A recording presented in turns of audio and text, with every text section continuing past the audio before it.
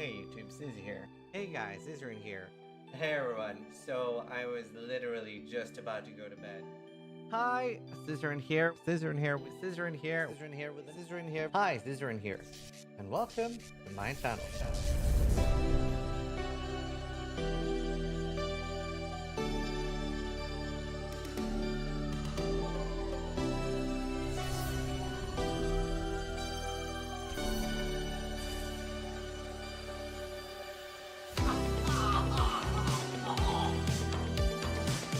Wow, that looks like my girlfriend.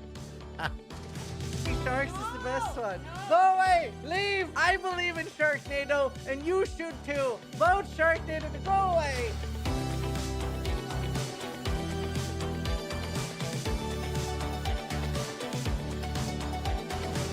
That says a lot. What? Excellent Gauntlet will be hell on Earth? Yes. Yes, it will.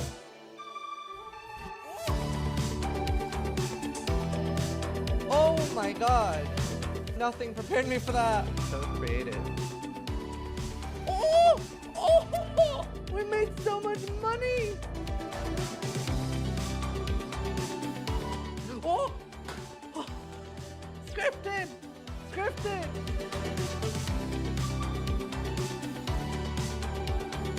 That's our card! That's our community card! We made this!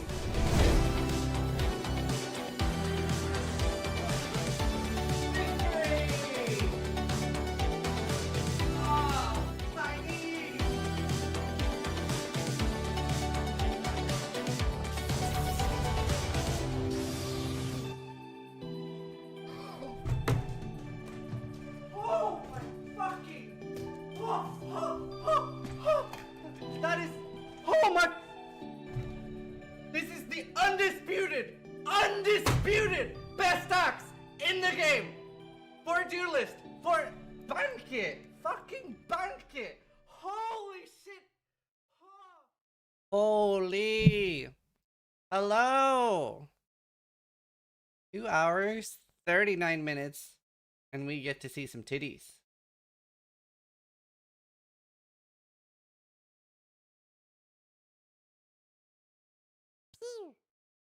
Holy Cashew just Holy Cashew, thank you so much for the 82 months. Bertini, thank you for the 121 month resub. Hi, Ziz, I'm drinking my ass off. Well, that does seem par for the course. You mean the Zeri tits? Yes.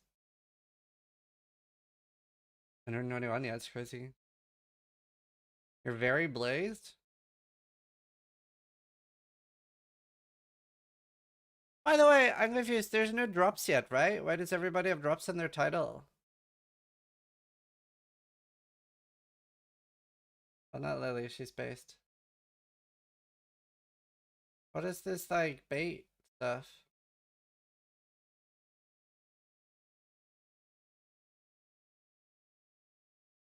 Darth, Kazi. Max isn't doing it either. It's just Darth, Kazi, and Madara and Kongor. I'm some big stack decks while waiting. Yeah, go for it, Frankie. We're making a bingo board? Yes, sir. Barricades bingo board maker. Might as well join them? No. Drops on my title when there's drops.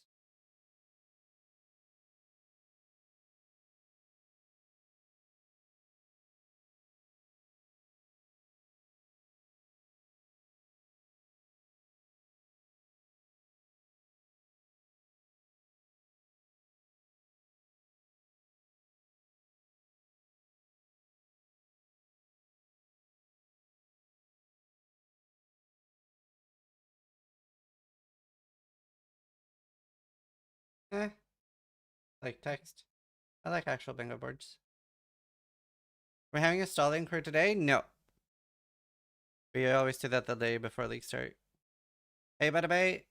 I had a blast first time hardcore stuff with your Blade Glad. Made it to 99 with a Mage Blood. I got killed by Panic during the memory game. Oh, damn. Do you not use the Lego Maxroll?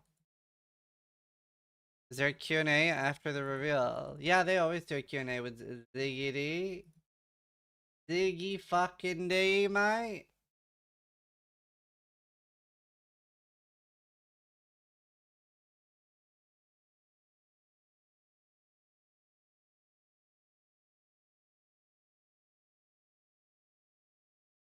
I wonder if they'll use the smoke machine in the reveal.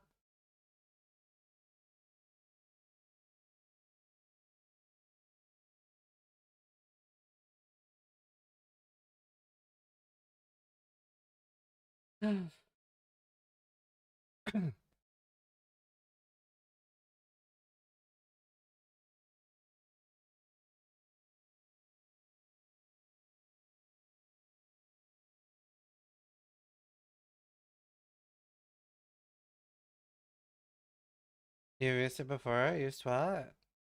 That? The link you gave me? No, I haven't.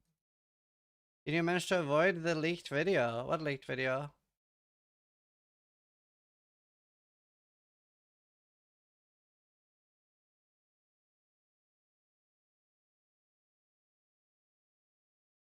Yeah, link it to me.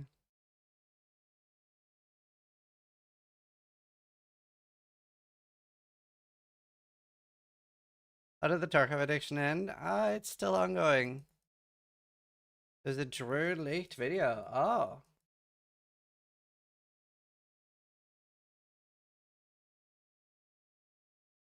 You haven't before? I have not. You're mixing me with someone else.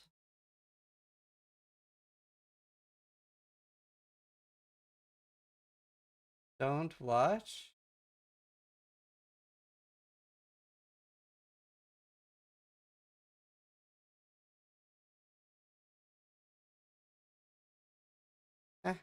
I won't. Arc is 1000% better. It's not. Tarkov is a lot better than Arc. To be fair, like, I get it though. Like, Arc Raiders is like Diablo 4. So if you're a casual player, like, Arc Raiders will be a lot better for you. I get it.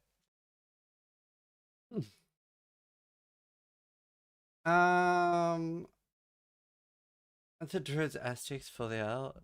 It's caked up. Fun.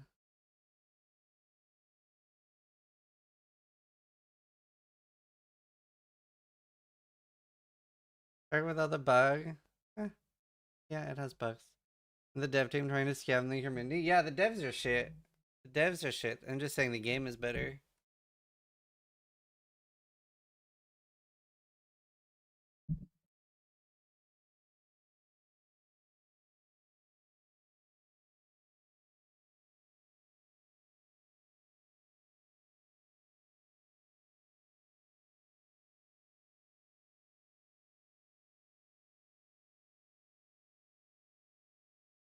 Glad you can admit on those facts at least. Which facts? That the dev team sucks? Yeah, I don't like the dev team. Rarity has a vibe? Yeah, it really does.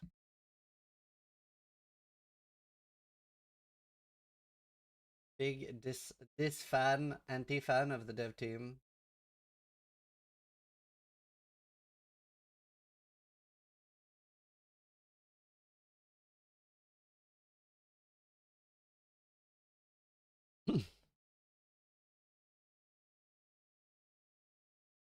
When can we log in and play Bear? Bear is on the 12th. Bear is on the 12th.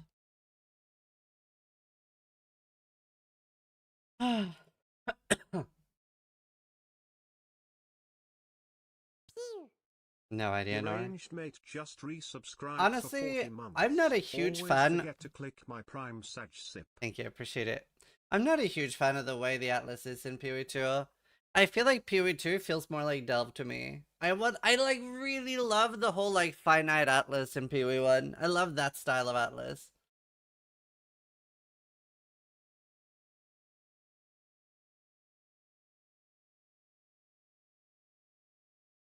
How do you guys feel about it? From Mephisto? Well, we get to see a reveal today.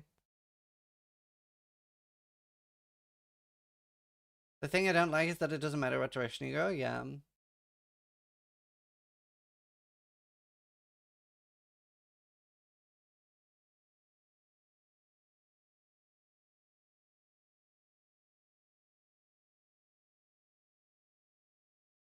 What's your number one hopium for point 4? My number one hopium is a second class or Ascendancy.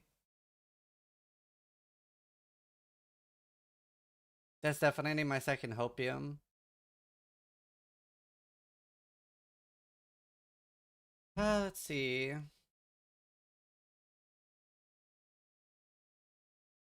Maybe I do just do it in pain.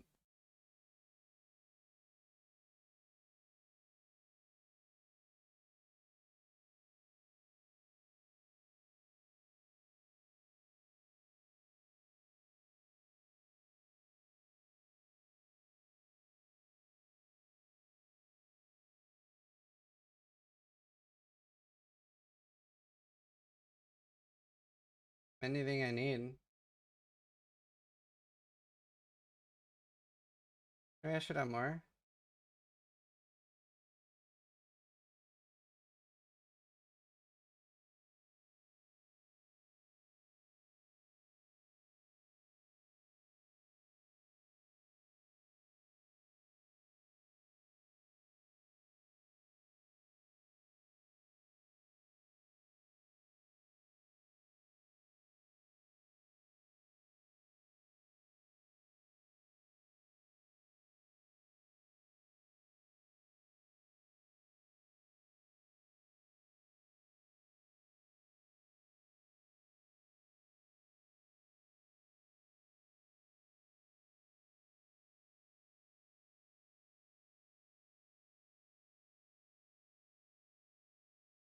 Wait, this doesn't have a middle. You know what?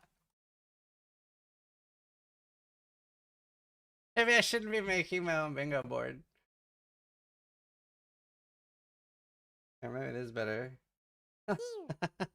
UB3Airbe10 just resubscribed for 8 months. This is either the worst chessboard ever or a pretty bad bingo.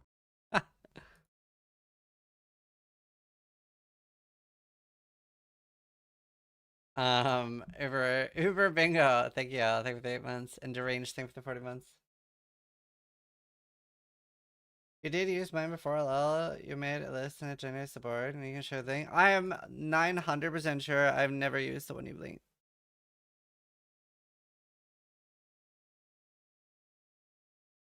I do not remember ever using this.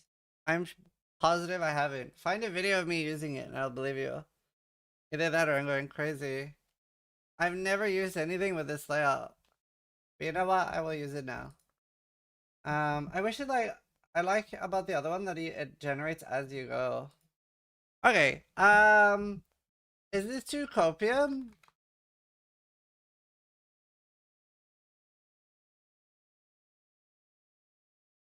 But I put something in the middle. I've never used this, I can guarantee you.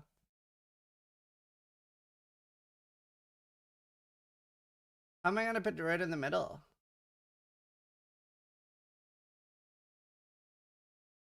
Gaslighting me? I know I've never used this because all the ones I've used have had a preview. Druid will come out. But I don't. The free one should be Druid. I'm 100% sure. If I use this, then it would be so easy for you to find a clip of me using it. I definitely haven't used this before. I'm being gaslit into thinking I've used this. But I know I haven't. What do we think the late adding is? Do you think they're just gonna do incursion? Like, there's no way, right?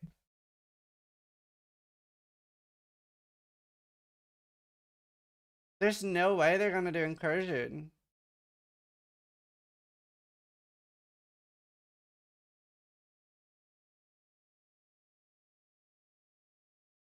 Surely not.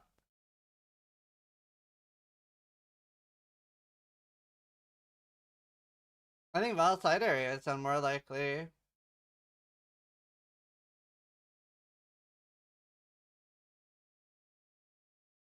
I'm betting on no incursion.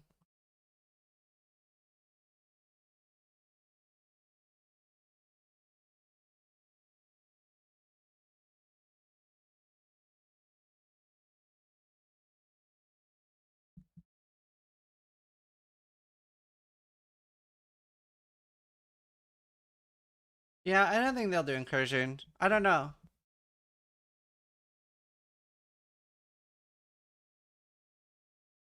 I do think Val gems.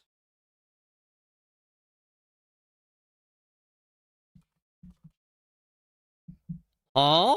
Triple corruption? No, I don't know, dude. Is the countdown in GMT?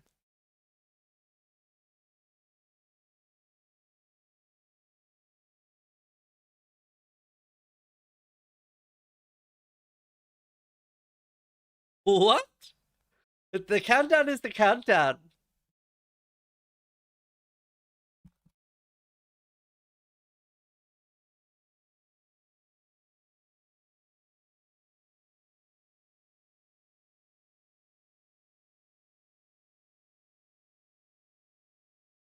So it's like Lilith without the nerfs? What do you mean?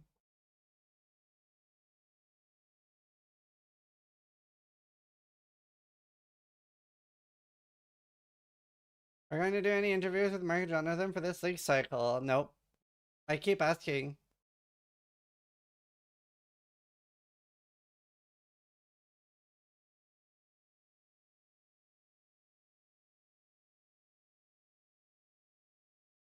Alright, Nanya. That's true. I think we team up with Azeri to kill Alva for rubbing their shit.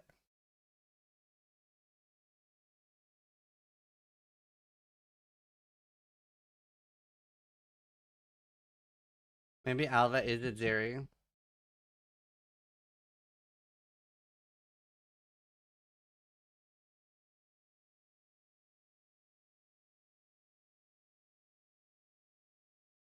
Probably not though.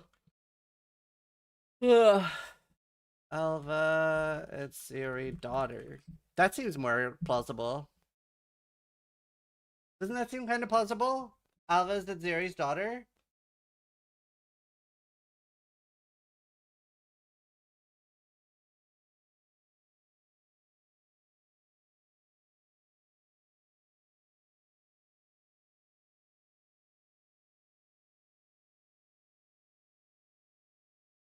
The name Val may have come after Alva, not before. Ooh, I like that.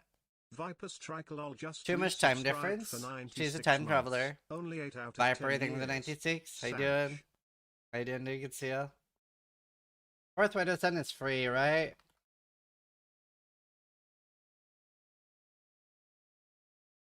My free gem.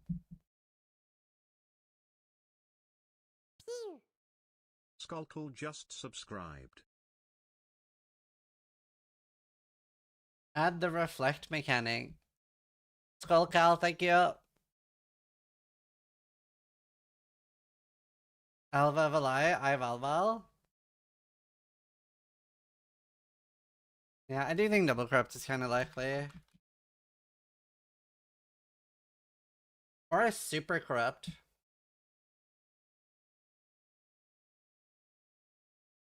Ugh. 420 Noscopes. 420 Noscopes, thank you. Just resubscribed. Die, they've been 121 months. It's a long ass time. Zafe just resubscribed for 121 Or Alva months. is the mother Yo. because time travel. Surely they've gone with some sort of wow factor. The long ass time. Not long ass time. A long ass time. It's been a lot of ass. More skill trees? They do like skill trees. Legendary potential.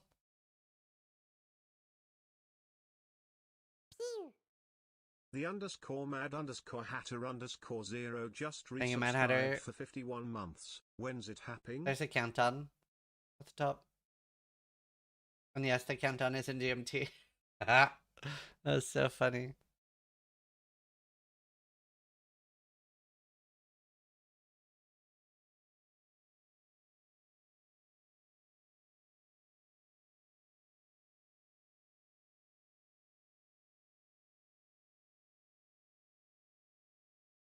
I'm breaking years? It sure is.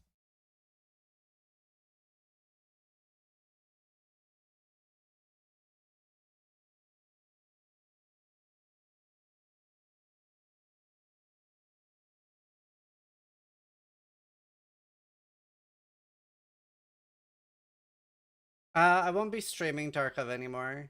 I'm almost at Kappa. I just finished Psycho Sniper.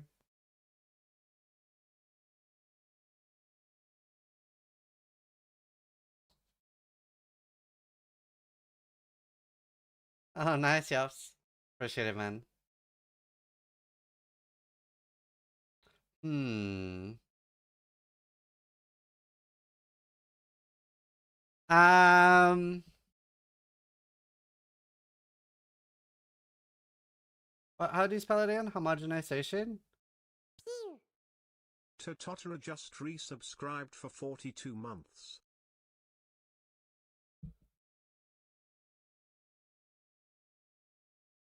Found it.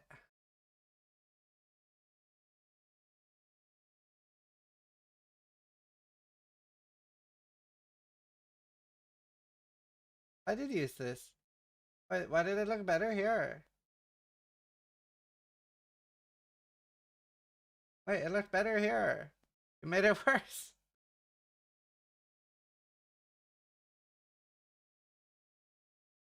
I prefer the way it looked there. Damn it. But yes, you're right. I used it. You will get that when you generate, but it like happens as you do it.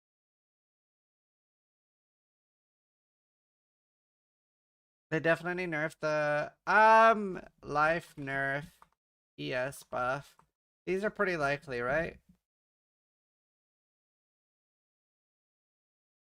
Thanks, Chet. Suppression added.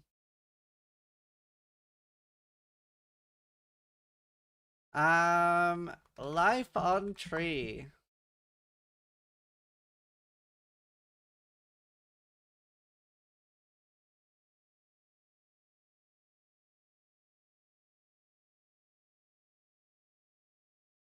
Do you know, isn't it kind of likely that we get a new Ascendancy? Like, not a new class, but a new Ascendancy? Something's missing Ascendancies, right? Wait, Warrior has all of its Ascendancies. Witch and Sorceress doesn't. Monk doesn't. Ranger and Huntress. Isn't it super likely that we get a new Ascendancy? I think new Ascendancy is more likely than another new class. Why 4th Ascension? Toda. Witch has 3.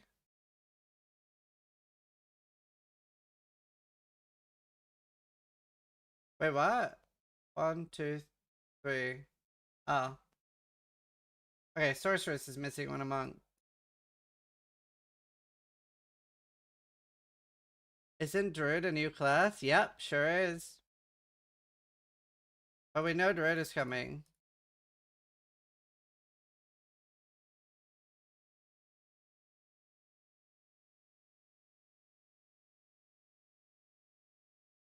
Do you know Druid having crab form would be so good, dude?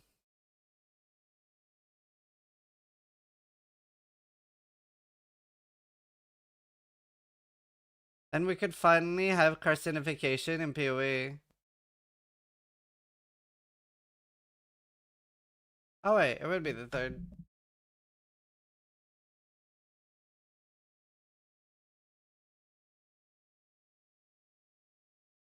Farming to Kingsmarch. We already know the forms. Wait, what's the PoEDB?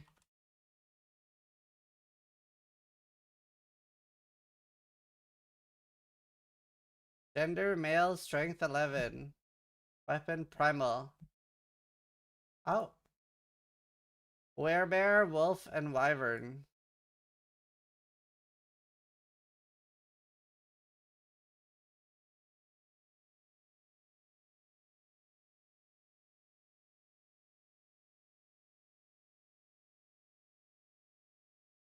Cool.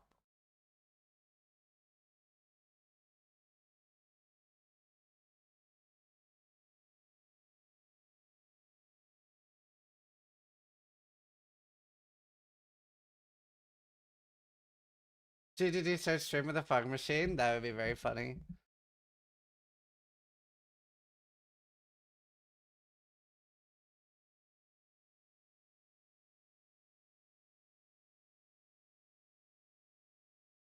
Transforms use talismans, so it's not class specific. Yeah.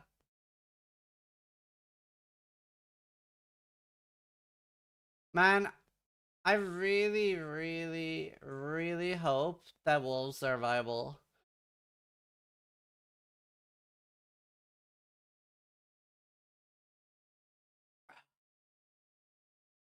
I'm making it.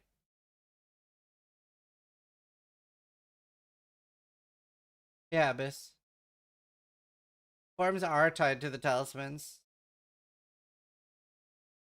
Don't we know that already? I'm pretty sure we know that already.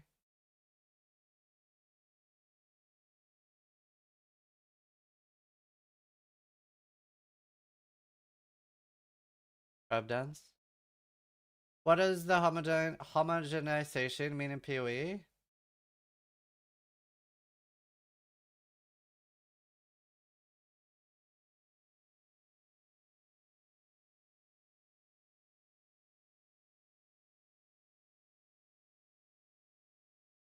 Is that so on the talisman description in game?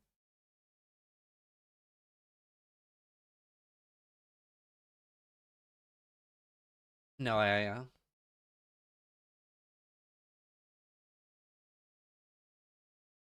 PoEDB doesn't have talisman tied to transformation skill, but you need a talisman to transform.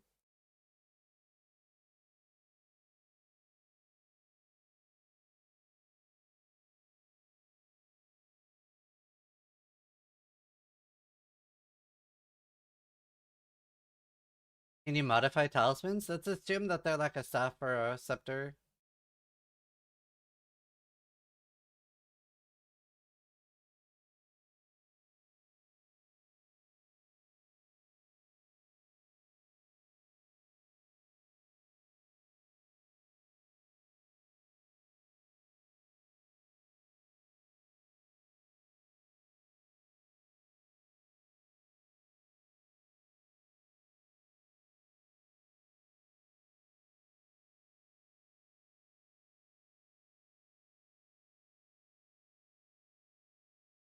What if the three transformations are the three ascendancies?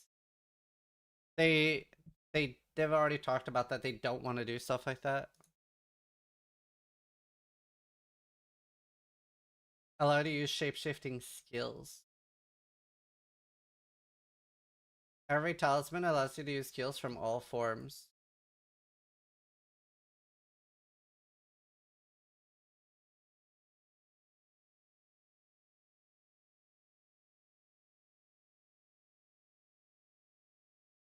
Oh yeah.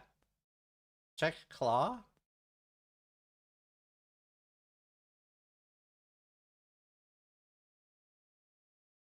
Are we getting claws now?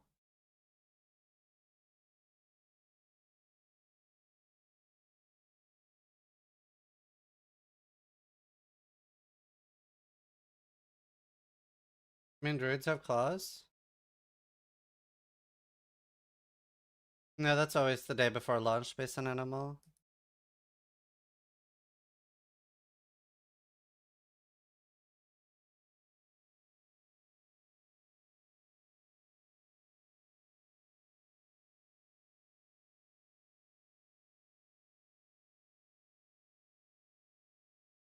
I haven't really seen anything.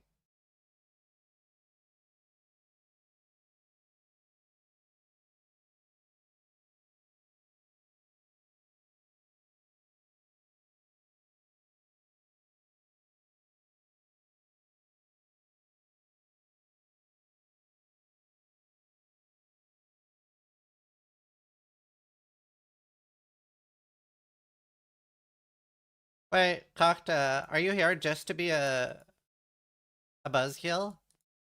Like, are you?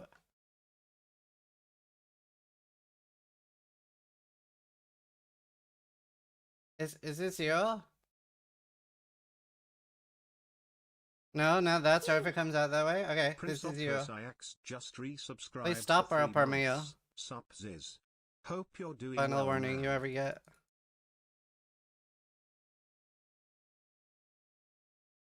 I think that the cluster on top left is just shapeshift cluster. I'm not sure. Yep, I talk about stream.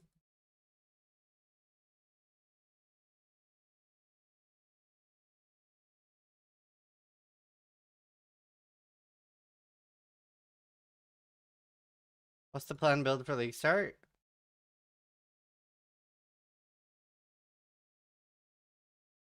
Oh dear.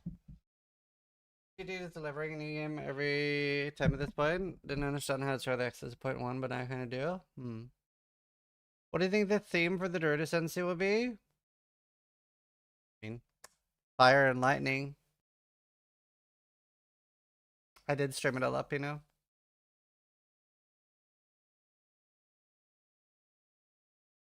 One mage, one summoner, and one shapeshifter. I don't know if they'll do shapeshifting specific stuff in the Ascendancy when they don't have any summoner specific stuff in the Witch Ascendancies. I think there'll be like one fire, one lightning, and one physical.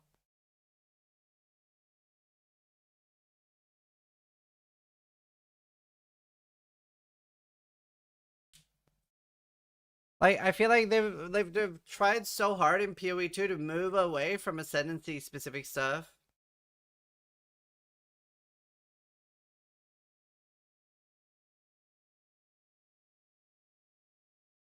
Do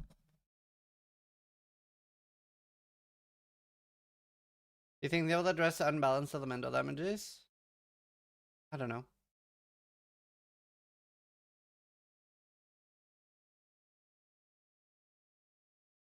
I mean, PoE2 is pretty fast.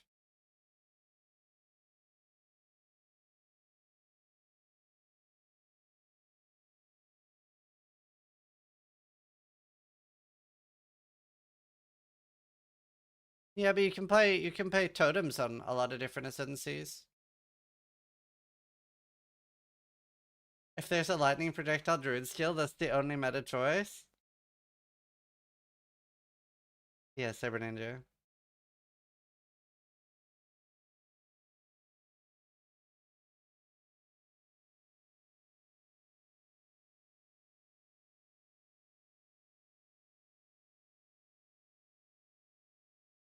Scouty, thank you for the 17 months. Good to see you, man. Scouty just resubscribed for 17 months. Twitch pre. Blood Mage Shifter. I want the bear to be like warrior, but faster and with no shield.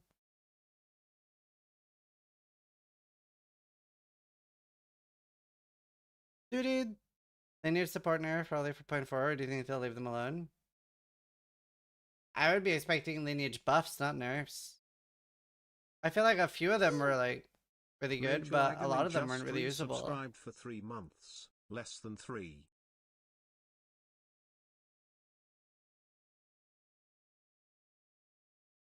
Yeah, we already know that shapeshifting is not druid specific. What is your sub notification? Me saying pew.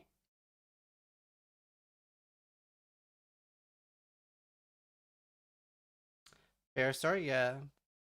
Bear transforms into any mob you like a specter.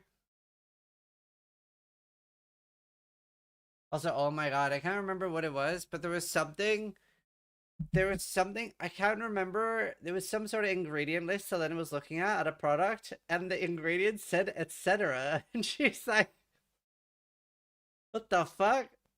Like, she was reading an ingredient list and it goes like, it says what's in it, and then it says etc. And we're like, oh, you know, the normal stuff that goes in this. Like, what the fuck? I think it was on medicine. I'm not sure what it was on. I can't remember now. But we're like, what does etc. mean? Pitch your own adventure recipe. You know, stop!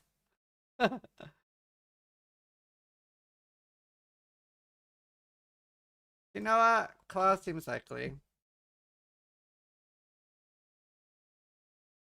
More crafting options. You know what? I'm gonna be ballsy. More in-game.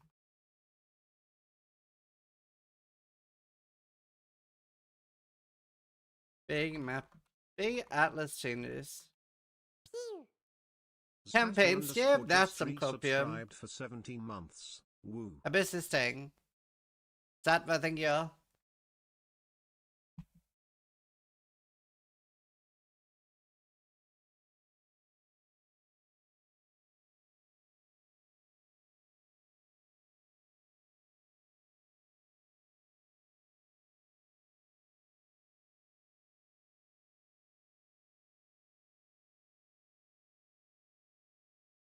Your fighting with Abyss is not over yet.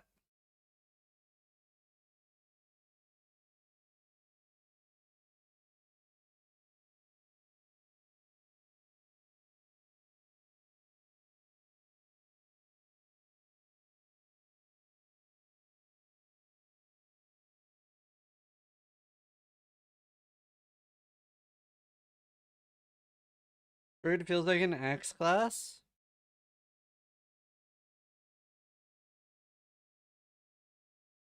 I'm sorry, but I'm stuck on this interview thing. I hate that they will take feedback from you and your community and make the game better, but they won't do a podcast now.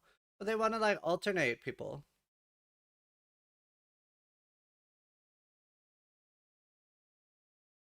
But yeah, I mean, I would love more podcasts with them. Patient_0 just resubscribed for 65 months. Please tell Loki and Luna mew, mew. Patient, thank you so much too. Mew. Thank you for the tier 2 Meow. and 65 months. Thanks, A. What's your take on the talkative try-hey? If people don't like a creator, they should just not watch their content.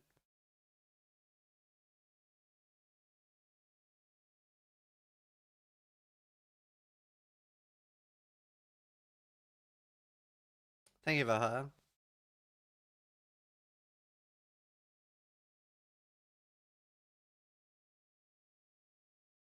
Big copy and make changes, yeah. The last interview I did with them was great. It's nice to have somebody that addresses the more controversial issues humanity has with the game. Happy to serve.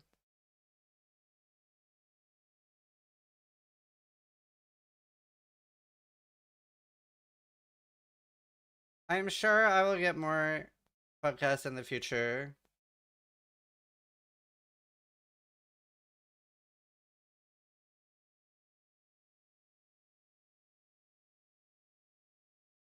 Do you know, I keep forgetting that we don't have access in PoE2.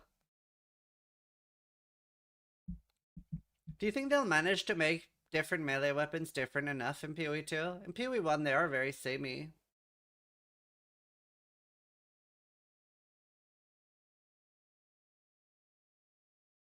You gotta ask them about it.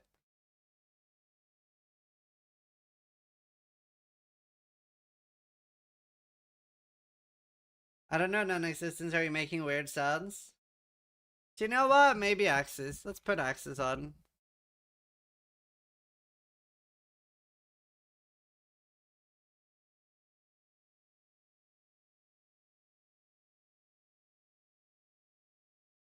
Better? I doubt we're getting a second full class.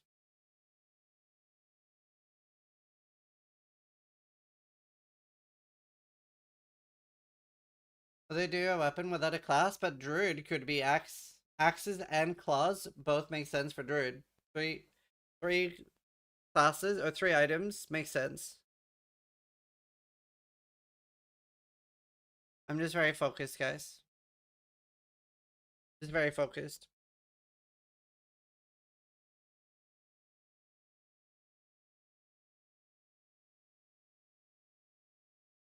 I did like the hidden ascendancy. Do you know what? Do you know what would be really cool? I'm such a big fan of Bloodline Ascendancies, dude. Like, the idea is so good.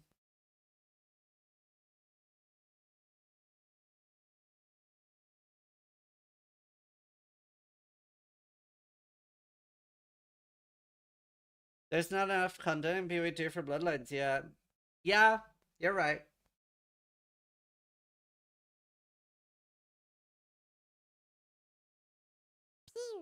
Faded, thank you. No just Hey, big. resubscribed for 16 months.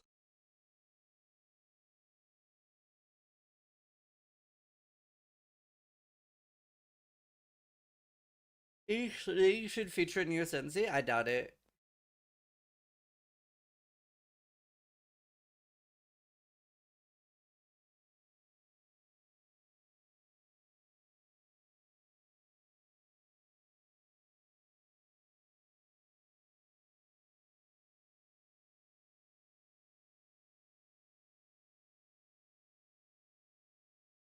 Never ended up using any, really. I think all my characters had one.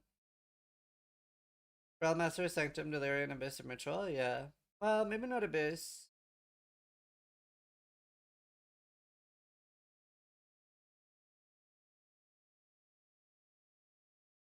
2 hours.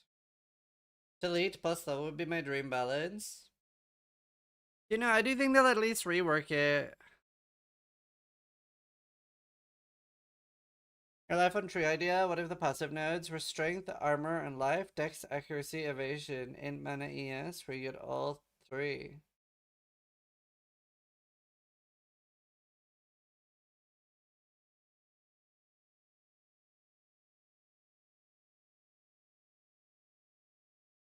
Yeah, I'm thinking about it. I don't know if it'd work. Yeah. Yeah, Mason. Quality on supports? I don't think they'll add that.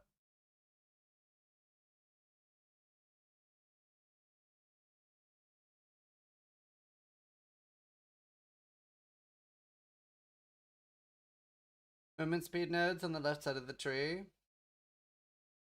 Okay, this is Hopium.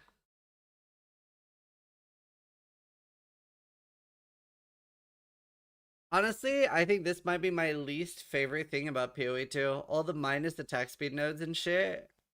I really like resonates so hard with that clip of Methel, where he was like, the PoE2 skill tree feels like plus 10 damage, but your balls get put in a vice.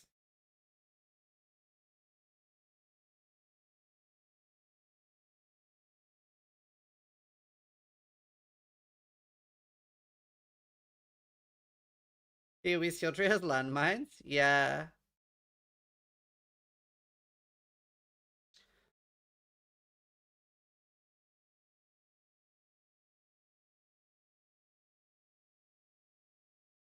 My least favorite thing about PoE2 were high tier supports have intrinsic downsides to them.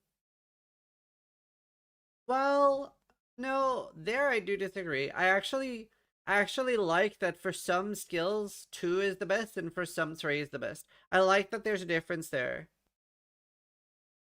Higher numbers shouldn't implicitly necessarily be better. Like 3 is better for some, 2 is better for others. I think that's fine.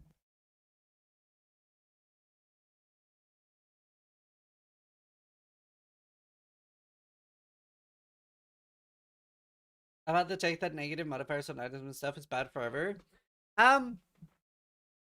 It's not implicitly bad, but the upside needs to be so good for it to justify a downside.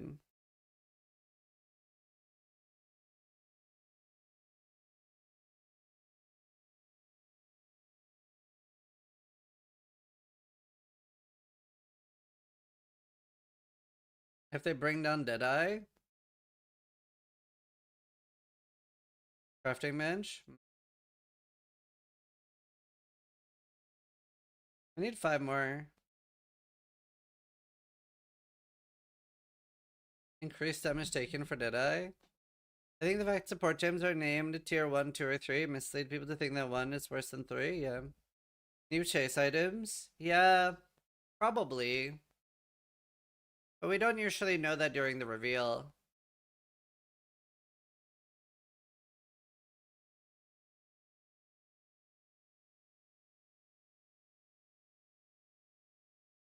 What if they introduce jewels that invert all the negative modifiers? No, that's a bad way of solving it.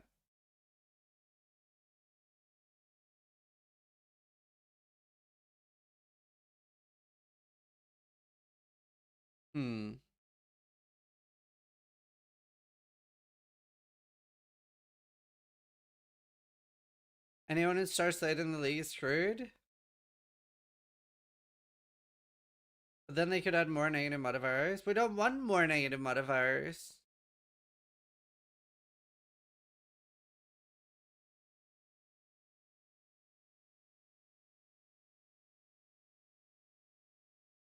Will they support new version of DLS and FSR? You know what? This is Hopian, but I agree.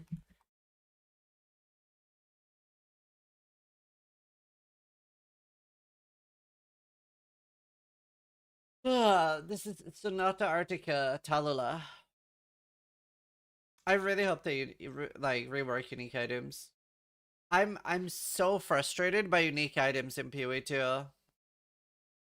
Like, the thing is, like, PoE1 uniques are so much better. It's crazy how much better they are.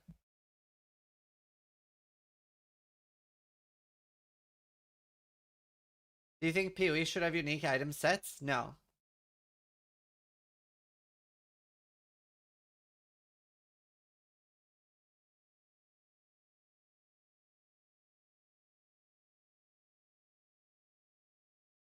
Have they started letting streamers design unique yet? Only the streamers that got them in the puzzle books. Who was it that got one? Quinn got one.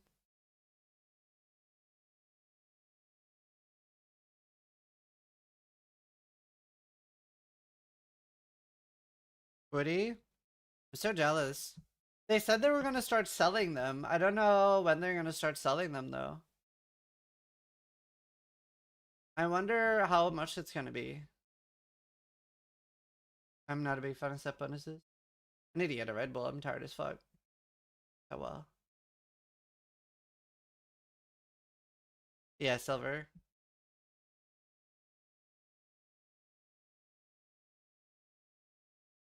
I don't drink Coke anymore. Lava. That is a guarantee? Probably. I bet they will nerf essences. Yeah, I think that's quite likely. I agree with that. Nah, I probably wouldn't make a weapon. Would want to make like a RNG uni. Here, chat, I'm gonna play ads and go get a drink. I'll be right back.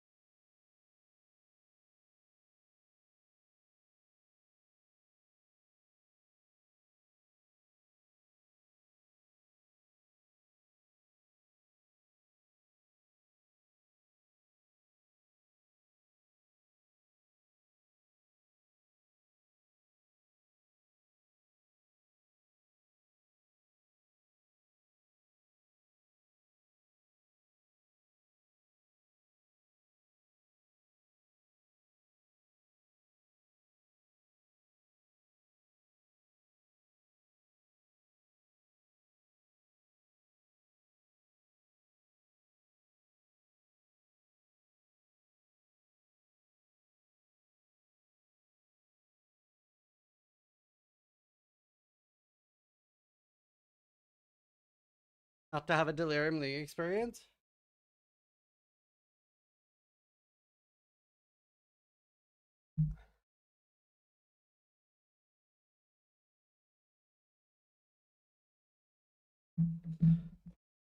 I don't mind the essence existing, but I prefer for it only to work on amulets and be limited to +2. I mean, it is too strong.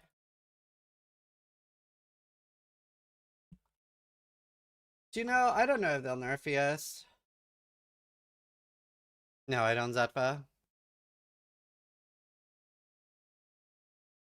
Mouthlord made one for PoE2 though.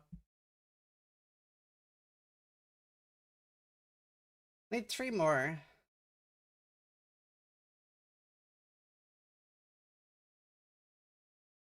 I have. How do you think Righteous Fire will work in PoE2? I don't know. Druid minions other than wolves? Yeah, I mean, something like treants aren't too unlikely. Do you know what?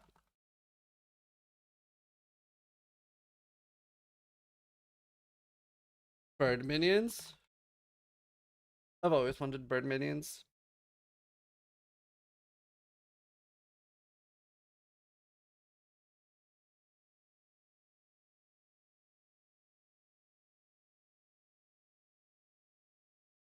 Yeah, I would like to play Summoner Druid.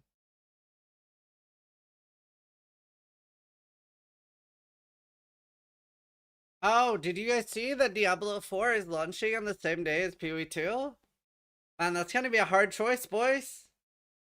It's a hard choice. What are you guys gonna play?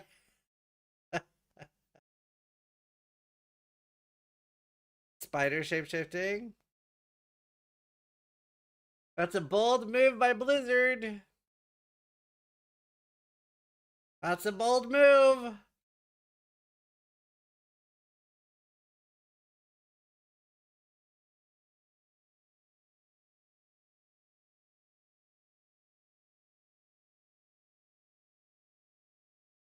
Hydrogen bomb versus coughing baby. I'm convinced the Diablo devs are intentionally sabotaging their game.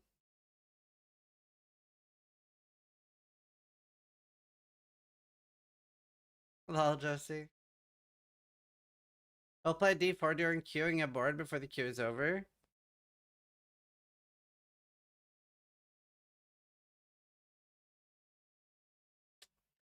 Um...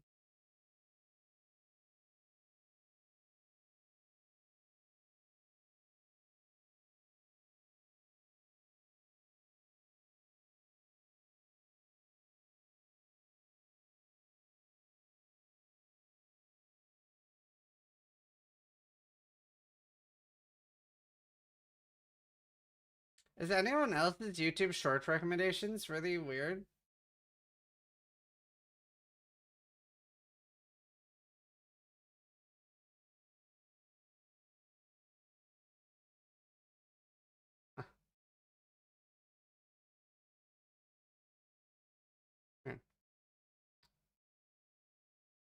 It's like nearly all AI.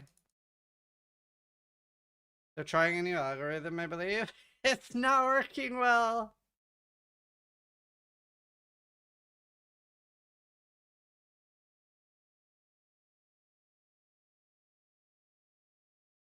Oh, and am I right to KIC to finish out challenges? Yeah, 40 Pioneer. You lose your gold and your map progression. Just keep your character.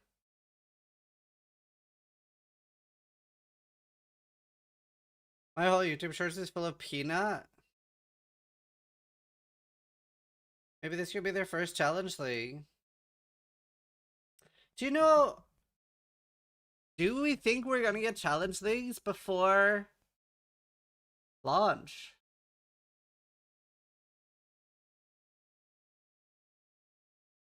I don't think we're getting that before 1.0.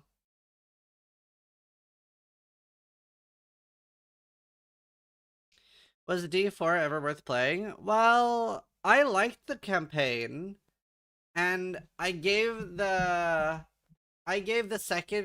expansion a shot. I don't know if I would give the next expansion a shot now. If there's nothing else happening, I might. But if there's anything else that I'd rather do happening when the next expansion comes out, that the last expansion was so low value for me and the story was so bad. I was very disappointed in D4. Vessel of Hatred was such a bad expansion. It gave me the feeling of insert more coins for more story. More than I've ever had in a game. I literally felt like it was an arcade machine where it popped up at the end with like insert coin to continue. And we still can't play Diablo. I don't care about that.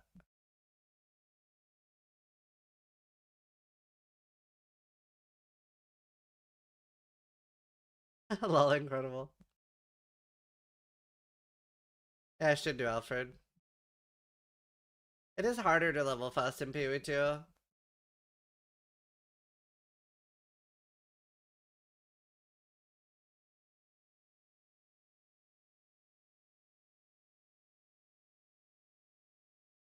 I mean, D4 is the simpler game. I'm not surprised people enjoy it. I'm really curious what's gonna happen to Last Epoch.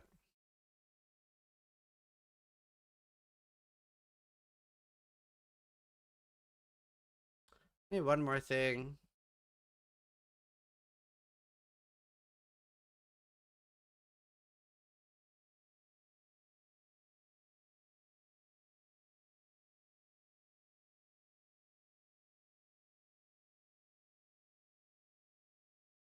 What's wrong with Aussie Boy anyway?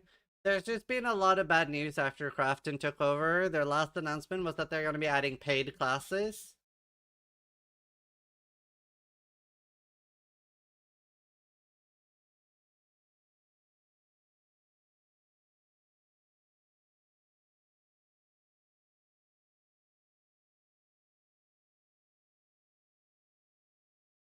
So we'll see. They have a lot to prove in the next, like, leagues.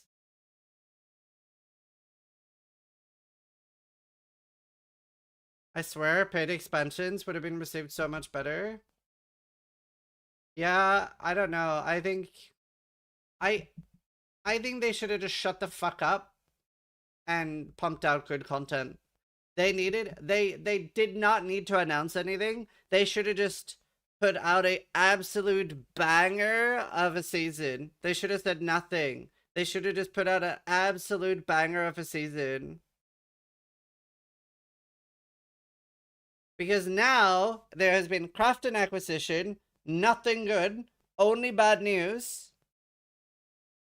And like, if the next season, because a lot of people liked last Epoch, if the next season was fucking S tier, right? Literally, you just pull out all the stops, the best shit you've ever played. And then they're like, they go on a podcast and they're like, look, we are struggling with monetization. I don't know. I think that would have gone better. Ivan Tra.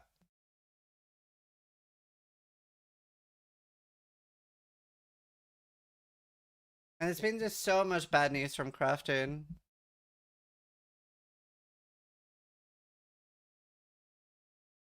Yeah, Charlie.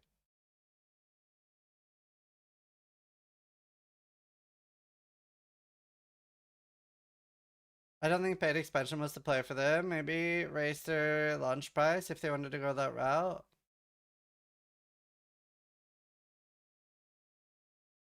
Did it 5 bit Subnautica?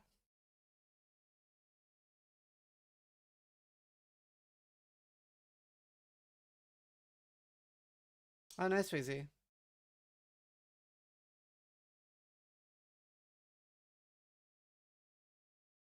People used to be scared of Tencent buying a studio, but they haven't been that bad in reality. I mean, I've always said Tencent is like the least evil in terms of fucking up your game. It's still better when your game company just doesn't fucking sell out.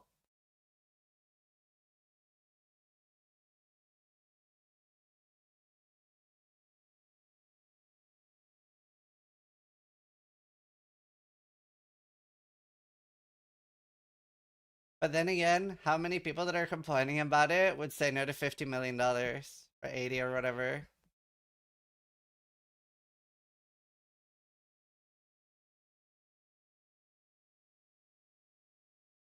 Nobody? There's definitely a few.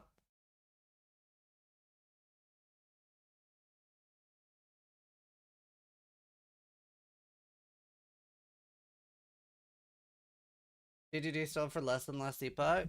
Yeah, but it sold earlier.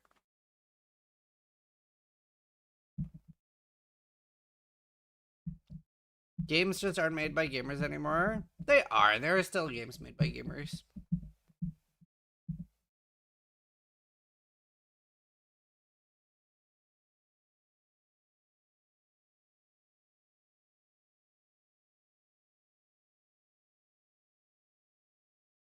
Games by gamers is friend slop. There is so much friend slop. Tencent gives a fair agency to the company, doesn't it? It's many Chinese versions they change. Yeah.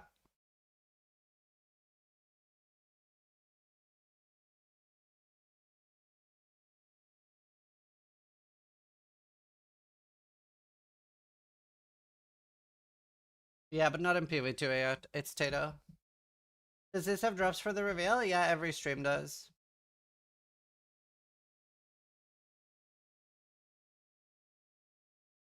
What are the main changes you want nunces? That's what the bingo board is. Try to figure one more. Who do you think the prisoner boss is? I don't know. You know what? No, we're not gonna get Righteous Fire. That's the Templar.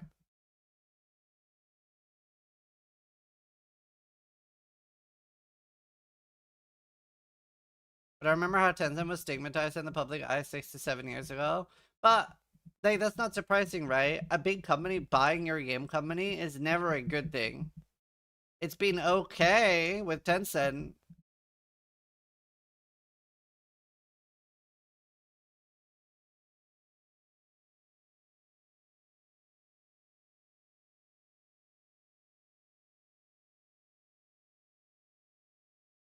Yeah, Shads.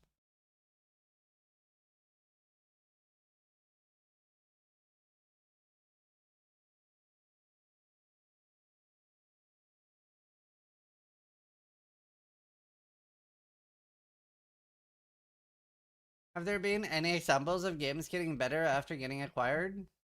I mean, you could argue Path of Exile now is better than when Tencent acquired it, but it's not necessarily because of Tencent. But I'd say Path of Exile is better after being acquired.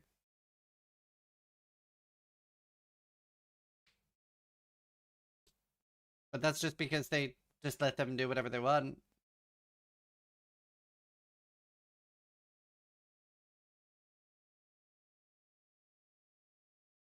Tencent's just waiting on their choices. Yeah, they're just really smart. It can be because of Tencent, to be fair. Maybe. Yeah, maybe not Doug.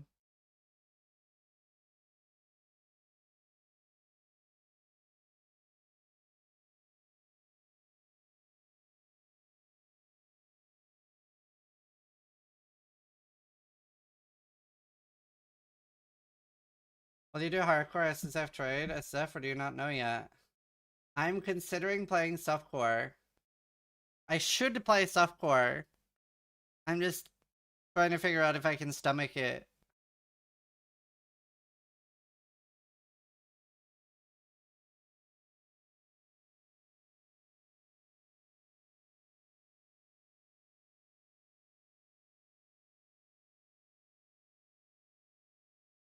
I'm sorry that a softcore end is disgust you so much. Yeah, you're disgusting, chat. You hear that?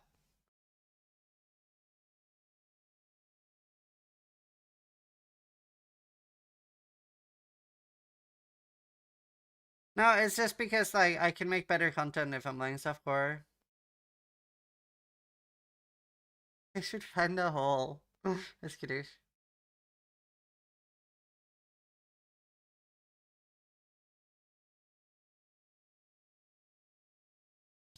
But if I'm starting in hardcore, then I'm playing very differently and a lot slower. 17 months. When did you last play softcore? Well, I've never really played softcore. Well, that's not true. In PoE2 at the very launch, I played softcore because I thought it was going to be harder than what it was. Because when they flew us out to LA and they let us try PoE2, it was like Alkaiser and Ben sounded like victims. Like they were like, "You guys don't know. You don't know what we've been through." Like it was really fucked in the version we played. Like really truly fucked. It was completely unplayable for hardcore. So I've only played like 2 days of softcore ever in PoE2 and never in PoE1. The reason I'm considering it is I'm kind of inting. Like when you're playing hardcore, because like defenses are so bad in PoE2, you end up so far behind and there's so much less you can do. How is it fucked? Even like Ben and Alkaiser had like 100+ deaths in our like 3-hour playthrough.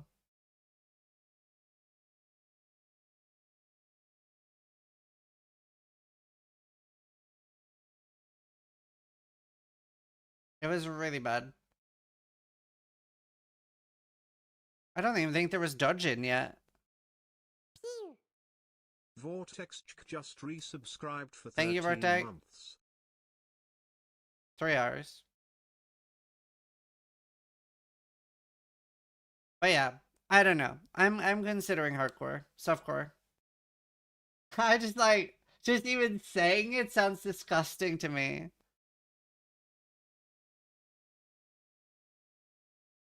Like I will just really. The thing is, what I could see myself doing is a week or two on softcore and then reroll hardcore.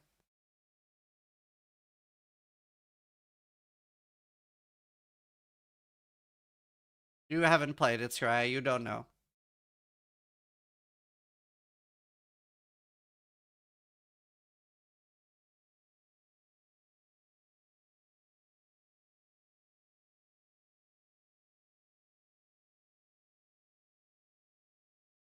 The thing is, the game is so easy in softcore.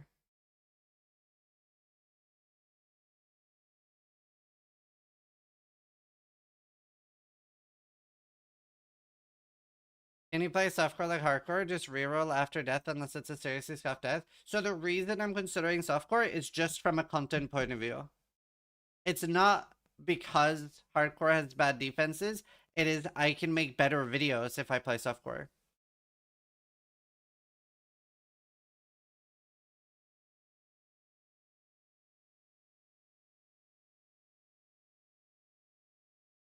Can't wait to see this is death compilation with you saying it's so easy.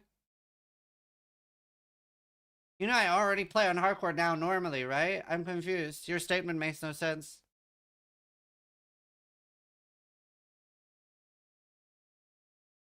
Like, we already know that it is easy.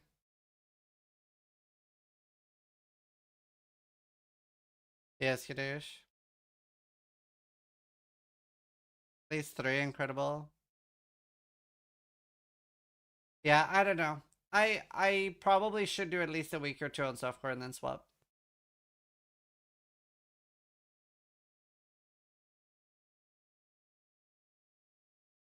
I wonder what percentage of people play Druid. 80?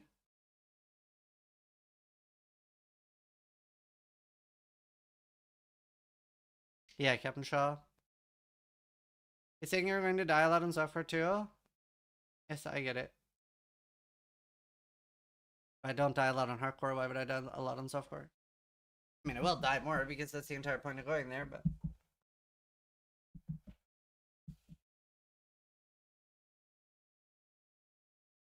Yeah, they're up. The thing is, I'm going to get some sort of comment about me being washed up and I'm going to absolutely fucking send it. I'm going to absolutely lose it. Fuck.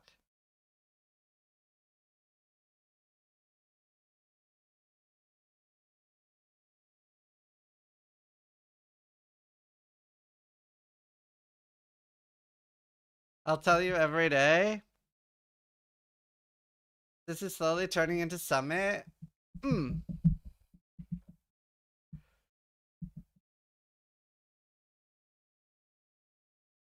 Never saw you winning on. Yeah, I won. I got rank 1 Marauder. My boomer tourist is washed.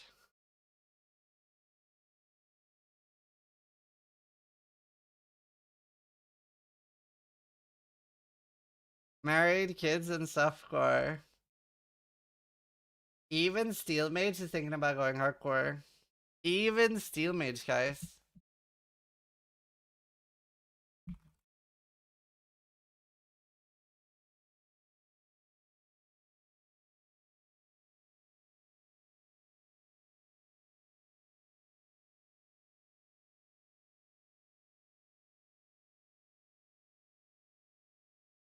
Okay, I need one more.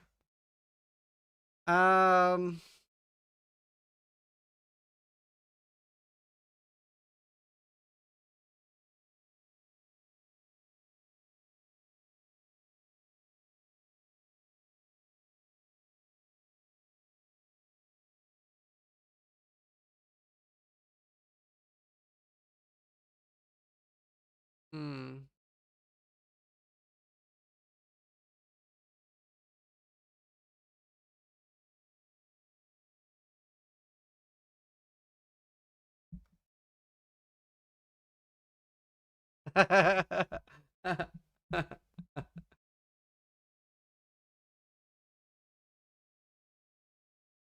Ah.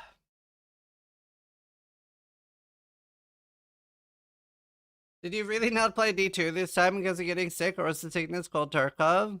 Both? Like, I was sick, but I also played Tarkov off stream. But I did have a 39 fever at one point. I was so sick one day that I lay in bed.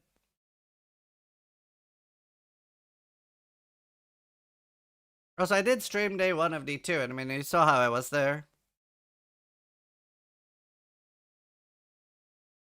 I didn't game for a whole day.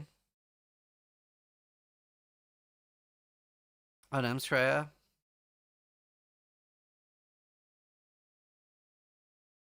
But I mean, I'm pretty far ahead in Tarkov right now. And show you.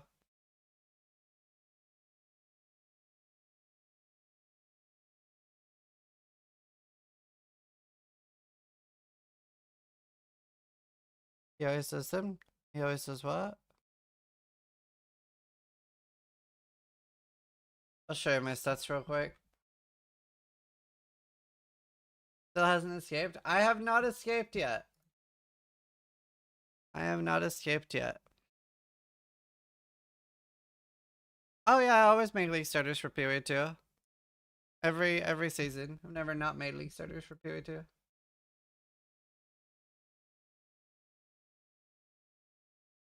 As often as we can.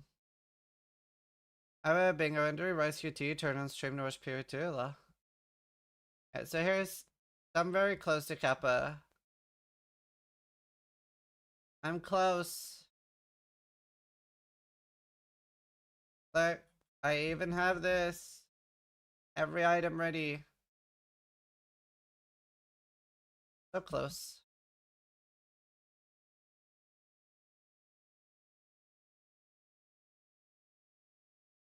I don't think we've actually done a league start for PO2. Pretty sure we have.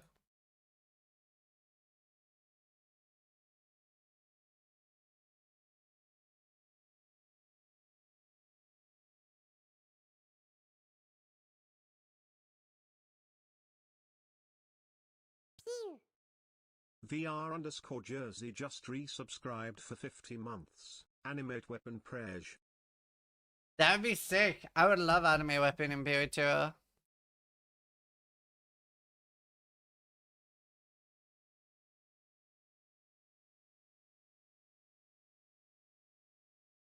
I didn't need a new one for this.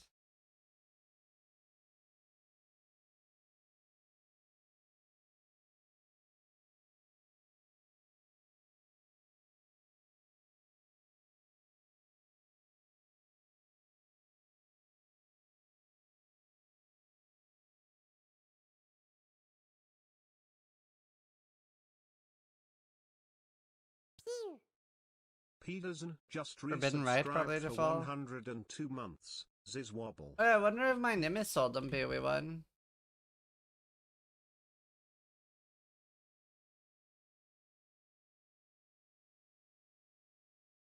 No. No one's buying Nimbus. Sad.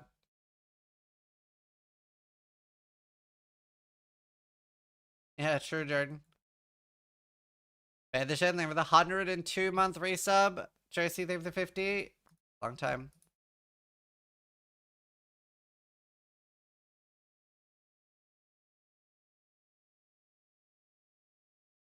Hmm.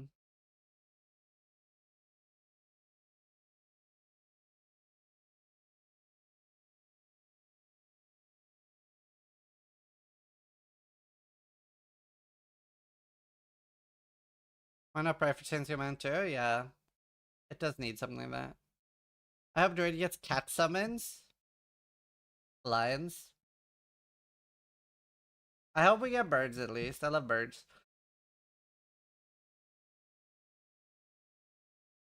Like Scorpio them for the 29 months. Lex Scorpio just resubscribed for 29 months. Pock.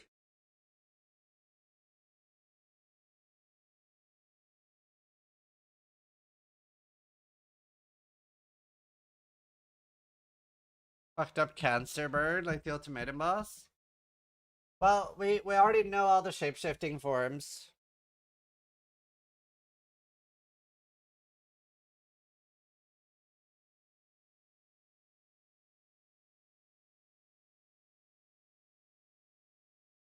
Or a storm?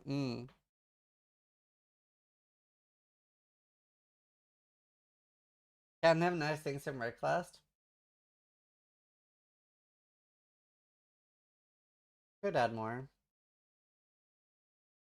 If it's a tree, it has to be a fucked up womb tree. Things are pretty weird, yeah.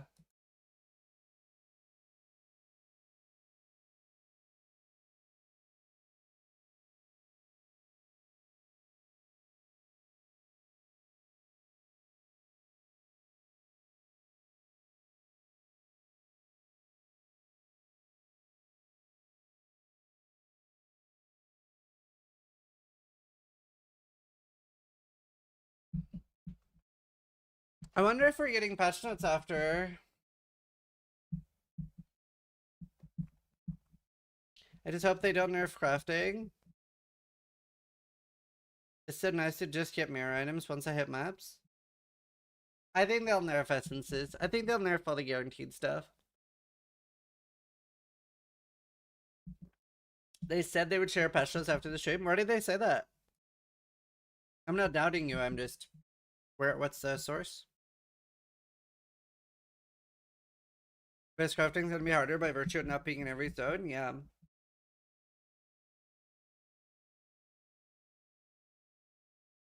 I wonder what they'll do with the omens. Trust but verify. Cool.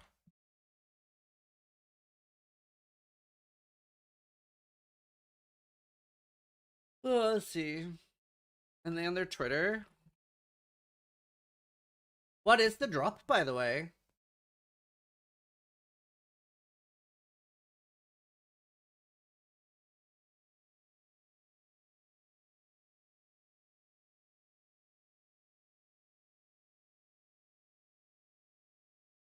Dodge roll, nature, cosmetic.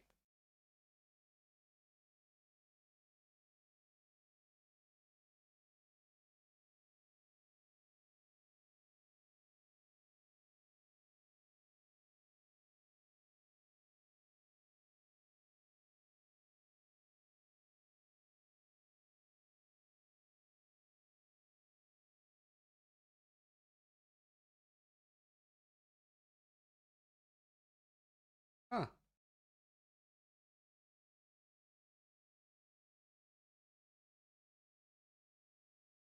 Oh.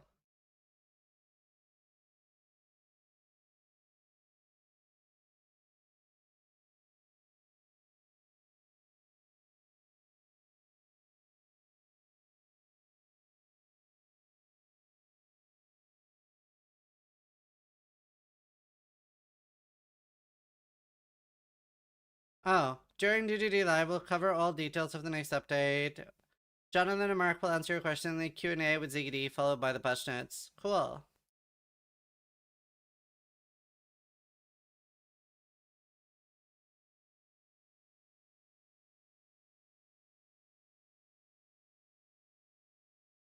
Do you guys watch this? It's a good video.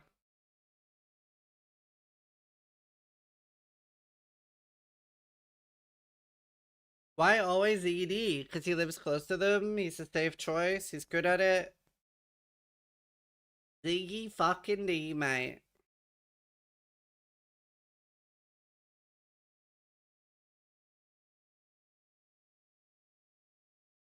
Quinn lives closer though. Do you think Quinn is a good choice for the post reveal Q&A?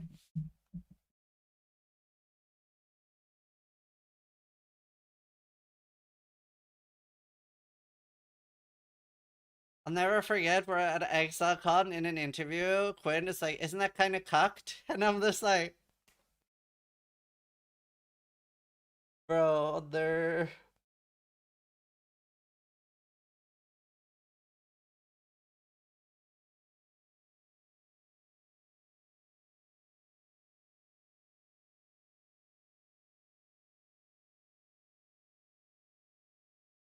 I mean, I would like to do a seminar. DDD After Dark.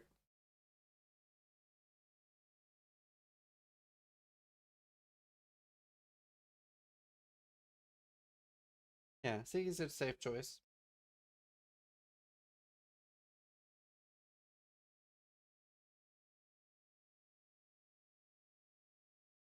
Mathel too. Mathel's not a safe choice. Like, he's too sexy, so people wouldn't focus on the interview. Subscribed for 44 months. Master, thank you for the 44 months.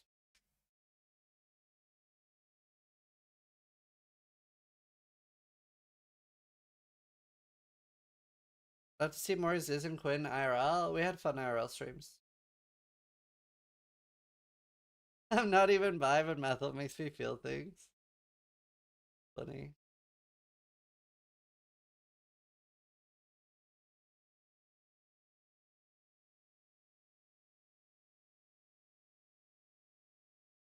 Hello, Mason.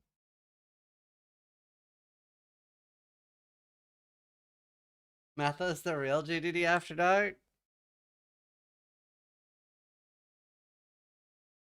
I very rarely use Sulfur Flask.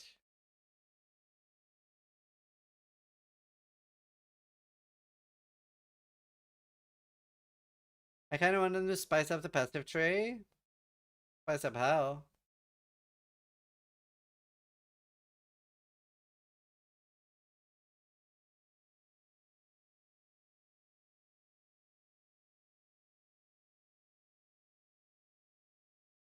I mean, we have tattoos. God Slayer. What?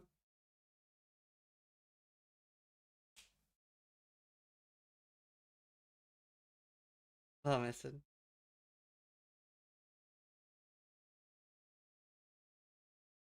Maybe they had additional levels of +1 modifier.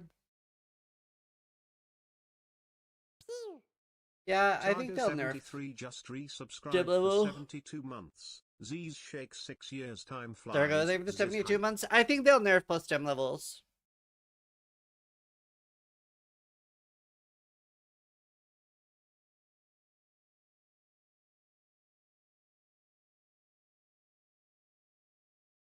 I have Atlas on my back, yeah.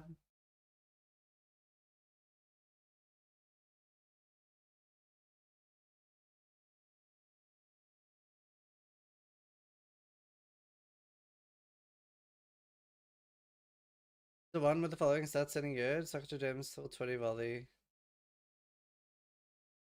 No, not really.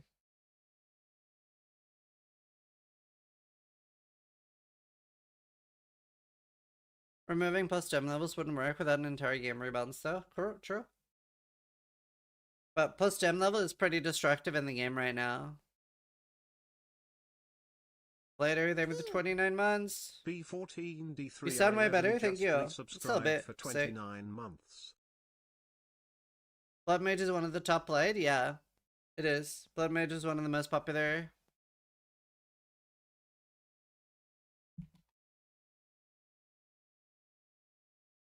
One of the most popular.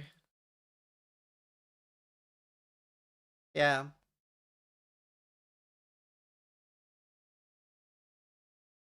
Second most played. Fourth most. It is always funny. I wonder why Blood Mage is almost the most played thing and it has so many people thinking it's trash.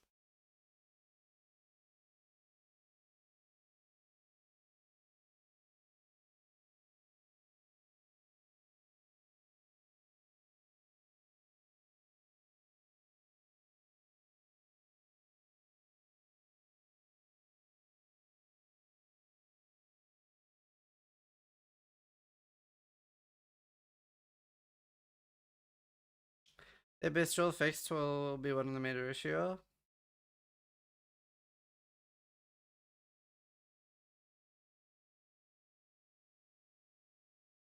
Well, Rigilord. Well, my Blood Mage last league was unplayable. But I think that's a skill issue on your part, not the Ascendancy.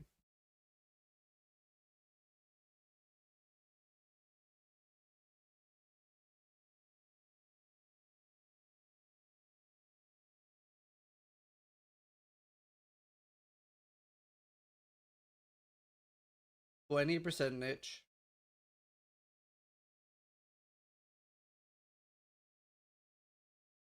All the highest damage is Blood Mage.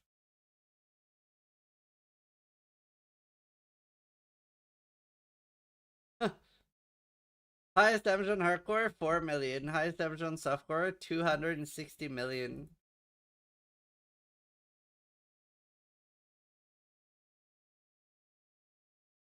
Dude, I really truly love how cool corruption is in PoE2.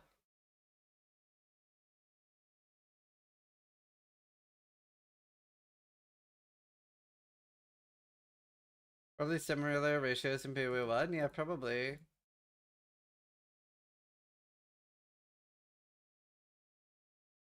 Highest damage hardcore trade, 312 million. Hi, Summer Softcore Troy. 31.6 billion.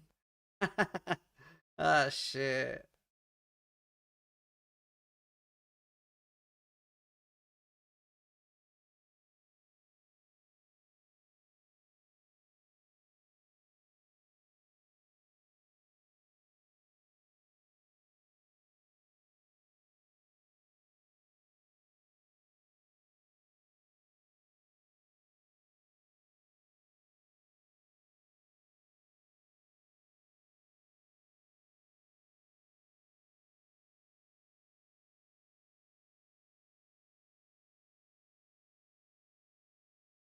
That's some damage.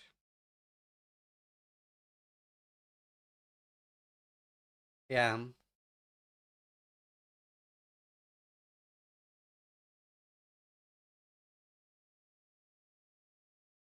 I was using 3 rings. Holy fuck. Look at those rings, bro.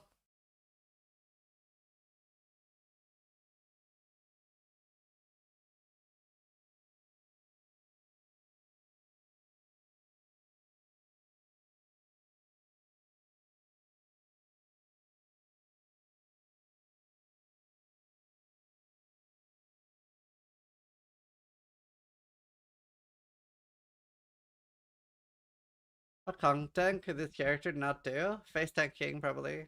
Is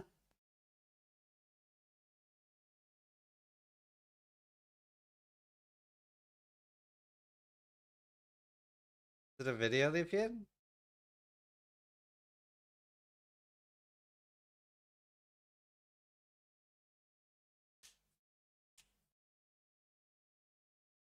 I just reached my first hardcore character level 80. Oh, nice.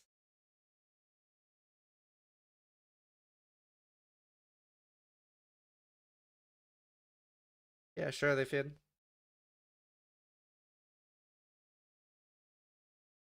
Yeah, to be fair, you just one-shot everything in that point. Did things kill you? Yeah.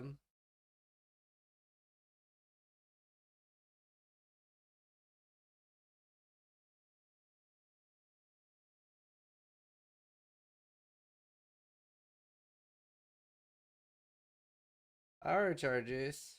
Oh, yeah.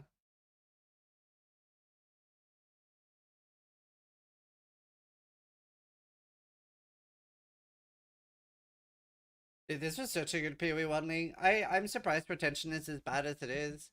I honestly think it's mostly about other games. Like, I would have played PoE 1 season more if it wasn't for Tarkov, and I know so many of my friends were playing Sailing and RuneScape. I think other games were like the biggest. Oh, nice, I feel. Yeah, PD2, Tarkov, Sailing, Arc Raiders. Yeah, Arc Raiders was a big one. Huge update in World of Tanks. Okay, I don't think that's a big one.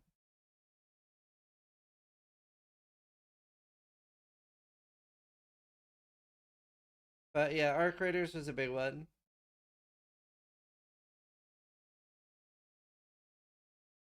Most of my friends quit because having 2 Divine Drops at level 96 wasn't fun. Yeah, I don't know. I didn't have that experience at all. Like, it definitely dropped less raw divines than normal, but I had such a crazy amount of stuff.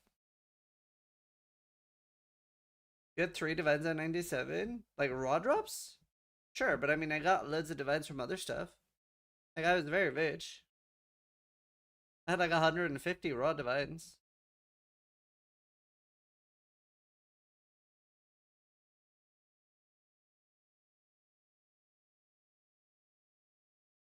Balborn Mage Blood, yeah.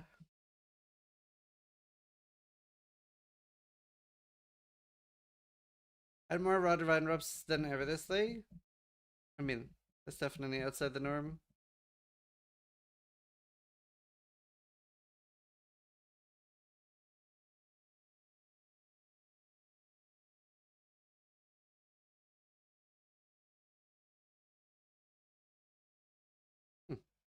Pretty cool.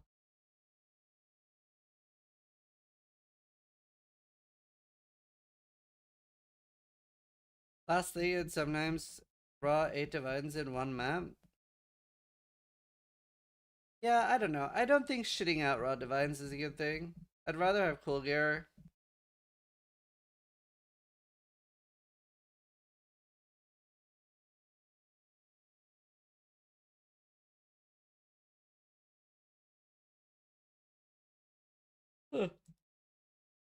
Sleepy gamer.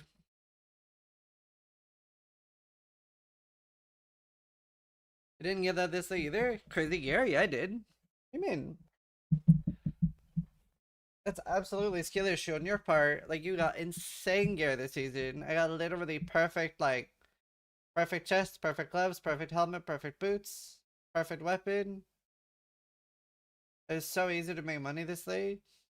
Like, I don't know. This is entirely skill issue. That's new, this thing. Normally I have to, like, spam Recombinator, and it still takes a shit ton of effort. No, I would not have as crazy gear as I had this thing. Are drops on for this stream? Drops are on for every stream. No exceptions.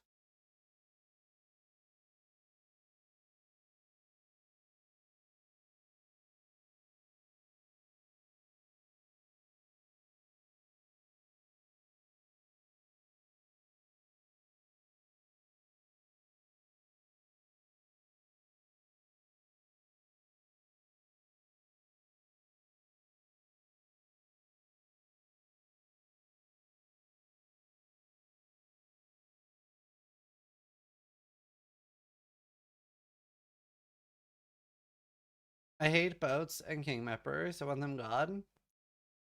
I think you should at least have to choose one. I don't think you should get both.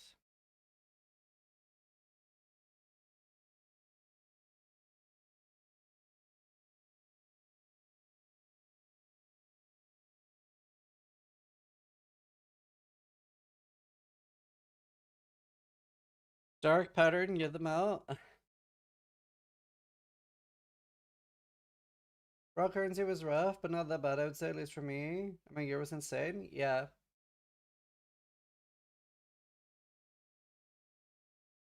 You got very good gear on day 3, but not actual endgame gear. What? You got crazy endgame gear on day 1.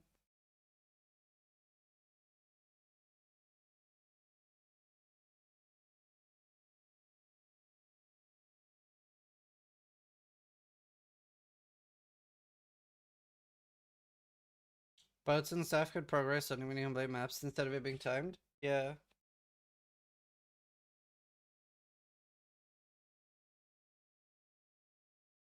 Dude, okay, imagine for the boats that they only function while you're playing a minigame. So you have to steer the boat.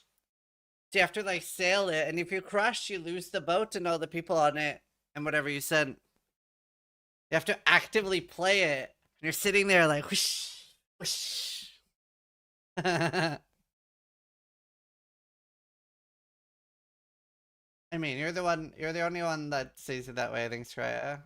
I'm prepared. Yeah, you played sailing.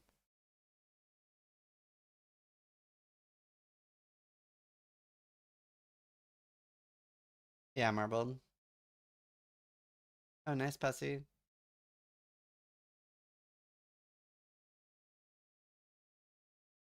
What do you mean, 0? I was sorry, it was Freya. That's fair. World of Worship in PoE.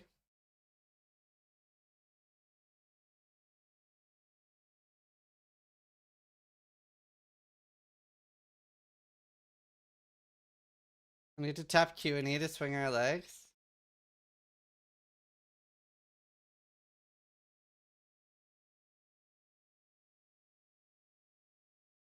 Registered captain here. Nice. Hi, Dimper. Yeah, sailing is out now in RuneScape.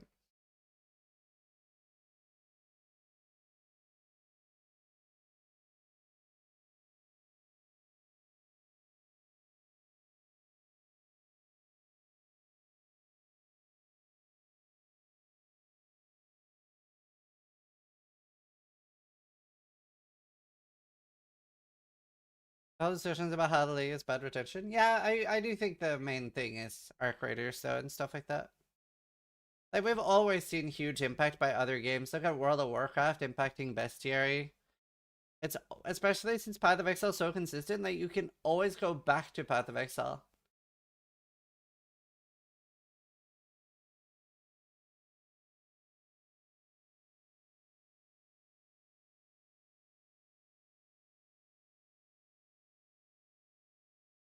Maybe Philly. Flying Couch, thank you for the tier 6. Here, Flying 6 months in advance. Thank you for that. 6 months. Resubscribed for 6 months. Yeah, Marble. Taco Bellbane. Will you be posting Druid builds before next day using data info for patch notes? No. Yeah, what do you want to post, Zero?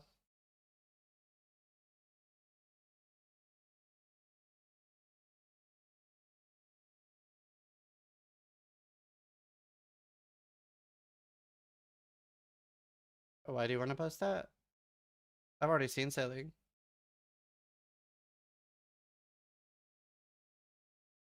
When is the PoE2 reveal? There's the timer at the top of the screen.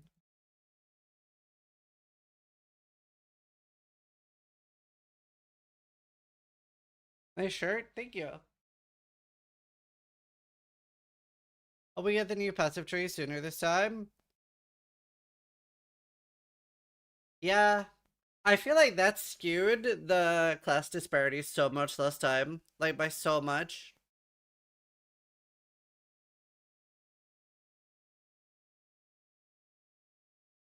Like, I really wonder...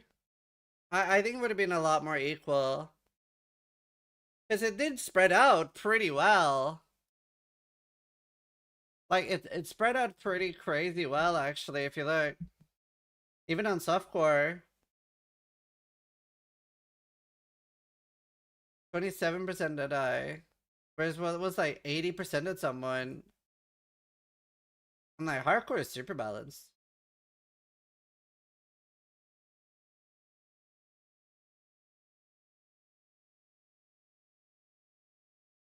Why do they not send out hoodies or shirts anymore when you buy the base pack? They do for the $500 pack. I just don't think there is a $500 pack right now. Oh, nice flying guys. It's also. Chat, I'm gonna start playing ads so that we have no ads for the reveal. In point 4, the data can transform into the Roa. Dude, imagine if you could be a mount for another player.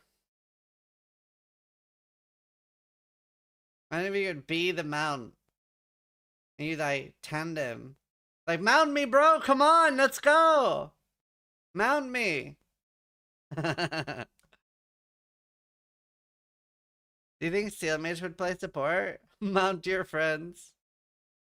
Isn't that basically a Norabot? I would ride. Lupo just resubscribed Druid turns for into a 2 bow for the months. Deadeyes. No ads for me. Thank you, Lupo. Thank you for the 2 months. Mount the Orabot, they stare, you kill.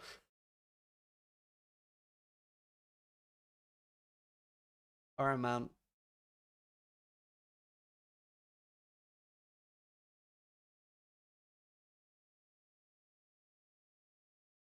Oh, if they had swords, they might.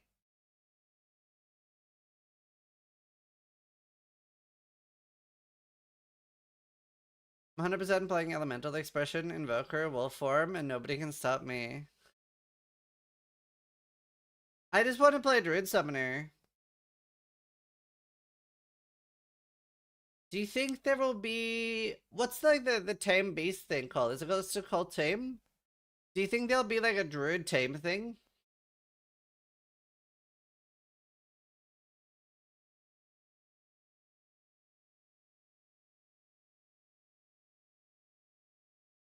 Wolf Whelps?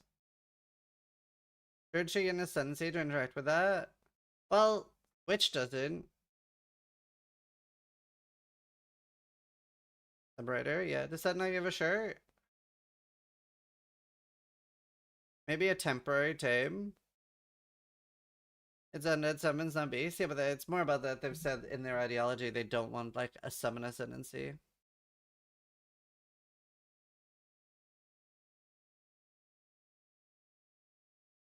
It does? Luigi Cross just Do you think that's the play? resubscribed Do you for guys like 15 the way they have months. it now, where they don't have like two like specific ascendancies?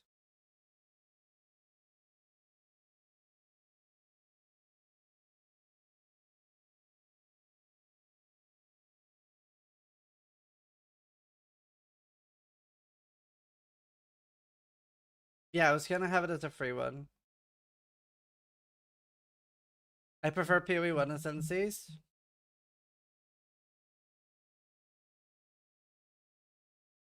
It's kind of weird because they force a weapon for most heals. Yeah, I'm not sure how I feel about the forced weapon stuff. I get why that they're doing it, just but I resubscribed don't for think 14 it's months. the best. Zeesk Zeesk.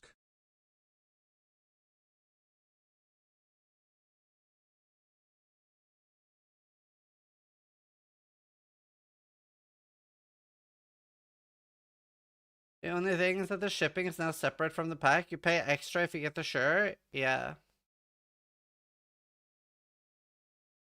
Yeah, Medikey. Jotty, thank you for the 14 months. Luigi, thank you for the 15 months. Lupo, thank you for the 2.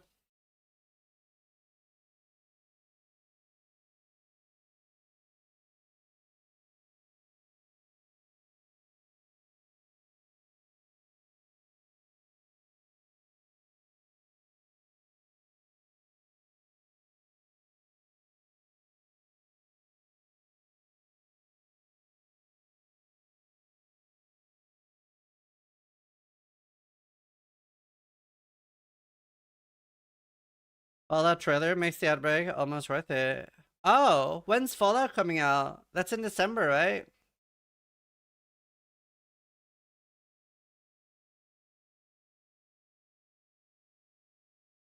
All I ever needed was you.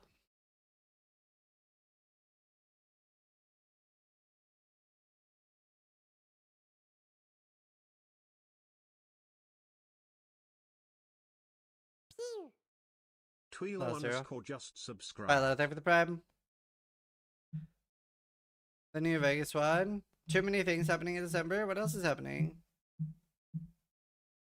Have you seen Meal Stage lately? Meal Stage?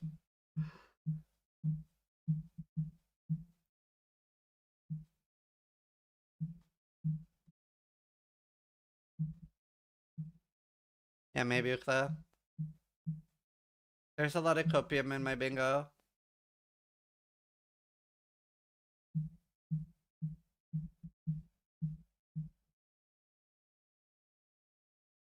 I mean, I would say I do agree that the difference is smaller than I thought there would be between PoE1 and PoE2.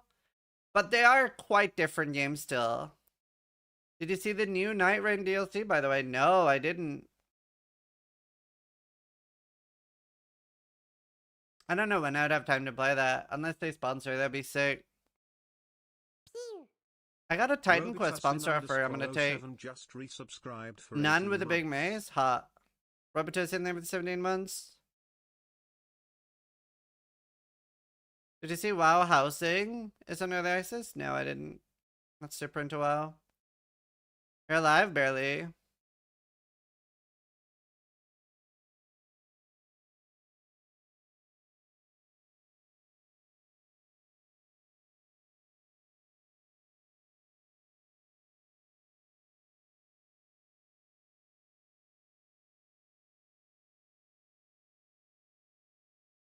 Any news for 327 Gauntlet? We're not doing a 327 Gauntlet. Ender Shadow, them with the 66 months. For 66 months.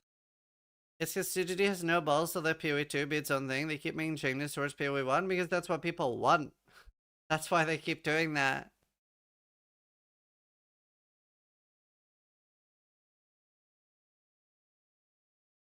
Like, that is literally what people want.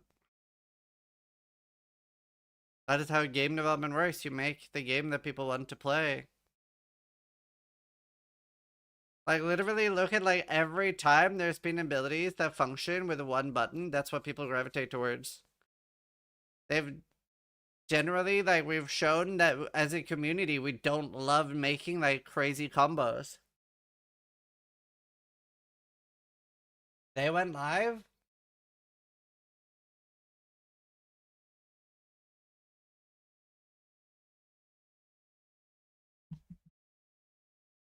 Oh shit!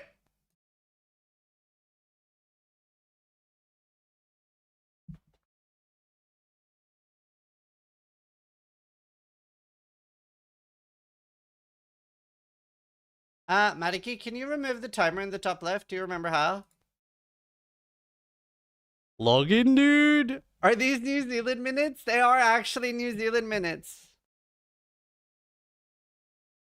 Bex and Chris is back on my bingo board. That's some copium, but I applaud the copium. You know, sometimes you gotta have some copium in life, chat. I cannot play multi-button builds with my hand. Old, fair. I like the idea of making use of multiple skills, but it's never worth the damage loss on your main skill. Subscribe to DDD so we don't have to watch ads from their stream. I have Turbo, my friend.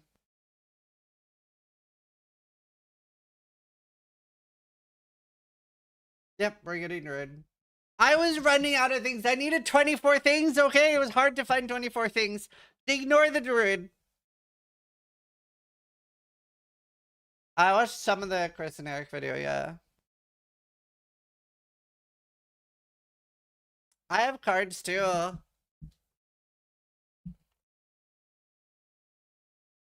guys want to see my cards?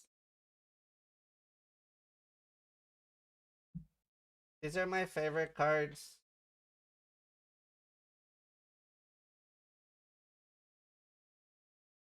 You know what that is, chat? It's called a Shivan Dragon.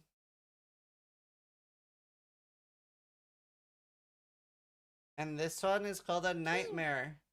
It's a bit of a cozy story. I was getting bullied really bad.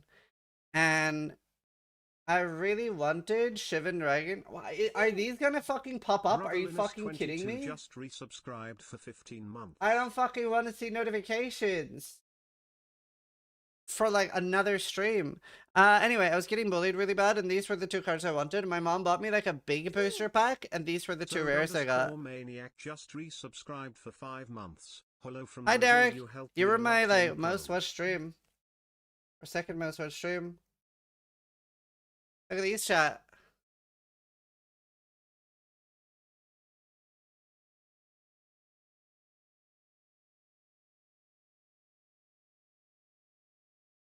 Where's your Black Lotus? I'm not that rich.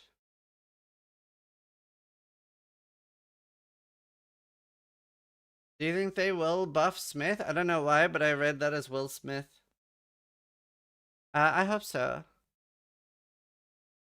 They're like second or third edition, so they're actually not worth a lot. On several houses. I have a mortgage on 2 houses. But yes, that is pretty great.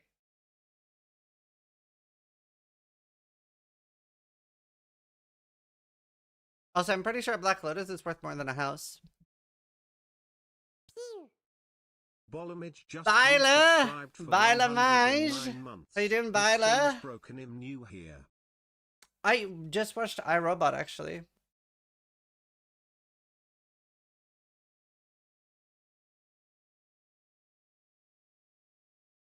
Byla, thank you for the resub, dude.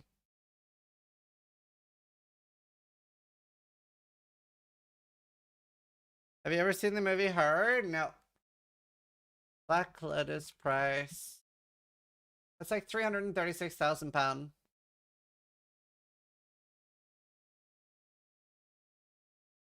Oh, nice, Derek. It's very on there for the air. Zverian underscore just resubscribed for 12 months.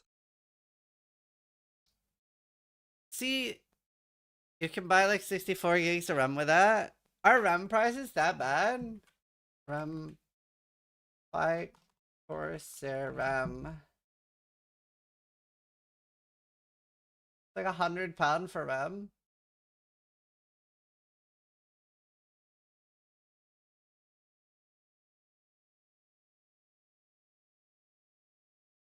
AI teams purchased them all in the US.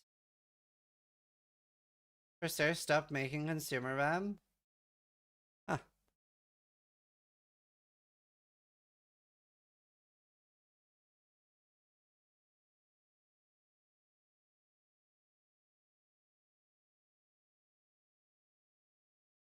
Not sure, my guy.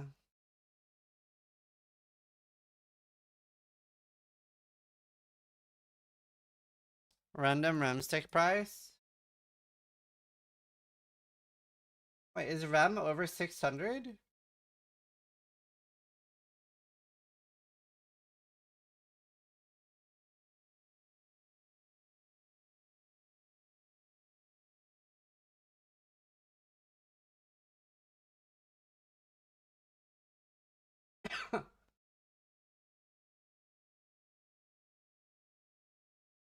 I'm paying for subs in RAM now?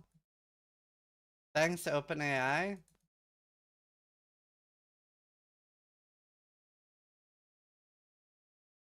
Wow. I think I have some RAM just lying around.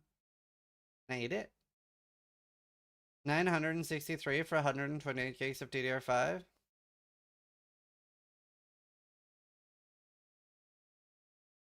If you could pick a single thing, what would you have the next patch implement? Legendary potential. OpenAI basically made a deal with the two major RAM producers to get 40% of the world's supply of RAM without either supplier knowing how big the deal was with the other.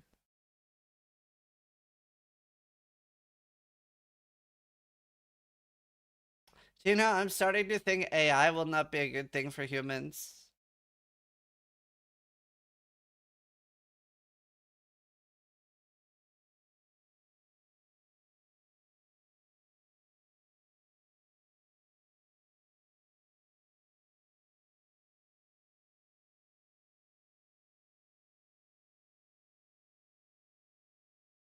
We had 4 movies about that. The Terminator.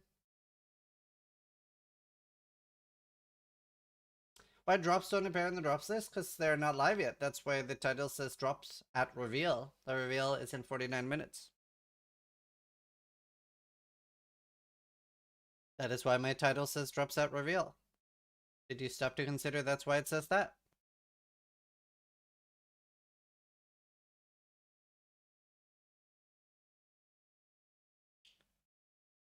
But usually they appear early. They don't. They don't ever appear early. They only ever appear when they're here. They have never ever in the history of ever appeared early.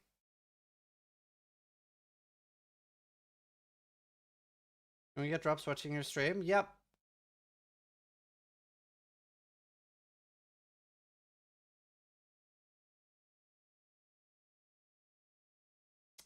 Why do you watch this stream? Because they had you on one of their videos. You don't even play the game and the game is trash.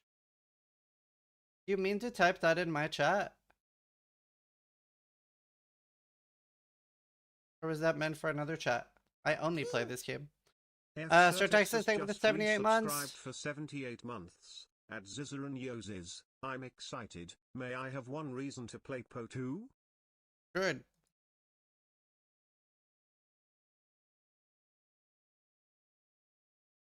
I've seen the women forum leak. No, I've avoided watching it.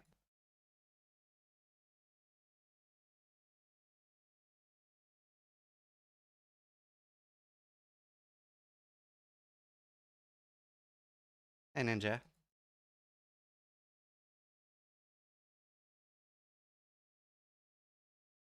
Maybe Lich Minions will be my next starter. I'm definitely wanting to do Druid Minions.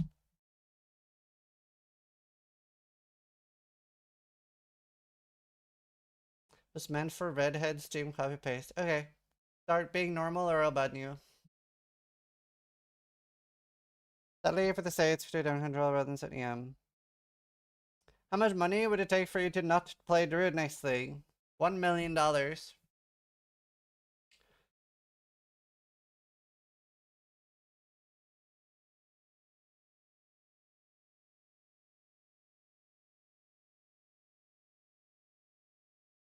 What's up with that thing with the 25 months?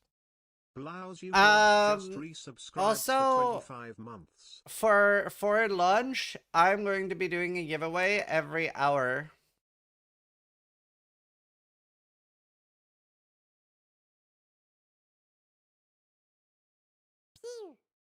Salamander 1021 just resubscribed for 12 months. So basically, the longer I stream, the more stuff I'll give away. I'll spend like $2,000 on PoE supporter Bradford packs. Janitor just subscribed.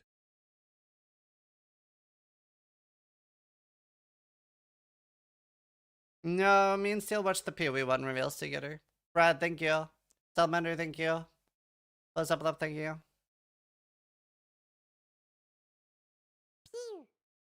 Vortex Cross just resubscribed for 15 months. Vortex, thank you for the 15 months.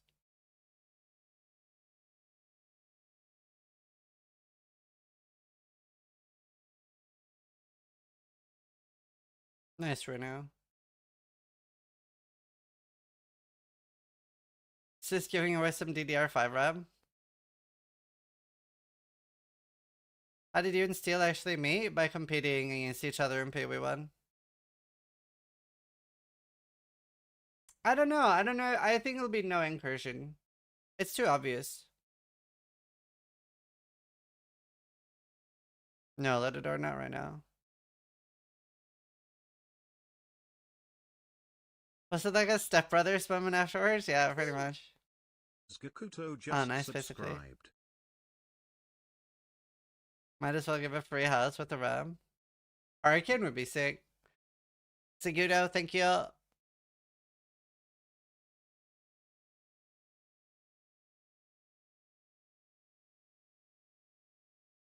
It's only 36 gigs of RAM.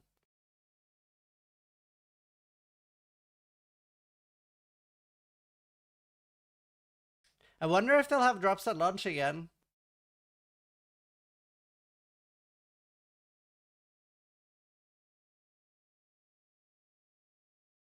Do you think Trial of the Ancestors will be this patch? Most likely, yeah. It's on my bingo chart.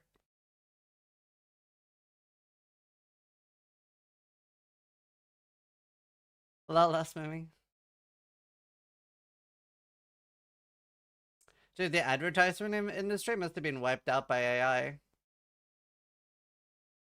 So we're getting another subathon? No.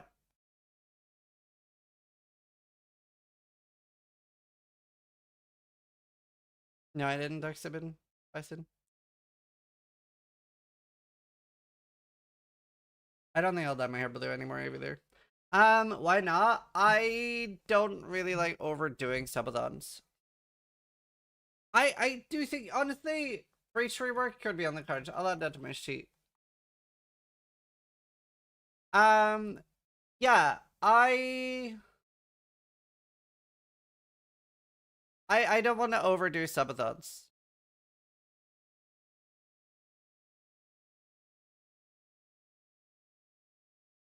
Once a year? I do it when there's a really big reason to do one. I'll do one for the PoE2 launch.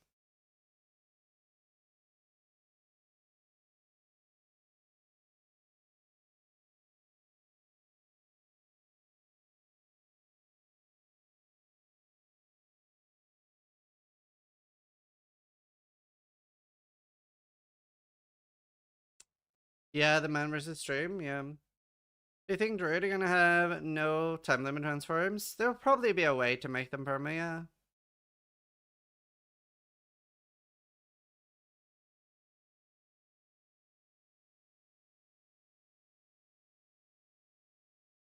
Yeah, I mean, I will be doing Sysmus.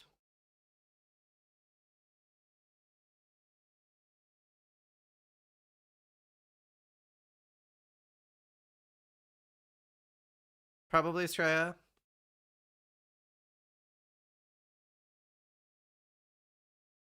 Yeah, we'll see. But yeah, it's also like, I really like that the subathons I do are like very different and special, and that requires a lot of prep work. It's not something I can easily do. Like last time my parents were watching our kids so that my wife could stream when I was sleeping.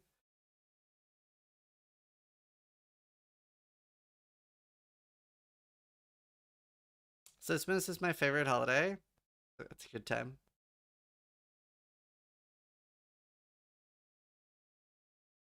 No, I don't know yet, Grimripa. But yeah, we are doing Christmas again. For those that are new to the stream, we always stream a lot over Christmas so that if people don't have anywhere to be for Christmas, you can be here.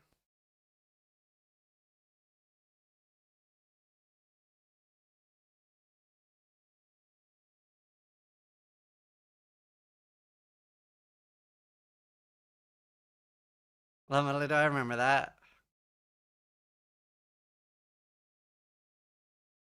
Yeah, it's my 10th year of doing it, kids say. Quady89 just resubscribed for Waiting them to 63 3 months. months. My wife's Druid leaving me over Mechanics Christmas anyway. She's going Hi back to Denmark, taking BTW. the kids. I'm all in. I've only got you. I've only got you guys for Christmas.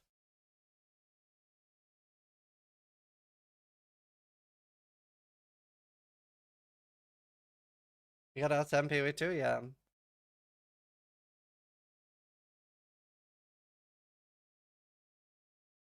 My evening Christmas entertainment? Yeah.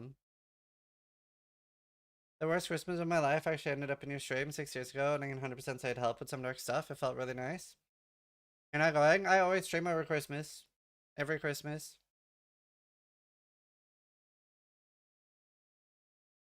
No, they know Danish too.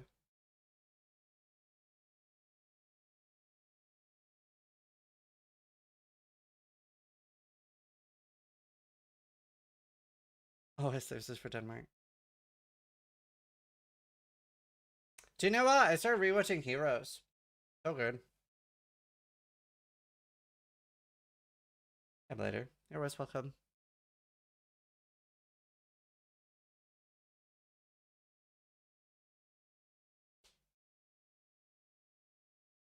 I hate live concert stuff.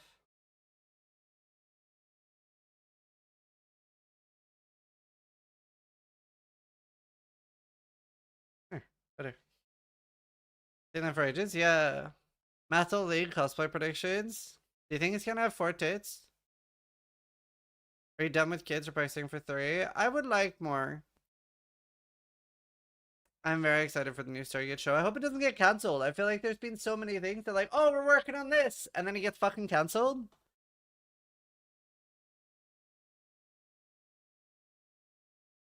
No, I haven't been Seabass. No, Nafiko. Hello, Zero. I have 8 kids. I'll ship you 4. You have 8 children? 8?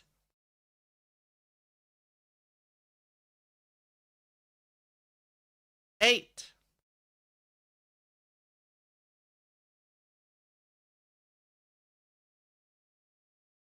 That's crazy. My wife is the first of 10? Bro heard there was a population crisis and said, set to work. Fucking Christ. My oldest is 20, the youngest is 5 months.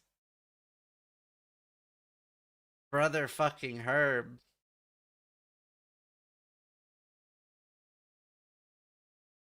Well, sure, certainly averaging out people not having children.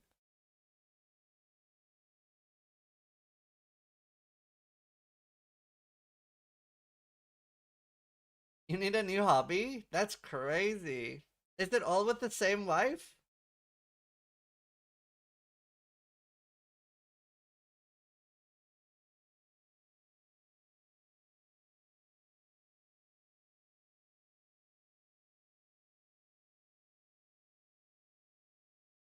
That's crazy. No, unfortunately, but from long-term relationships. Damn. I don't say, like, I gotta imagine pumping out 8 kids. Crazy. Do you remember all their names? Like, that's so crazy. That's so funny.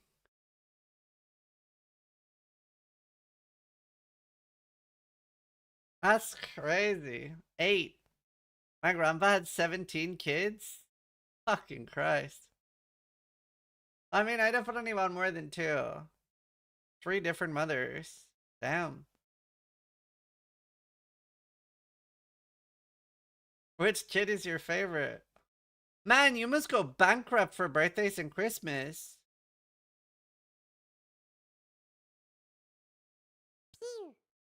Needchill just resubscribed for 61 months. Thank you, My Needchill. body is ready. Right. I'm gonna play ads again. I'll be right back. I'm trying to play as much ads so that we don't have any ads during the reveal. Be grumpy. Right back.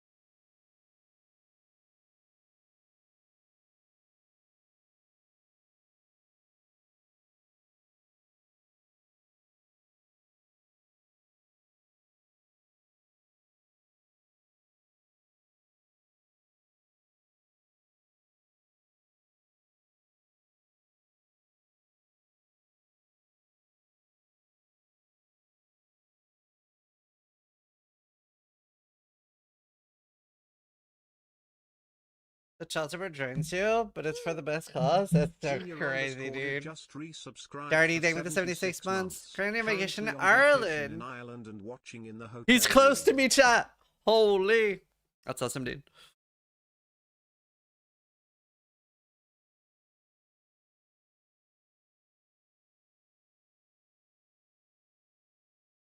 Yeah, that's crazy. I can't imagine Christmas.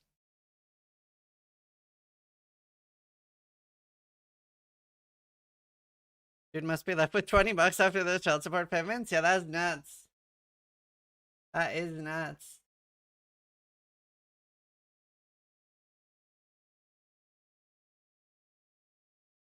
Yeah.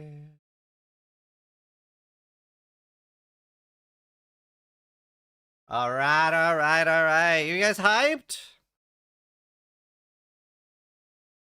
My older kids still text for more? Damn. Can you walk us through a process for making your own build? It seems so overwhelming. It is, like, the way I started out would be, like, looking at other people's builds and, like, changing it for something else I wanted it to do. Like, maybe I want a more clear speed, maybe I want a more tank. Method is definitely gonna get a first suit for launch. I bought a bear 1C for the launch. Just resubscribed for 3 months. Great leading for the 3 months.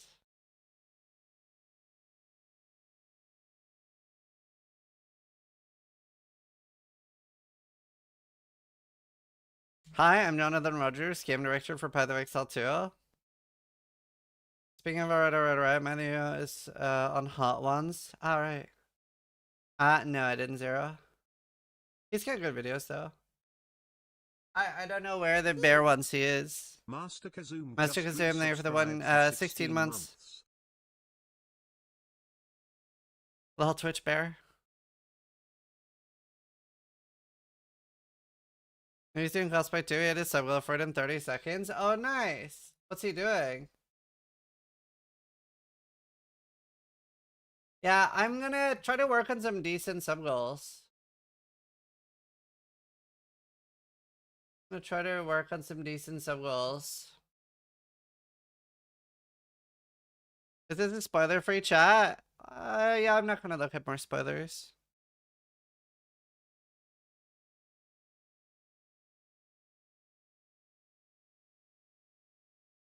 Yeah, on the 12th there'll be a new season.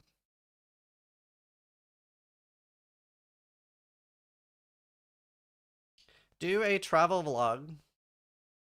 I don't plan on traveling. I don't really travel a lot. Oh, weird. Bison.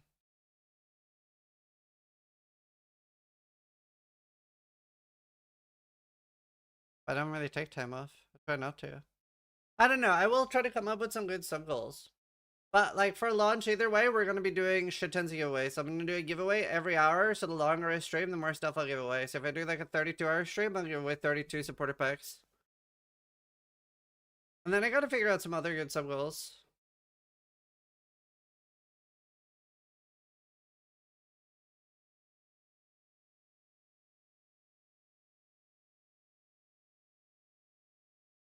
$50K subs, 6 more kids.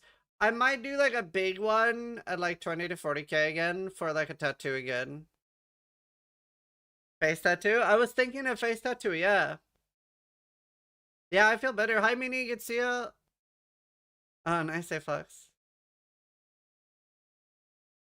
Nah, I've taken time off more than that. And I was just off for like a week for being sick. You already have one sub tattoo? Yep. Don't see? So, for the launch of PoE2 for 40,000 subs, I got this one. Oh god, I'm so sorry. I've started working out. Fuck me.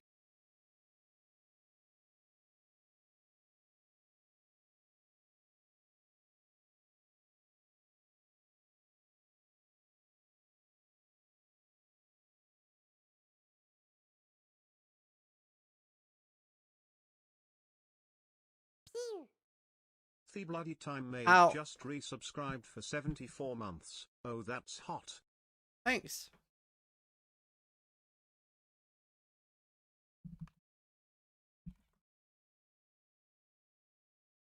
Is it complete? Yep. Did in one session. I did, yeah, master.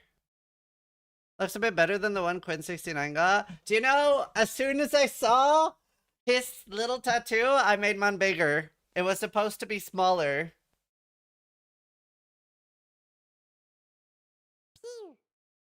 Berathiang Games just We're at the ending resubscribed with the for 22 months. months. And I helped. Dug up the image for your smile. I was thinking about getting an axe tattoo as a big goal. Show Quinn's tattoo?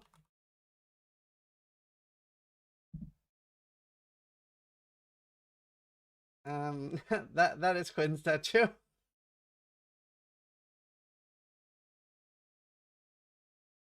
Hi, Nimia. I was like, okay, I gotta get a bigger one.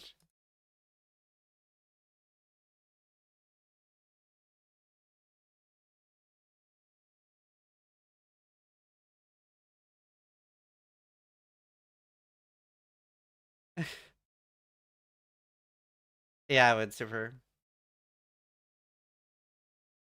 He did it on accident 0.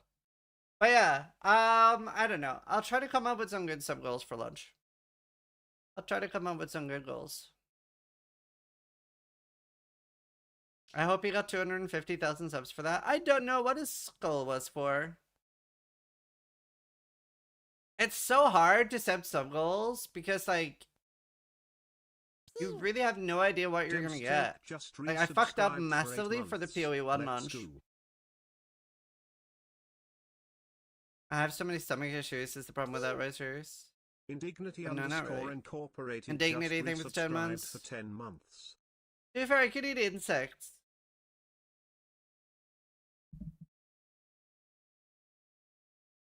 Yeah, okay, dude.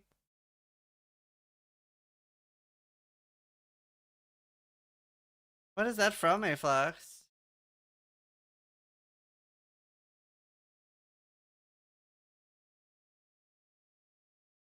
Toxic today? I'm not toxic. Alright, Flask.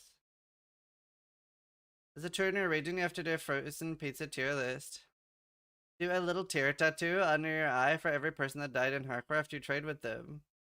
I'm just gonna look like I'm sobbing.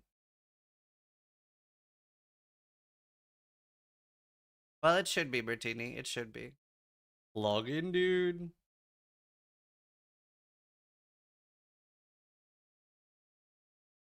Christina Yasha, thank you for the prime. Chrysin Ayasha just subscribed. You should add a sub goal that you let AI guide you through PoE. I think AI is getting less and less popular. I feel like there's been a very strong anti-AI sentiment. It is starting to fuck up all our lives pretty hard directly.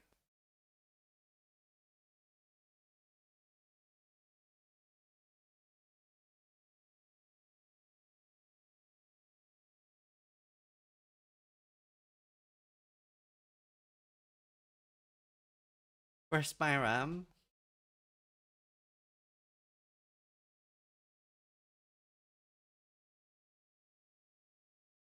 But yeah.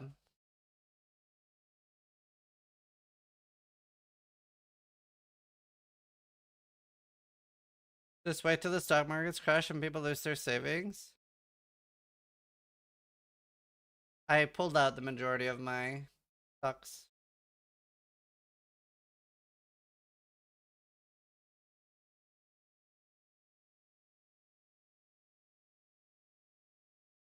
Short chaos orbs. But yeah. And lose savings if you don't have any. True, just be poor.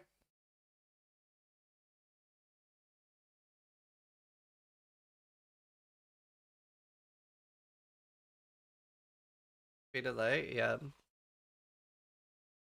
I work with Microsoft. We're doing a bunch of cool AI stuff. The only issue is the token consumption. Automating stuff is cool, but it's so unoptimized.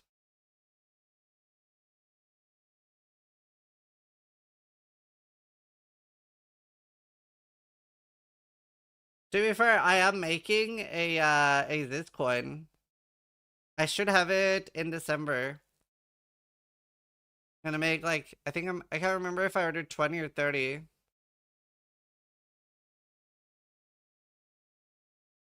Disconnect.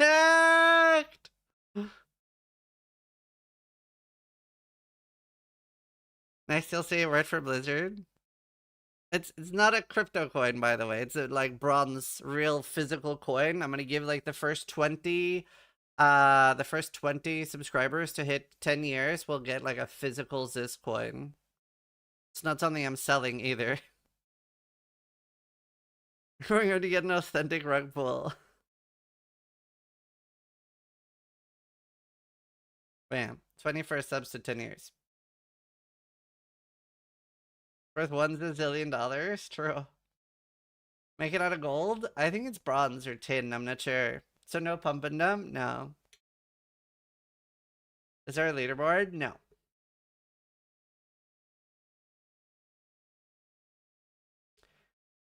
Well, it's first 20. I'm making 30. I'm going to send some to some people as a thanks too. Like Silva. Can we price fix the coins? They're not buyable. What have we been here for almost 10 years but cannot afford due to having 8 kids? Then you should have had 1 less kid and you could have been subbed for 10 years, alright? This is priority 101.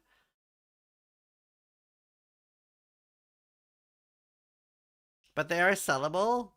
Yeah. I don't think anyone will sell one. I wouldn't sell it. Sai gets the first one.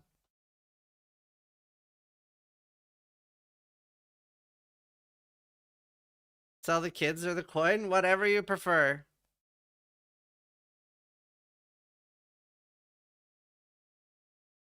Two years short anyway, Kaka.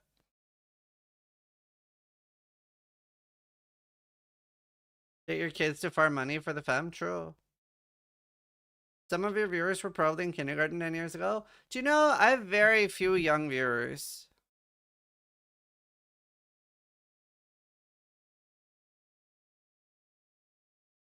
I love CJ. I'm probably your youngest viewer. No, you're pretty old. Scissor and crushed pennies. Zero Yeah, Gravity 26 is pretty young. resubscribed for I am young, 36 Copium. months. Old. 3 years. In 7 years he'll ask for my coin. I'm 20. Definitely one of my younger viewers. To be fair, even people that are young that watch me are sort of like mentally old. Like, you don't really have like the zoomer attitude and play Path of Exile, let's face it. Like, I think if you watch me and play PoE, you probably like roll your eyes when looking at your other people your age. I knew somebody was gonna rate 6-7. I hate it. I'm born in 88. Thank you, Zero. In 7 years, I'll ask for my coin. I'm gonna be out by then. What the fuck does 6-7 even mean? So the problem is that we don't have a good millennial equivalent. Because all our memes that were stupid had a reason. 6-7 doesn't have a reason. It doesn't mean anything. So we actually don't have an equivalency. It's not a reference to anything. It is just, they think it's funny because it's 6 and 7. 69 is millennial, but 69 is because it's a sex number. It's a sex position. Dark Bessin just 6-7 means nothing. It's not a reference to anything. It is just 6-7. Only 89 to go till my Ziz The coin. game is probably the closest reference. No, the game is probably the closest reference.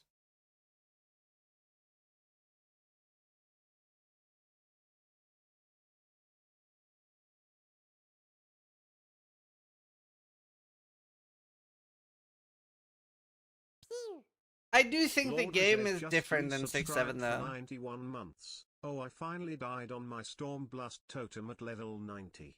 I did a 2 Rippy Blight and got stunned. Oh no. Was such a fun and smooth build.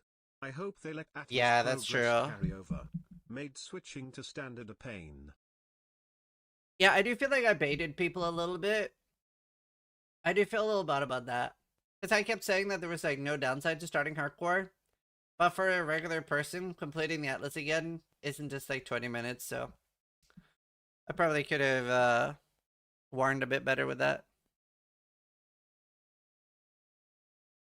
It's become annoying telling people how tall I am since I'm 6'7".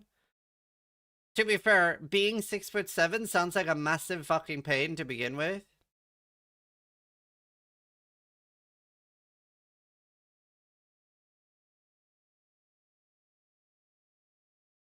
Like, that sounds horrible. Just say it in real units. What's that, like 2 meters, 10 centimeters?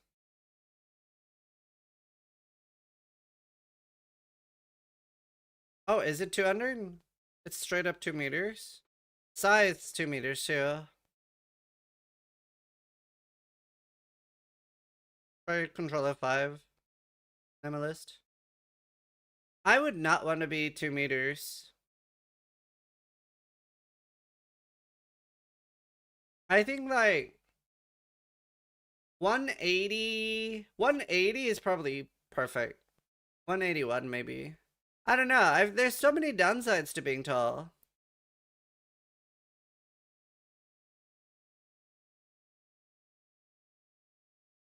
Like you have to get different shoes. You don't fit indoors. Subscribed for 56 lanes. months. I'm not struggling at all at 185. Oh, 184? Yeah, 184 is probably okay. I don't know. There's a sweet spot. You die earlier? True. I don't know. I think like the shorter you are where it's not a problem for your dating life, the better. Like I never had any issues by being 5'9". TWS just resubscribed for 2 months. But I think you can. I think you can have issues by being 5'9". But I'm really cocky and that worked for me.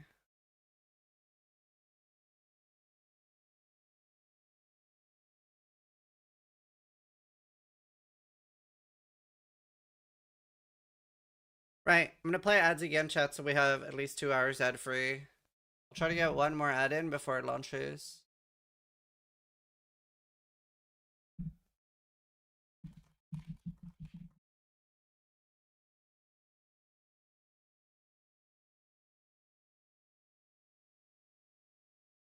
If you're above 190, you can't blend into a crowd anymore, yeah.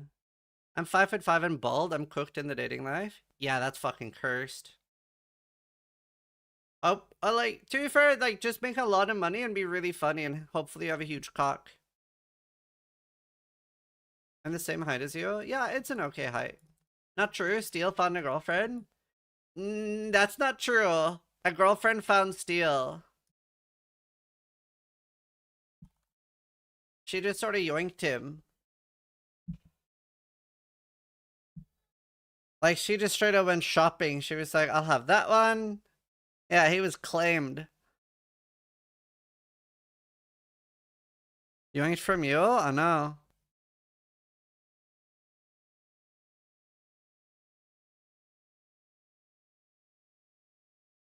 Women, am I right? Yeah, she stole him and moved to Poland. The bitch. You guys better come visit.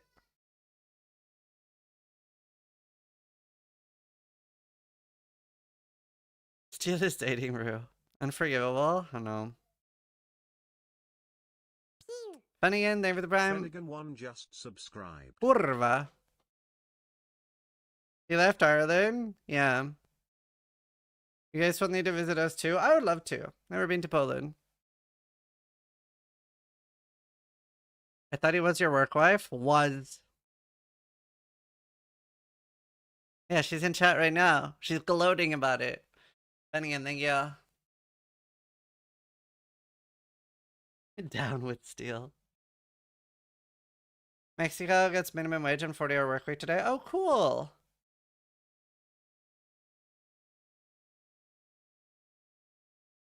Oh, nice try.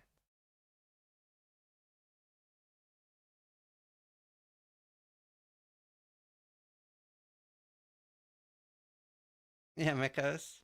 She's like a tunnel web spider. She just like popped out in the UK, grabbed him, and then hauled him back to Poland. Will you run ads during? No, I'm running as many ads now as possible so that there won't be ads during. So I'll have either no more ads until this or one more ad and then we watch. So at the moment I have like 2 hours of no ads. Why does it show you as a musical artist when I search on Google? Because I was doing like a music collab thing where I was helping make music that we were trying out.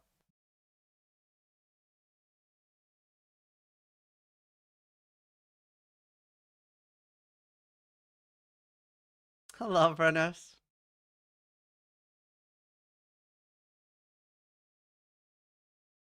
Yeah, I mean, Steel seems to be up for that for PoE1, not for PoE2. But I like doing the duo reactor with Steel.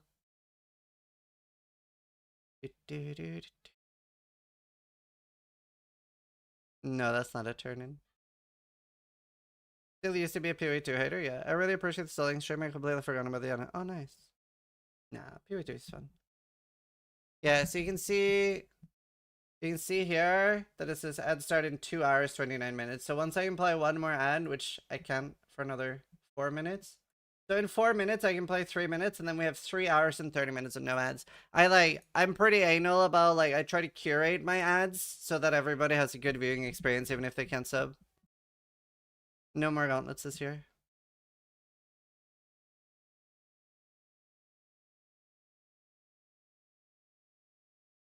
Yeah, but not everybody can afford turbo, and I don't know why somebody wouldn't have ad block, but...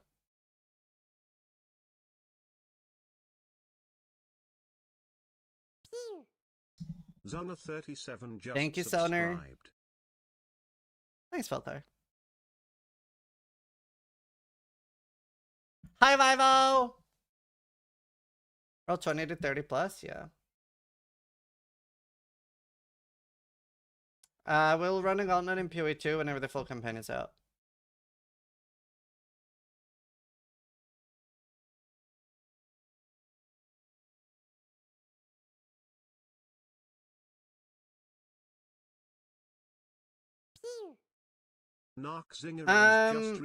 We could consider doing another Clutch Core this season though for PoE2. Like, Clutch Core was pretty fun. Next thing, thank you. Luca, thank you. I wonder if GGD will have time to like make it easier for us to make it like. To be fair, even if they don't, like we could definitely do another Clutch Core. Like we don't need GGD support for that. Like we don't need to let everybody join. Like it does work with the small format. It does work. Dozer, thank you for the 1 year, Luke, thank you. Dozer_Gaming just resubscribed for 12 months. Next thing, thank you. They're about to announce the Diablo and PoE crossover event. Imagine. You escape from Tarkov yet? No, I don't think I'll be able to escape before PoE2. I think I'll have my Kappa container before PoE2 though. I'm very close to that.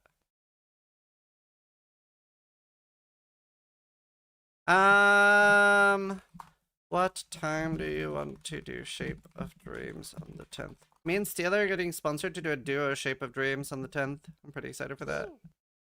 T0 Hillier just resubscribed for 6 months.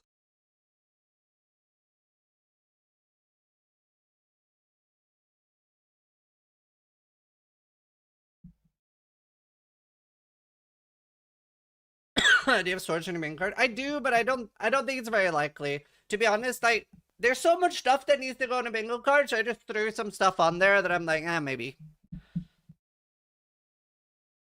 When did you get into RBDs? Diablo 1. I'll never understand how people play Tarkov. It's so bad and their devs don't deserve support.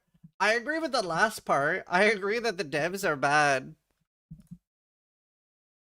But the game is very good. But I agree. I think the dev is really bad. But I mean, I bought the game like ages ago before they did the True Believer shit. But yeah, it is the best worst game you'll ever play. Apparently Landmark was like, it's trash, but it's our trash. And I do agree. It is very fun. Yeah, I tried Arc Raiders. I can't stop playing, but man, does it piss me off? Yeah. Have you played Escape from Duck-Off? Well, I don't like single player games. So no, I haven't.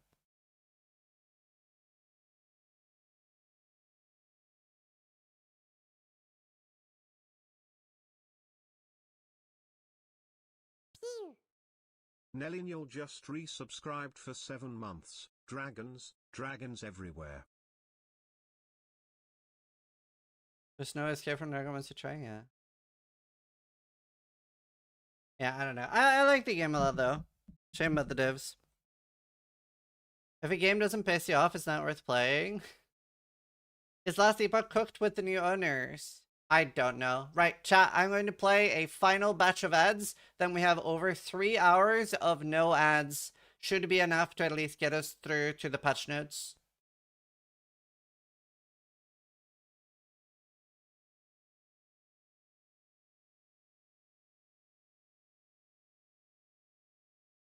I still don't know what Escape from Tarkov is. It's a first-person shooter extraction game.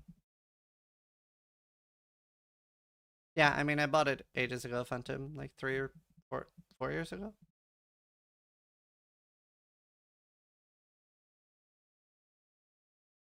What is an extraction game? Where you have to leave an area with stuff.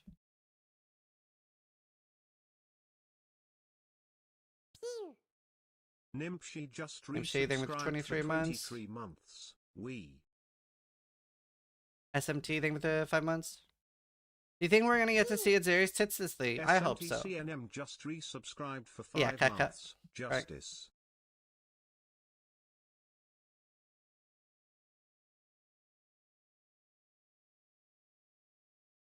All 4 of them. Still say, I'm almost good. I'm a little terrified that I'm getting sick again. If so, I'll just fucking ult for IRL.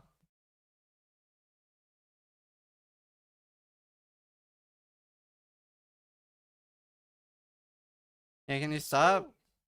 Emission just Emission thing with the resubscribed 30 for months. Let's go, boys. We are so back. Ratings from Drammen?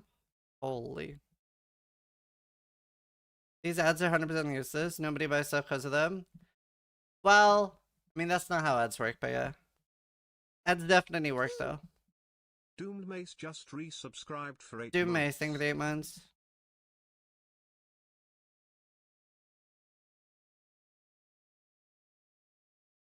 You see ads because they do work? Yeah. I don't get ads anywhere. I'm ad-free everywhere I go. It's honestly a little annoying. Bounty, thing with the 27 months.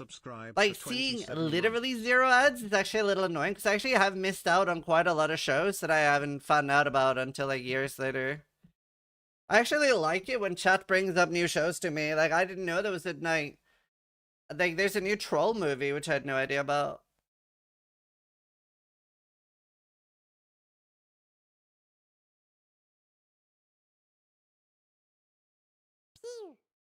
Megawatt06 just resubscribed for 30 months. I don't watch Stranger Things. Yeah, Makers. Like, I didn't know until then.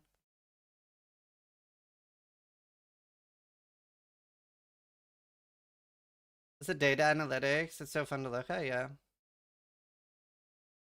Are you watching Star Trek new? Do you know, I never liked Star Trek except Deep Space Nine. Never got into it. No, Kaka, I haven't.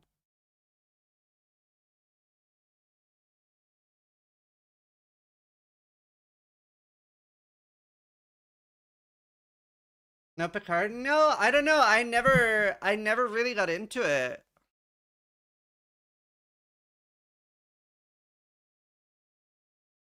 Yeah, I saw Nimshi. Letterkenny? No.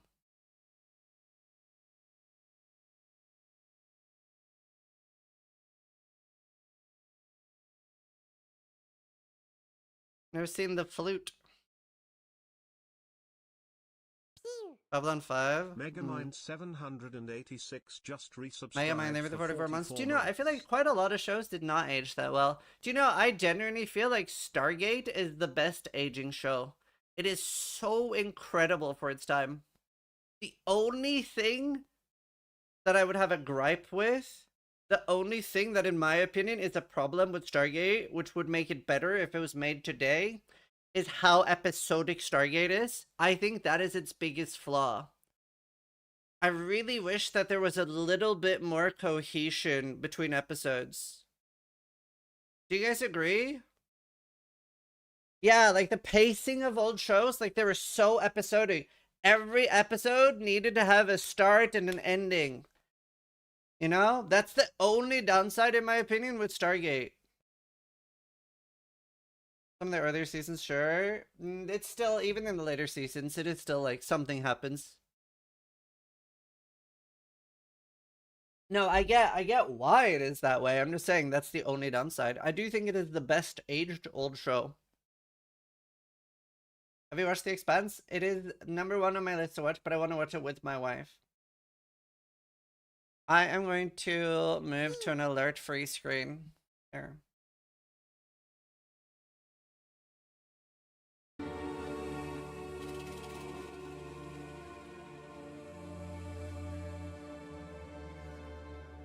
And no, I haven't watched Firefly. I'm never going to watch Firefly. Because I actually listened to advice from others, and everyone I know has said, it'll break your heart, don't watch it. It's not worth the heartache.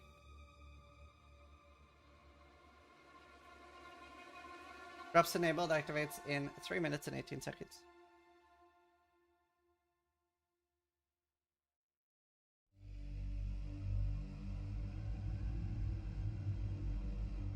It's worth it. Yeah. How loud is this?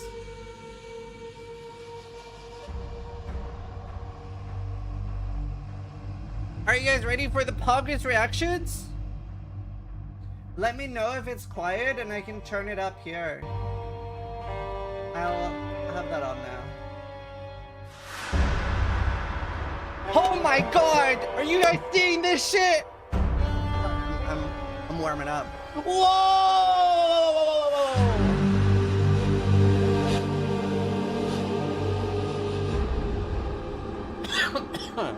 Okay, what about now? Is this a good volume?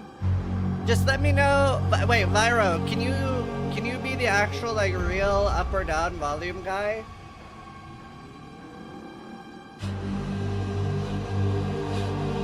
Now you're a bit quiet. How about now?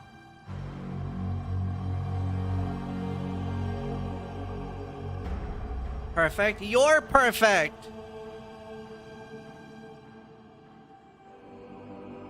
Gotta remember, like, I'm gonna be very loud. I'm gonna be screaming. I'm gonna be like, holy shit!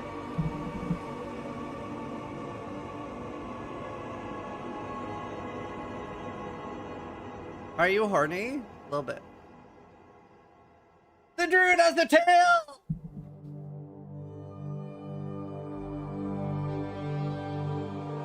Did you see that shot? Did you see it?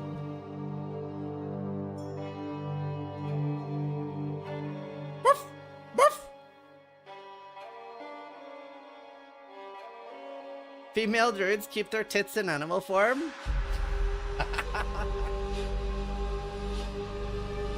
One tit per 50 spirit.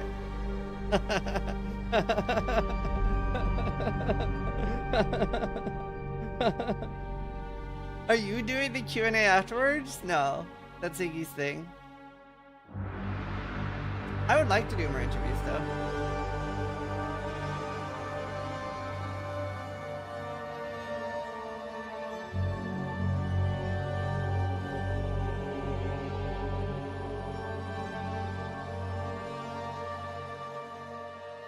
Here we go! It's here! Okay, everybody spam log in.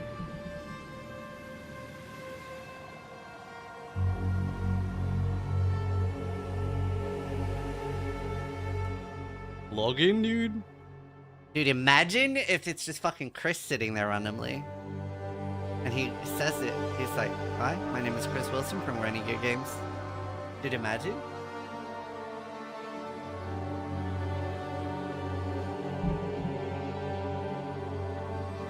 Hi, I'm Jonathan Rogers, Game Director on Path of Exile 2, Holy! and welcome to GGG Live. How's the volume? Today we're going to show you an exclusive reveal for what's coming next for Path of Exile 2. Twitch drops are enabled on today's livestream. Yeah, they so are. you'll be able to claim your Verdant Wilds dodge roll effect by following the instructions below. Now today, it's finally time to show off a new class that we know everyone in the community's been waiting for. So let's roll the trailer for Path of Exile 2, The Last of the Druids. He's not gonna be the last. I'm gonna make a druid. Are you gonna make a druid? He's naked! I did not watch the spoiler, so this is fresh for me. Somebody said he was naked. Well, well. What have we got here then? You lost, fella. Imagine if I get banned. We're talking to you. I asked It's you that a close now. question. Don't make him angry.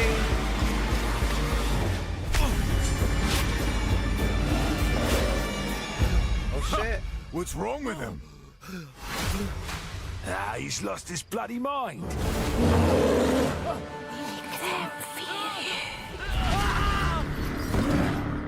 Oh shit. Not the full transition. I want wolf summons. All I care about. Wolf pouches, please. Oh, that is sick. I should have got a wolf suit, not a bear suit. Two dims! Spell two dims! Huh?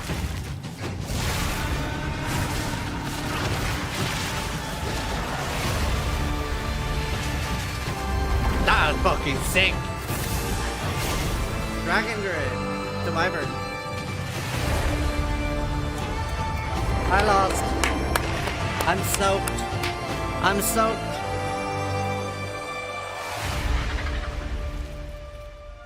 I will find you. Is that a hint at a bird summon?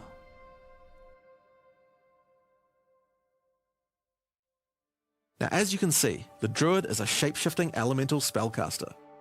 After his fellow Druids were destroyed by the King in the Mists, the Druid lost his humanity in the forests of Ogham, where he wandered for years as a beast. Now, finally reawakened, he's determined to find his lost wife and regain his humanity. Yay! The Druid has been one of the hardest classes for us to design. As well as having human spells, he has 3 animal forms, and we wanted to make sure that there were interesting combos between all of them. The Druid is our first hybrid strength and intelligence class. That means he needs to have the ability to use spells and attacks. As a human, the Druid typically uses magical staves to harness the powers of the earth and the natural world. One of the first skills you will learn is the ability to create small volcanoes from the earth. This skill spits out balls of magma at your enemies, and will continue to do so for some time. While the volcano is active, turn into an animal and wade into melee range. Many of the skills you use as a human last for a significant period of time, giving you a good chance to turn into an animal and rage out. But how do you turn into an animal, you may ask? Yes. Well, the answer is a new weapon type that Druids use, animal talismans.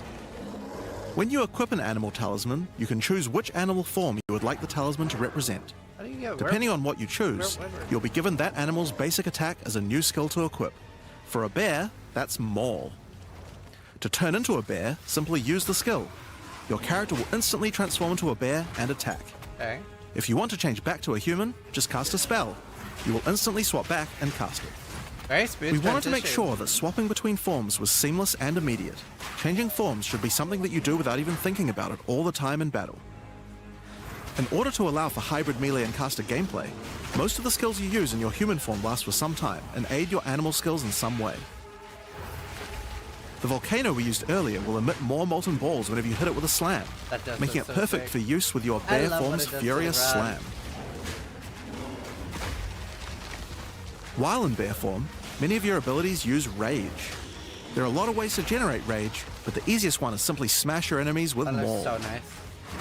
You're breaking the car. Once you see the runes on your back glowing, it means you have enough rage to do a much more devastating version of your furious slam. Okay. Not a big fan of the charge Your bear generation. form I can still don't also like go on a charges in rampage, PoE. stomping the ground as you demolish your foes. The more rage you have, the longer the rampage lasts, and doing it over a volcano makes it even better. I hope it's faster than what we see though. If not, it's gonna be a Deadeye patch. As you consume rage, your bear form will generate endurance charges, and these can be used with skills like Ferocious Roar. Ferocious Roar is a war cry that empowers your subsequent attacks to break your opponent's armor. The more endurance charges you have when you use it, the more empowered attacks you will gain. But Ferocious Roar has another special feature too. It's a meta gem that allows you to socket any Warcry gem from another class into it, giving you the ability to use these skills as a bear. Ah. Use the Warrior's Infernal Cry skill to make your enemies explode. Cool.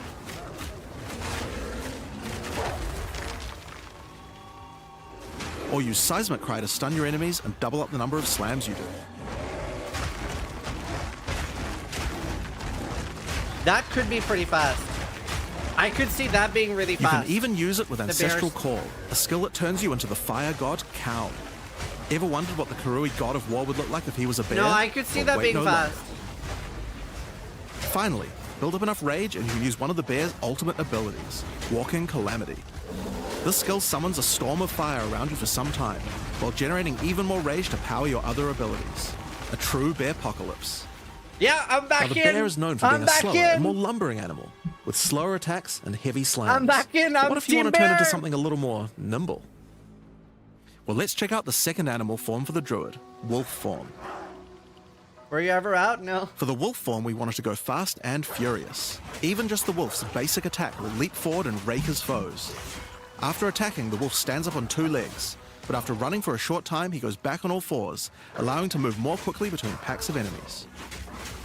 The wolf has a lot of cold attacks based on his association with the moon, and the first of these is Lunar Assault. It's great for freezing your enemies in place. After they're frozen, use your basic rake attack to knock shards of ice off Is your that enemies, hitting though? which land on the ground It looks nearby like it's like and hitting explode. everything else. If you want to get into battle quickly, you can use your Pounce attack.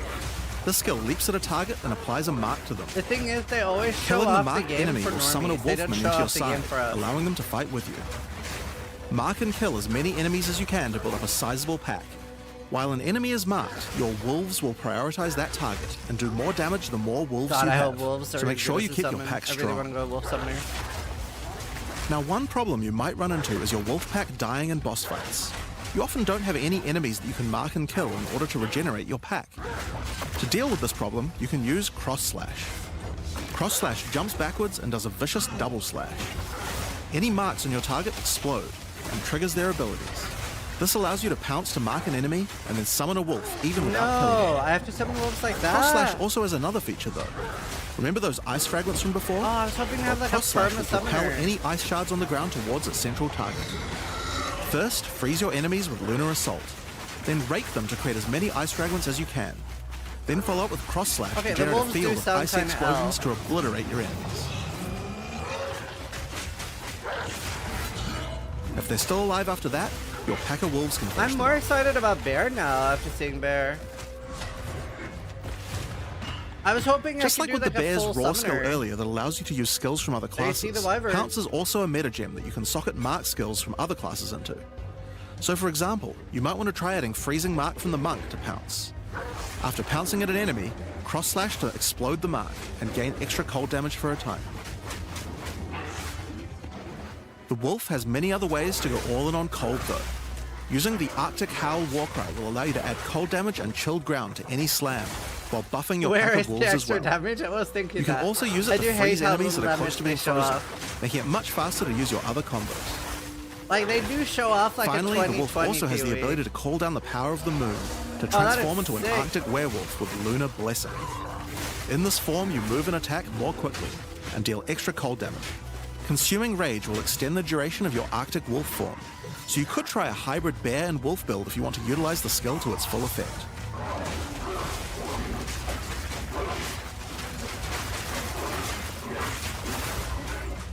Alright, let's talk about the third form available to the Druid, Yes, and I that's- think it's a cool one. The Wyvern. I think it's a cool one. The Wyvern has a number of long-range breath abilities, but that doesn't mean you can't get into melee range when you want to. The basic attack of the Wyvern is Rend. Jump forward into combat and slash your enemies with your I lethal love talons. Dragonheart. If they're close to being stunned, you can blow them off balance with a blast from your wings, causing an explosion of damage. After the battle though, it's time to feed. Devour the corpses of monsters to create power charges, and this is when the Wyvern's abilities really come online. When using Rend, you can consume a power charge to charge up your wings with lightning. Not only does this do a bunch of damage, but it allows you to turn this melee skill into a much larger AoE attack. I really hate charges in PoE2. Once your wings are charged, your one of Wind my Blast will least also do favorite lightning things. explosions for even more damage. If your enemies are close to death, no need to wait for them to actually die. When you see this blue marker, just devour them alive. Fresh meat is much tastier That after is all. sick. Alright, so those are some melee options. That art But looks how so about cool. range? Well, you wouldn't be much of a dragon if you couldn't breathe fire after all. True. Rolling Please don't make Magma me is the need first of the charges. Wyvern's breath attacks. Spit Whoa. balls of fire that bounce along the ground. These balls will trigger volcanoes as well, so it's a good idea to cast one as a human right before you start spitting. But that's not all you can spit. You have something a little nastier in that gullet of yours. Spitting a barrage of oil at your enemies will cover them in a viscous sludge that makes them easier to ignite. If you have power charges though, plant your wings in the ground and vomit a barrage of lightning-infused projectiles. The more power charges you have, the longer you can do this for. But make sure you keep your foes at range.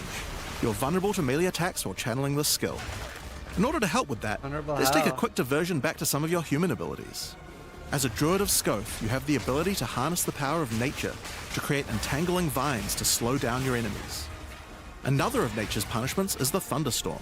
Creating one of these will create periodic strikes of lightning from the sky, and will also make your enemies wet. Why is that useful? Well, of course, things that are wet are easier to shock. Use it with lightning damage from your Wyvern form to enhance your damage. Making Okay. things wet also makes them easier to freeze, so it works nicely with your wolf form as well. And you know what else likes water? Plants. Water your plants to give them various extra abilities. Use Lightning Storm with Entangle to make them last longer, and attach more vines to each enemy, slowing them further. Summon Thrashing Vines to slam at your enemies for a time. Any that are created in water will be The larger moist and deal more maker. damage. Now then, with our enemies sufficiently subdued with our plants, time to really lay into them with our lightning-infused barrage. Now, this last Wyvern ability is just ridiculous, but we felt like we had to do it.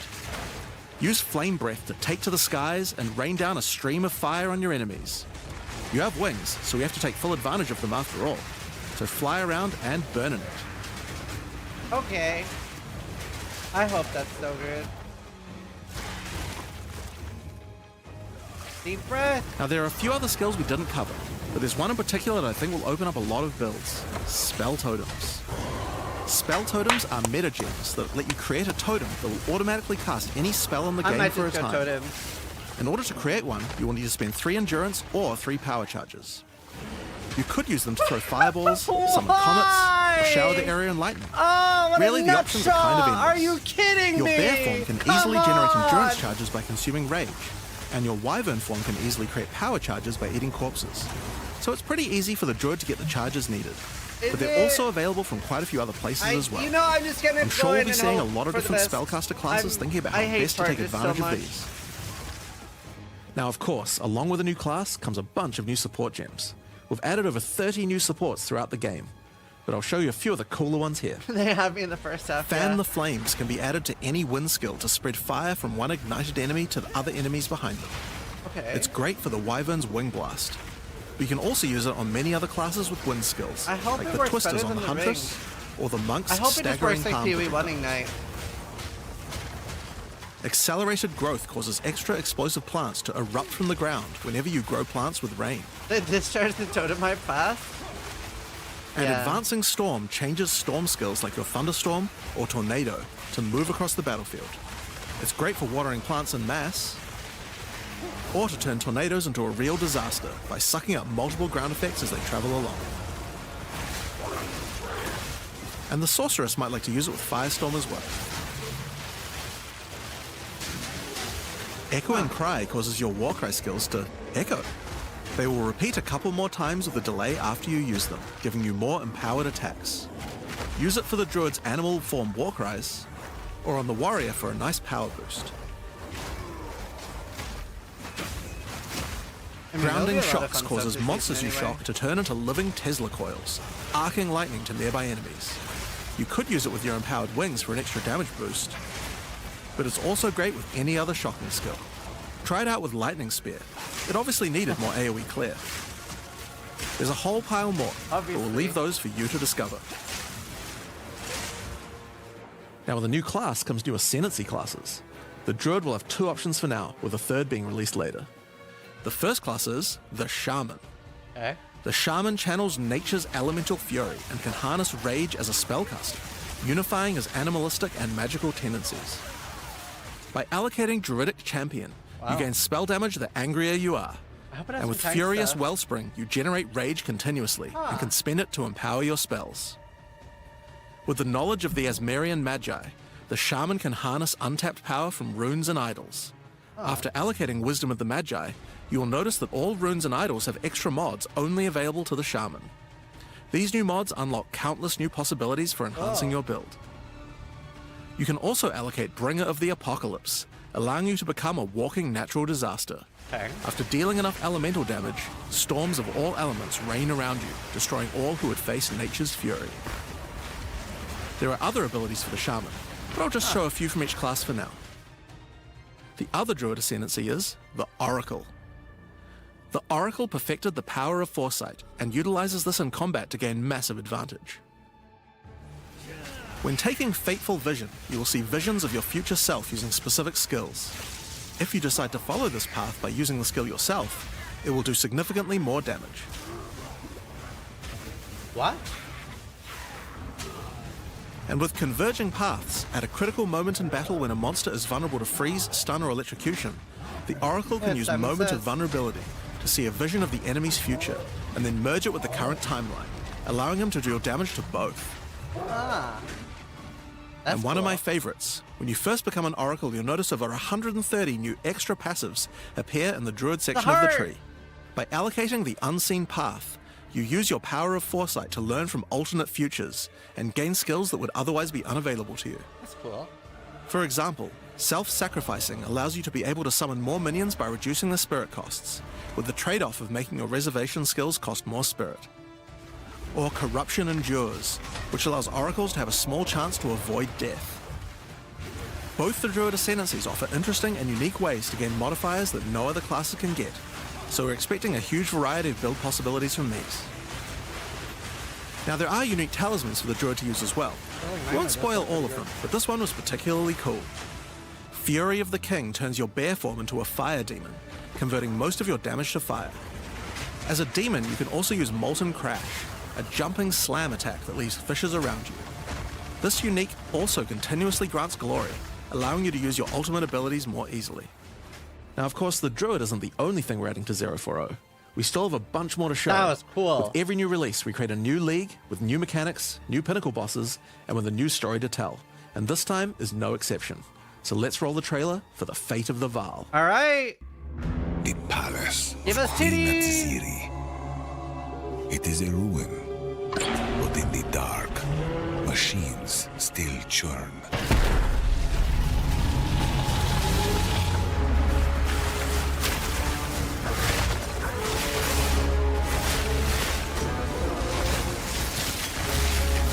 The temple has many functions, Is that a Rimba? and with it, Oh my god, it actually a is chance to encouraging. save the Vaal. A gateway through time.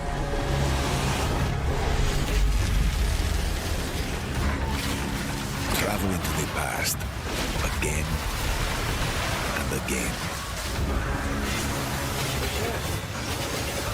Alter the temple, Synthesis? uncover its secrets. It does look a bit like synthesis. It's like synthesis and incursion had a baby. For your sacrifice. And somewhere in the Is that deepest hardcore chamber, libel? my queen awaits. I beg of you, hear me. The beast cannot give you what you desire. You may have studied it, Doriani, but you do not know it like I do. It Oh shit. fears me. Oh damn. Come now, give unto me your desire, At last, fulfill my soul.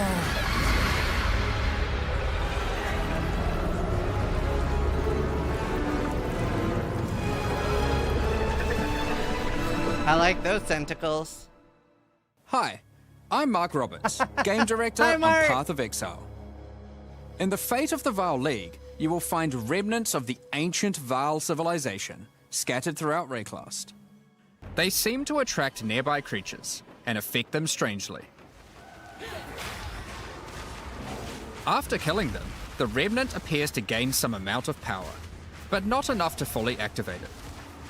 It seems you will need to find 5 more of these arcane devices, and sacrifice the monsters you find there to fully activate one.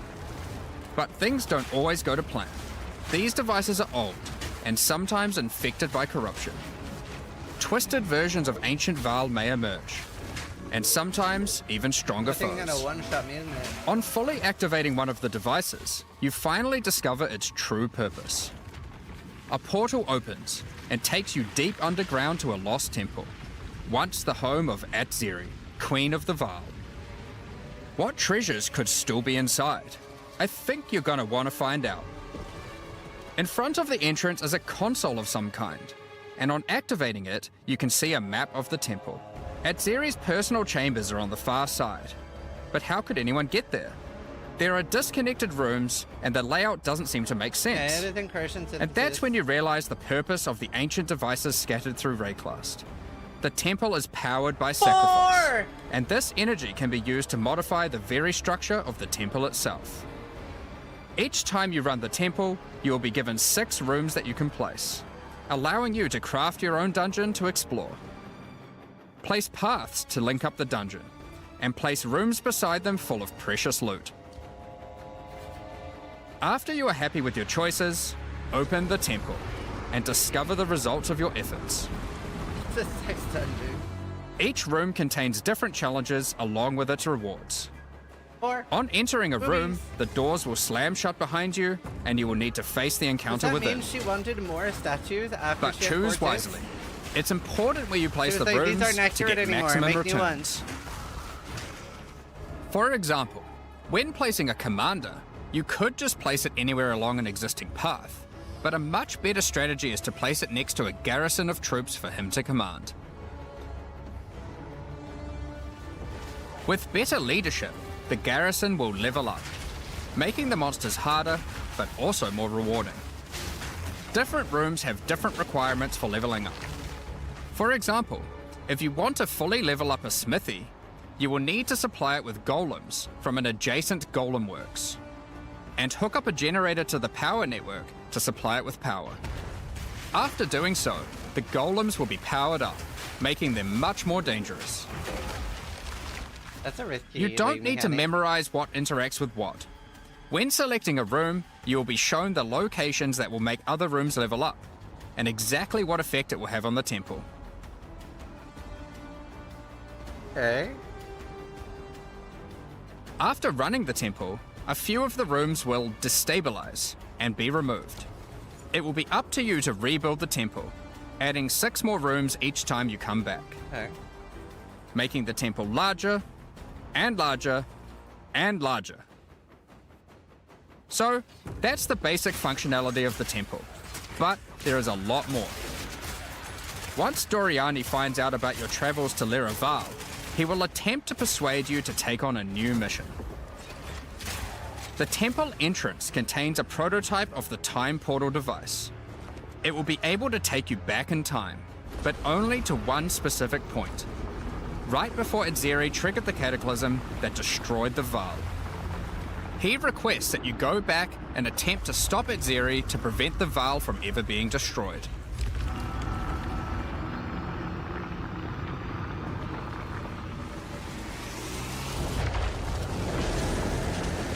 Atziri is on the far side of the temple, so you will need to expand the temple significantly to get to her. And even worse, her chambers can only be unlocked by a room that isn't currently accessible to you. In order to deal with that, you are going to need to visit the architect of the temple. To get to him, you will need to place path rooms, But while doing so, you will probably want to exploit some of the Vaal technology only available in the past. Once you can travel into the past, a whole new set of rooms are available to you, and they have some pretty insane rewards. At level 1, the Corruption Chamber can be used to corrupt a single item. But placing it next to a Thaumaturge to run the place, and a Sacrificial Chamber to provide soul energy, you'll be able to level it up. Locust! And it's worth it. Because once you get the room to level 3, there are some very nice rewards to be had. In a level 3 Corruption Chamber, you will find this mysterious device. It has a slot to place an item, and it only accepts items that are already corrupted. Oh. What will happen to them? Well, normally once an item is corrupted, you can't modify it any further. But this device allows you to corrupt your item a second time, adding another enchantment. This has the capability to craft some very powerful items indeed. But be warned, the Vaal are all about taking risks in the pursuit of power. There is a 50% chance that the item will be destroyed.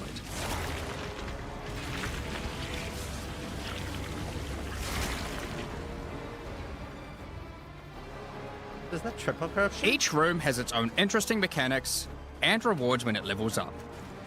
Many of them contain bosses to fight, special drops, 50% in PoE1. and in many cases, new crafting opportunities. Dem Corruptor. For example, a level 3 alchemy lab has a nasty Vaal construct to fight, but if you can defeat it, you can find new corrupted soul cores. Oh, that's cool. Like that it was from that. Guatalixi's Thesis, which on boots allows you to sacrifice your life to run faster. Or Quetzalcoatl's Thesis, which on gloves will revive one of your minions whenever an offering expires. Ah. Get a Sacrificial Chamber to level 3, and you will need to face a Highborn Priest of Sacrifice. Defeat him to be able to further corrupt a Vaal unique, modifying it in unpredictable ways. Okay. One of the mods of this unique will be removed and replaced with another random mod. That's a cool animation. Wow. For example, this Soul Mantle. It gives you an additional totem, but lowers your totem's life and Yeah, this is curses you when they Valborn. die. By using the machine, this could result in a terrible item if you remove the good mod, but also some amazing items if you replace the downside. Wow. Now, one extra thing to mention about these Vaal crafting machines. You don't have to take the items you want to craft into the temple. If I'm you don't happy have we're getting the item you Valborn. want to craft with you at the time, Are you happy, then Tat? clicking this button will allow you to create a currency item instead, allowing you to do the craft later or trade it if you want. Now, there are all sorts of interesting rooms you can find in the temple, but the last one I want to show you today is the Flesh Surgeon. A Vaal Flesh Surgeon can be leveled up by placing him next to a high-level synth flesh lab. Okay. But be careful. The Flesh Surgeon has some rather unpleasant experiments in his personal lab. Afterwards, you might notice the surgery table just sitting there. The Vaal are great at crafting items. Why not do some crafting on yourself? After laying down, you'll be asked which limb you'd like to replace. Left arm, perhaps your right leg. My character! Each limb can get a different set of random bonuses, so choose wisely. After getting up from the table, try out your new limb. It seems to work fine, and even perform That's better than your cool. normal one. Now, there is just one thing with replacing body parts. If you die and are resurrected, your body will return to its natural state. You might need to return to the Vaal Surgeons if you want another robot arm, and maybe get a better one next time. As soon Some as you rooms started like the talking, I knew Commander that was can gonna give be you a it. new type of reward. Never mind, I'm still playing Medallions hardcore. that can be used to manipulate the temple in other ways. Using a Quetzalcoatl's medallion will allow you to artificially boost a room, even if it doesn't meet the normal requirements That's so to level funny. up. That's And a awesome. Huatulotli's medallion will stop rooms from destabilizing when you complete a temple, allowing you to guarantee be getting so a upset reward over that. a second time. Great if you want to stock up on double corrupts. Now, with all that aside, time to face the Architect, and you will be in for a fight. Once defeated, you will find another console that can be used to modify the temple. But this one is special. It allows you to place new types of rooms with specific rewards. Okay. There are rooms with specific uniques, special runes, and currency. Ultimatum. But also a few other, more niche crafting experiments. Like this one, that can extract the socketables back out of an item, at the cost of destroying it. Now, something really important is every league we release a significant amount of content for the endgame. In order to make sure that the Fate of the Veil works well for late game players, we've added many mechanics to make sure that you can scale the difficulty and rewards to match. Getting some rooms to level 3 adds extra mods to the entire dungeon, and these stack with each other. So in endgame, when you can get some really big temples, you can generate a challenge that can even match the strongest of characters. We also start to introduce ways to store up energy for the temple, allowing you to save up many runs so you can do them later at your leisure, and not interrupt your mapping too often. Now in each league, it's important that we have a new pinnacle boss to test your character's might. In the Fate of the Veil, you will get to face Adzeri while she was at the peak of her power. Oh shit. One of the rewards you will gain by defeating the Architect is the ability to place the Royal Access Chamber. Once connected to your temple, you can visit it to finally reach the Queen of the Veil herself. This fight takes place at a critical moment in history, right as Adzeri communes with the beast's power and takes her true corrupted form. Now, we are not going to show you the whole fight, but we will tempt you with one of the rewards. This is Adzeri's rule. This staff gives additional levels to all of your corrupted gems and lets you trade life for extra damage. But in addition to that, while using the staff, mirrors of refraction will constantly appear on the battlefield.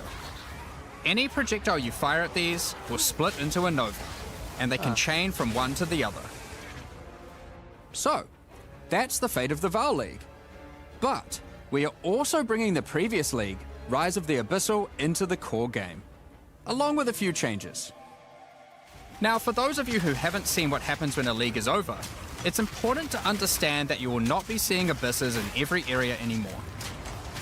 Rise of the Abyssal is now one of the league mechanics that can show up randomly in endgame.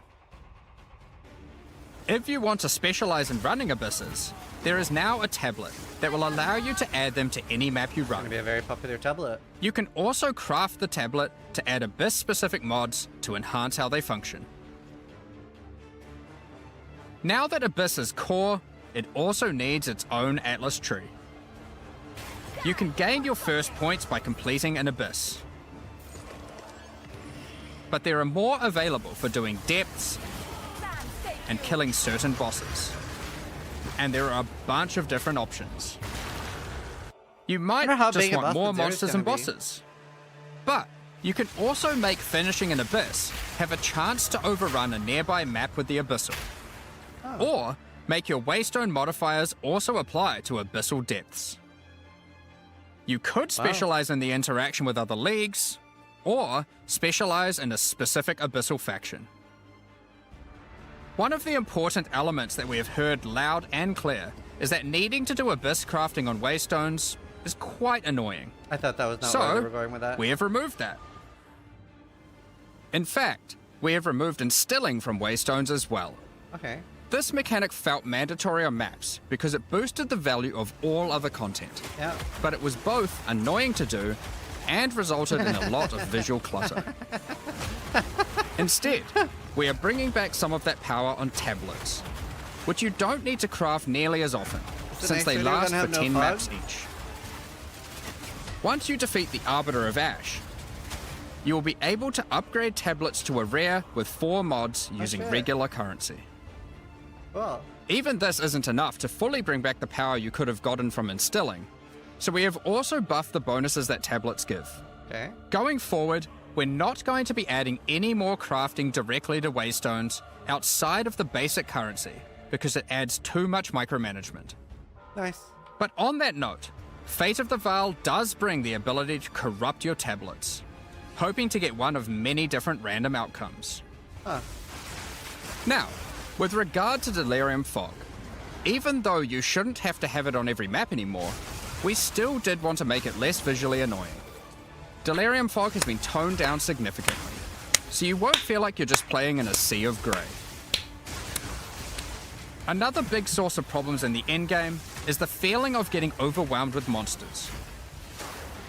In 031, we reduced the number of monsters in early endgame in order to help with this, but still scaled up the number of monsters to previous levels by the time you got to tier 15.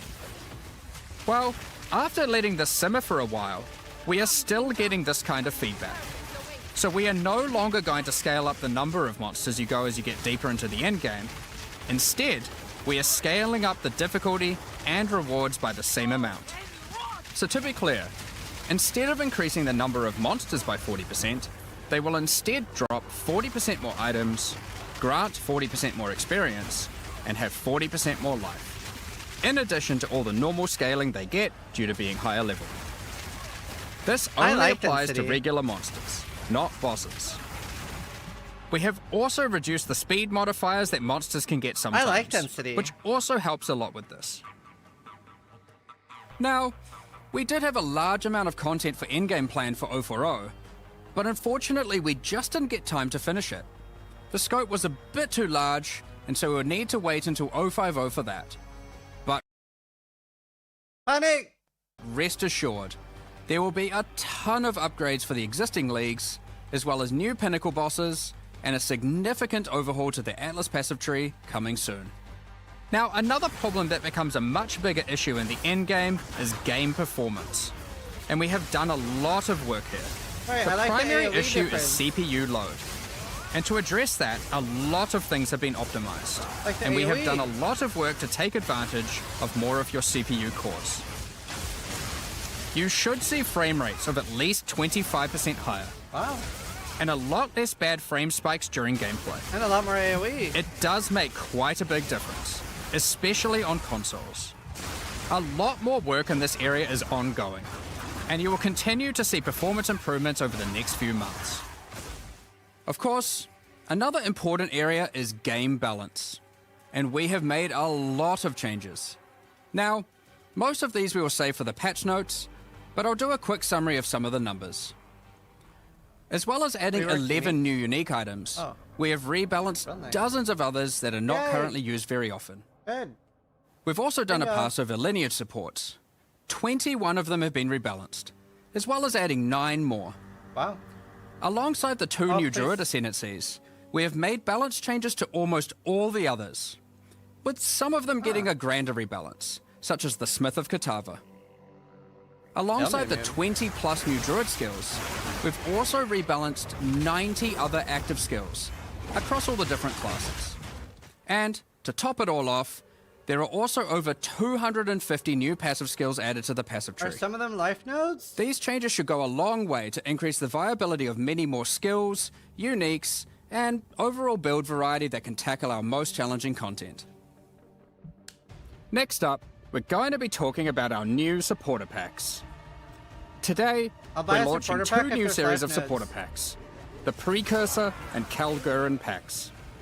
Each tier contains the pack's full face value in points, alongside several exclusive microtransactions. As always, the microtransactions in these packs are purely cosmetic and do not affect your character's power or progression in any way. The Precursor series of supporter packs contains 6 exclusive microtransactions. First up, the Marble Statue Character Effect. Once you finally stay still for a moment, a podium rises up out of the ground to immortalize you, turning your skin to marble. When you next move, the stone crumbles around you. The Precursors had mastery over gravity manipulation. So too can you, now with the Gravity Well portal. Witness the power of its pull as you approach it. Draw in enemies with your own gravitational pull with the Awakened Precursor armor set. The Precursors designed and built many mysterious ancient beings. This one used to serve as a scout that would patrol and tase intruders. Why salvage gear yourself when the Master of the Forge can do it for you? That's so cool. Molten gold spills out as the Forge Master breaks down your items. That does look very cool. The Relic of the Precursor's map device is a That mysterious fucker machine killed that me? sits That's atop funny. ancient colossal statues. That portal looks sick. It keeps track of the number of charges consumed on your Precursor tablets used in the device. I think that might be my first The favorite Kalguran map Pack series pedestal. also contains 6 exclusive microtransactions. The Kalgurans had astounding skill in astronomy, being able to track cosmic events with absolute precision. Harnessing that skill, with the Astronomer's level up effect equipped, you too can now see exactly how long it took you to level up as it outputs the time in chat. Ah, that's The cool. time taken to reach your last 3 levels is also displayed on the item, That's so you cool. can link it when you have a time you're proud of. That's Crush neat. unique enemies by unleashing the wrath of the lost Kalguran fleet, led formerly by Captain Heartland himself. I hate finisher effects. A Kalguran seafarer needs armor fit for the treacherous seas of Rayclast. This set has you covered with the classic tricorn and, of course, a peg leg. The Lost Treasure weapon skins top off your appearance of a true raider of the seas. These gilded weapons can be applied to wands, two-hand maces, and shields. Shield looks sick. That's like After the a best long looking day of shield I've ever plundering seen. loot, retreat to the Kraken's Cove hideout. A home of some of the most deadly, ocean-dwelling creatures in Rayclast. Many ships have met their demise here. What better to accompany you in Kraken's Cove than a Kraken itself? Replace your stash with a dormant Kraken, waiting for its prey. As you approach, it will awaken and terrify both you and any guests in your hideout. Alongside this, an extra stash skin item will be granted to you, and when placed, will automatically open to any stash tab set with the currency affinity, to help having to navigate through your tabs. Additionally, any microtransactions from the supporter packs will be made available for use in Path of Exile 1. What? Thank you very much for all your ongoing support. We're just about to start the Q&A with Ziggy D. Afterwards, at 11 AM Isn't NZ that time, annoying? we'll post the patch notes. With release at the end of next week, our community team will be posting crucial information you'll need for the release. Keep an eye on the news. Okay. Thanks for joining us today and checking out our latest developments. We're looking forward to playing alongside our fellow shapeshifting exiles. Me too. All while uncovering Lost Vale secrets by doing some dungeon crafting. We'll begin the Q&A shortly, so please get your questions ready. Okay. I mean, my TLDR, I don't think that they do necessarily a good job in their trailers of making it exciting for like players like me. I know I had fun last season. I'm hopefully gonna have fun this season. That's my outlook on it.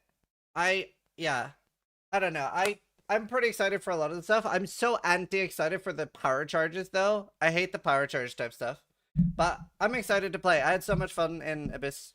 And other game design topics. I am, of course, joined by game directors Jonathan Rogers and Mark Roberts. How you guys going today? Oh, very good. I mean, it's been a great one to work on this one. Like, I've really enjoyed it. So yeah, it's definitely great to see you again. And it feels like it's only been like no time at all since the last time you were here with the PoE1 release. It feels like only several weeks, and that's pretty accurate. yeah. We get to see you twice as often now, so that's fun. Yeah, I'm around every 2 months or so now, roughly. It's great. I love it. Let's keep going. So I do have to open with this though. Is like Druid looked a little bit weak, I think, in the demonstration video today. Yeah, I think one of the issues that we have is like we're so concentrating on like just demonstrating how the mechanics work that we sort of forget to be like, okay, let's actually make sure the damage numbers that we're doing on this like test character we're filming here are actually like in line with what people actually normally expect. So yeah, there's just a few things there that we probably should have caught and made a little stronger there. But yeah, when you actually play it, it's certainly from the alpha feedback incredibly powerful. Like Yes. we were seeing some people say, oh, the wolf looks weak or whatever. Well, I can assure you that on alpha, there's a bunch of people saying the wolf is super OP. So, you know, it just comes down to All right. to the things you go through in order to demonstrate stuff. I think I don't doubt it. Probably going to be worthwhile. We make some videos showing a bit more of the less demonstratey side and get them posted and stuff this week. Like, Honestly, the reason I don't doubt it is nearly every trailer of them themselves showing off the game looks garbage. Like, the skill power level always looks garbage when they show it off. So I don't doubt it at all. Mechanics, but yeah, I can understand how from your perspective it'd be pretty easy to be like, oh, we want to communicate how this cool thing works and this cool thing works. There's a fine line there for sure. Where if you get too hectic, people are like, I don't even know what's going on. They're just looking at a ruckus. And then, in this case, let's say we went on a little too far on the other side of the line, was just a bit too slow. And as a result, yes, it can look a bit weak. But yeah, I think we'll try and get some like raw Druid gameplay out to people to understand it. I think particularly for this class, because of the shape-shifting stuff, it's so hard for us to, normally we can look at something and be like, oh, that's just a demonstration. We kind of know what it would look like at endgame. But I think with the Druid, it's just so unusual. It's so different that it's actually hard to judge. I'm very scared of the power charge building, though. And I'm happy for my hands on to say that like it's almost immediately like very smooth, the shape shifting of it, the movement of it, especially because like in your demonstrations you're not really using dodge, roll, sprint, that sort of thing as well, which makes a big difference. I suppose one of the things we didn't really dwell on in the video as well is that we do actually have dodge roll. I mean, they're not actually rolls for the animals, but yeah, all the animals can like hop around and that kind of stuff. That was honestly one of those things that was like kind of funny because initially we actually had it so when you dodge rolled, you would transform them back into a human, and the reason we did that is because it's really hard to make animations for animals that like actually work correctly. Like we actually thought it was impossible, but then when we actually put it on alpha, there was the kind of visceral reaction of I want to still be a bear, like, you know, while I'm hopping around. So we ended up having to like work out like how can we make this possible? How can we make it so that you can actually do the dodge rolling with an animal? And that sort of ended up did we not get Toda? Being pretty good, I would say. And this was like clearly the hardest class to design so far, and it took a bit longer. Like I think you were originally hoping to bring it out. I thought that was free. Yeah, quite a while ago. But the thing is with it is that it's kind of like designing 4 classes in one. Because not only do you have the situation where we got 4 tits though. I think that's what we all wanted. Skills and stuff like that, and we can like look at that in a normal class and work out what those might be. But with this class, people want to be able to play just as a bear or just as a wolf, as well as people who want to play like dual with a human and a wolf, or people who just want to be a wolf and a bear, and like all the different combinations. So we had to kind of come up with a way for like each line needs to be self-sufficient and that it's got all the tools that you need. No, we have it Zeri now. At the same time, you have to not have it so it feels like there's just duplication. You think we have it like, Zeri? Like this is just the same thing as what a bear has, but you know you are a wolf instead. So we kind of have to like it's like you need all the tools, and yet you also need to have them feel different. And that just made it really, really tricky to get all the things right with it. And then it didn't also help that, since the last time we were working on Uber has 6. Way back when we showed it off in Gamescom 2023, we had WSD. And that adds a whole other complication because, you know, like how can we make that work with the animal forms? It's like a whole thing.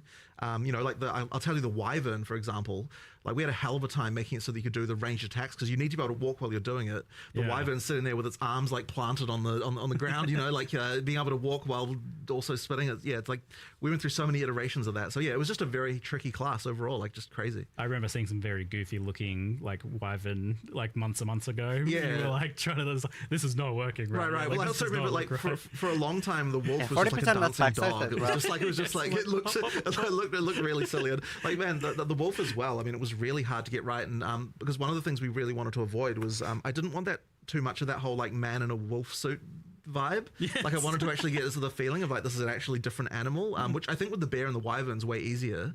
With the wolf, it's like it's really hard not to just go back into that. So we had a lot of questions about like what even the locomotion was. How does it walk? Are we going to walk on 2 legs? Are we going to walk on 4?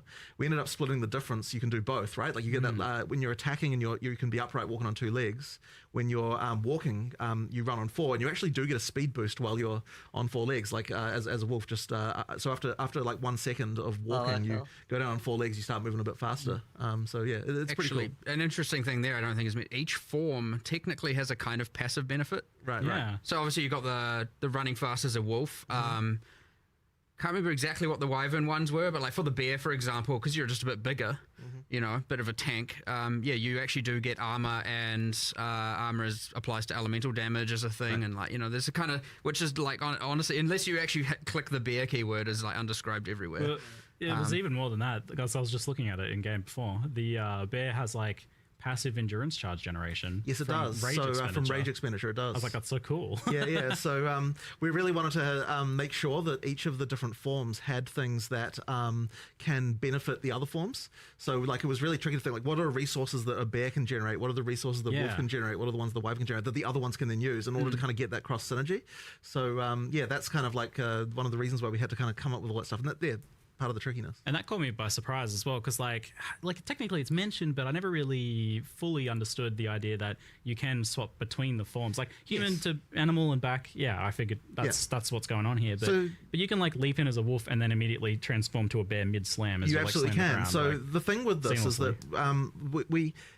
you want to present a fantasy to someone as far as like what the UI is pushing you towards and all that sort of stuff. Like there are going to be a lot of people who are like, I want to be a bear, and they just pick bear stuff and they go all bear, right? But at the same time, we're unconstrained in the sense that you can pick all the other stuff, you can use it at the same time. So one talisman, like effectively when you pick on a talisman from like wolf, bear or wyvern, what that's giving you is the default attack, right? That's what you're actually picking, and that's all it is, right? And that often will guide you like what skills you're picking and so on, but you can just use with that same talisman as many different animal skills as you would like. That just means that you've got that sort of free flowing, like, you know, trying out different stuff, sort of combo gameplay that we like to try and get. So obviously there will just be a lot of people who just pick one thing, right? Like I absolutely expect that. There's a lot of experimentation to do there if you want to do it. Yeah, so you've tried to hit like making it so like people who just want like a simple straightforwards, like I just want to run out as bear and slam the ground, like that's certainly very possible there. But also you with this whole class you had the problem of how do we make like a spellcaster and a melee attacker that's shapeshifter as well. I mean, this class has got a bit of everything. For sure. How did you make all that kind of like work together and solve that build problem of like, how do you actually scale these things together in a way that just one thing isn't way better than everything else? Right. Well, I mean, it's always tricky, and Mark's obviously the one who handles a lot of the balance stuff. But I can see, even just from a design perspective, so I just throw over the fence all my horrible stuff, and then you're like, how the hell am I going to balance this? Effectively, like, so even with the spellcaster side, so one of the things we initially wanted with the spellcasting is a lot of it's like over time type effects that, so for example, with the volcano being the really obvious one, right? Like you can create this thing, and then you can turn into an animal and do other stuff at the same time. So we needed on the human side a lot of things that last for a long time.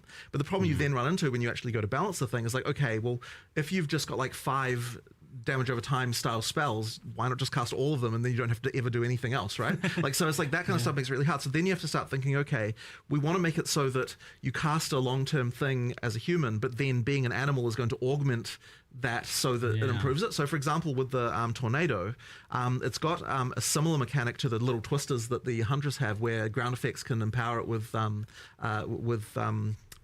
extra elemental stuff.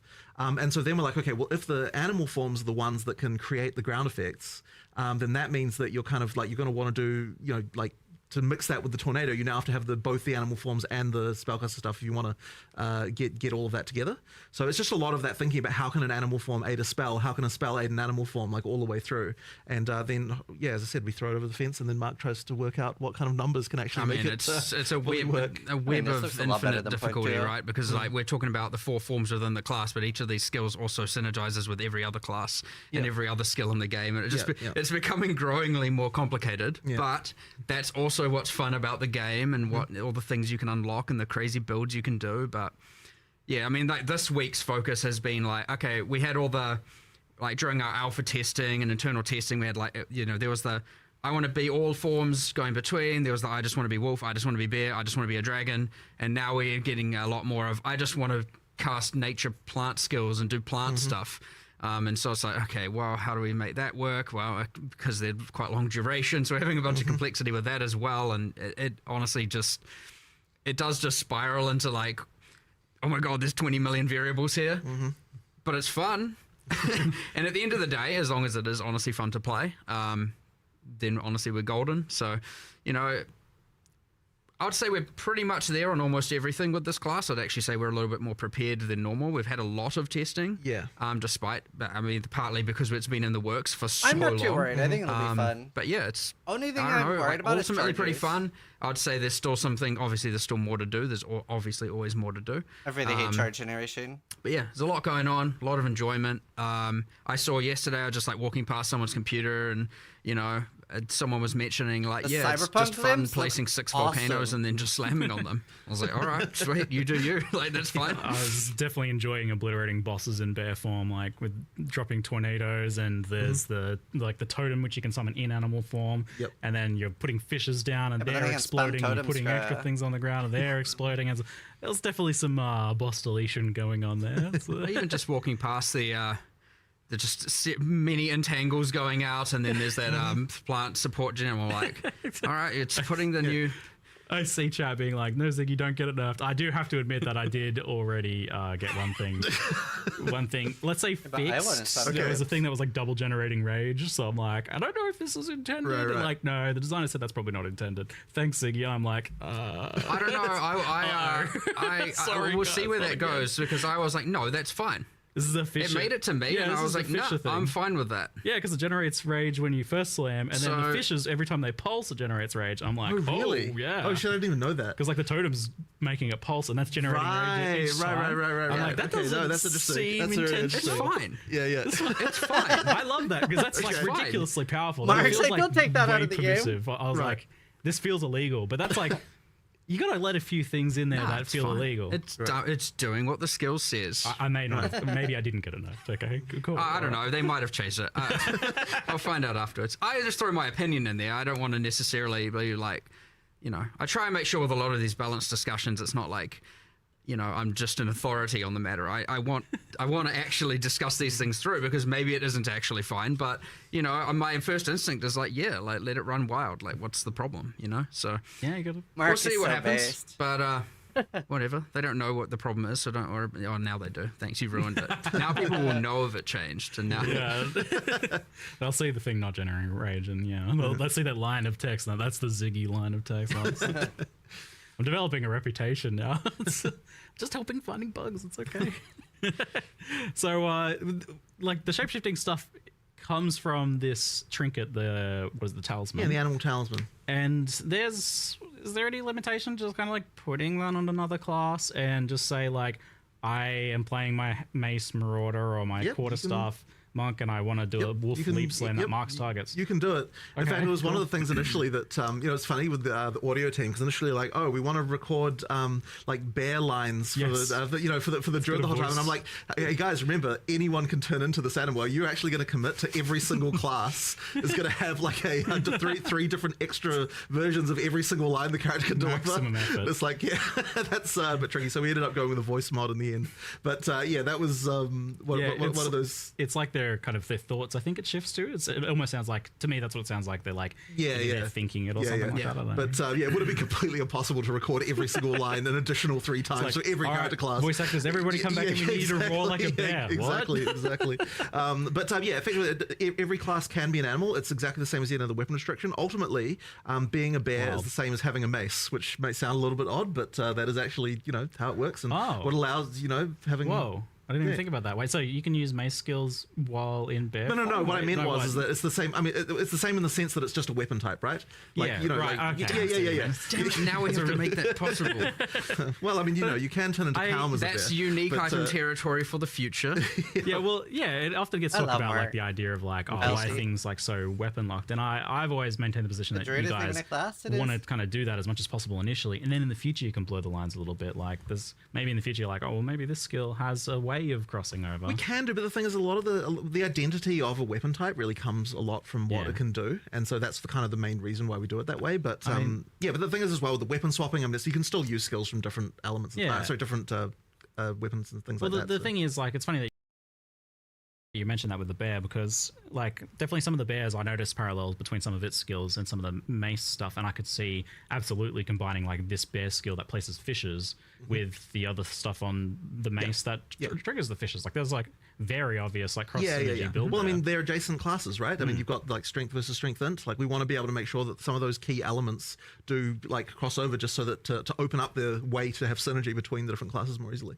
Yeah. Well, as you get more classes and more skills, you obviously get an overlap of the kind of mechanics and keywords and stuff, iterating, and thus they will always cross-synergize. And where there still will be new things a class offers, yes, there's always going to be a bunch of stuff that they use that will then interact with all the other skills. So. Yeah, and now you added plants and plants that grow from rain, and there's a plant keyword that has overgrown as a keyword. It's interesting actually, those ones, because they're on completely opposite sides of the tree. You've got Dex versus Strengthened, and that's been a little bit hard to kind of like get the where the mechanic should go on one side versus the other. So where we ended up going is that the nature side of things for plants on the Strength Int is like you've got the poison on the Dex side versus the kind of like just pure nature like physical damage spells on the Strength Int side. But that's been fun though, because now it's actually been really fun designing the supports, because the more classes we have, the more we can start to think, okay, like here's a support that's obscure. How can we make it so this can apply to some other kind of thing on the opposite side of the tree, where like now you've got some interesting interaction. So there could be some kind of like thing where growing plants as a ranger could be sort of something. I mean, like I can't say I've tested the potential there myself, but like we made all of that work. All the plants can, like plant stuff all has mechanics around like watering the rangers' plants is like a thing. They all have ways that works. I mean, that definitely opens up interesting party options in the future as well. Like I do like the idea of being like a rainy druid watering. It's a thing. It's easily a thing. It's not even hard to do as well. Right. It's kind of just like, thanks, druid, you buffed poison rangers. Yeah. Like, that's kind of just what happened. Yeah. All right, good. Yes, and the rain buffing lightning skills as well by increasing shock chance and stuff. It's pretty wild how much stuff you've just jammed into one class here. How did you like kind of settle on a identity for the wyvern in particular? I feel like people know what a bear is, people know what the wolf is, and even a lot of the like druid stuff is pre-established as like, you've got plants, and you got like nature, and you got like lifting up the earth, that sort of stuff. Well, we really wanted to have a third form that was a little bit out there in terms of different from what you'd seen in another game. I mean, obviously, like every game that's got transformations has the bear and the wolf, right? That's just like the staple. But and actually, funnily enough, for that reason, we couldn't not do it. There was actually a period there where we weren't going to have a wolf because we were a little bit unhappy. Yeah, with us, and it's just like, well, exactly right. That was the reaction. That was the reaction of like all the furries come out of the woodwork and like, you gotta have a wolf. How dare you? Yeah, how dare exactly right. So we're like, okay, we'll have a yeah, exactly. Don't anger them. So that was a real concern. So we decided to go. We needed the two familiar, and then we needed one that was a little bit more out there. And really, when we were looking at the bear and the wolf, it was kind of like we want the slower, harder hitting. We want the faster and like speedy kind of version, obviously being the wolf. We also wanted something that had some range elements, and then a sort of more spellcastery vibe a little bit more. And so we sort of thought about it a little bit like, what animal is ranged? Like, it's not really, there's like kind of not a lot out there that can really sort of do that. And so, eventually we settled on the wyvern. I mean, someone of course at one point was like, how about a dragon? And we're like, what the heck? What are you talking about? But then eventually I thought about it, and it's like, actually, you know what? There's some potential here. If you suggested to me, I told you not to do it because like there's no way you could make it look good and not look stupid. But it eventually it was hard though. We did get there. It actually looks pretty cool. But it's kind of a spell blade almost. Like, it's got a bit of range stuff, but it's got a bit of like spell kind of melee things going on. I mean, as it should be for strengthened. Yeah, and you were asking what the passive buffs were. I was looking at it before. It's like it's got buffs to freeze, shock, and energy regeneration actually, as well, like energy recharge, I think. It's a shame you knew. The reason I was actually being vague is I knew what they were. I just wanted to change them. Okay, I mean, that's fine. Do something Sorry cool. for my slight disingenuousness. Cool. I kind of feel like they shouldn't. I didn't want them to be offensive benefits. Yeah, they're supposed to be defensive. It forces you into certain build types. Whereas like if they're utility or defensive, that way they will work across all board. That's my general philosophy. So I was like, I feel like I want to have a go at trying to design the energy shield thing. I don't mind.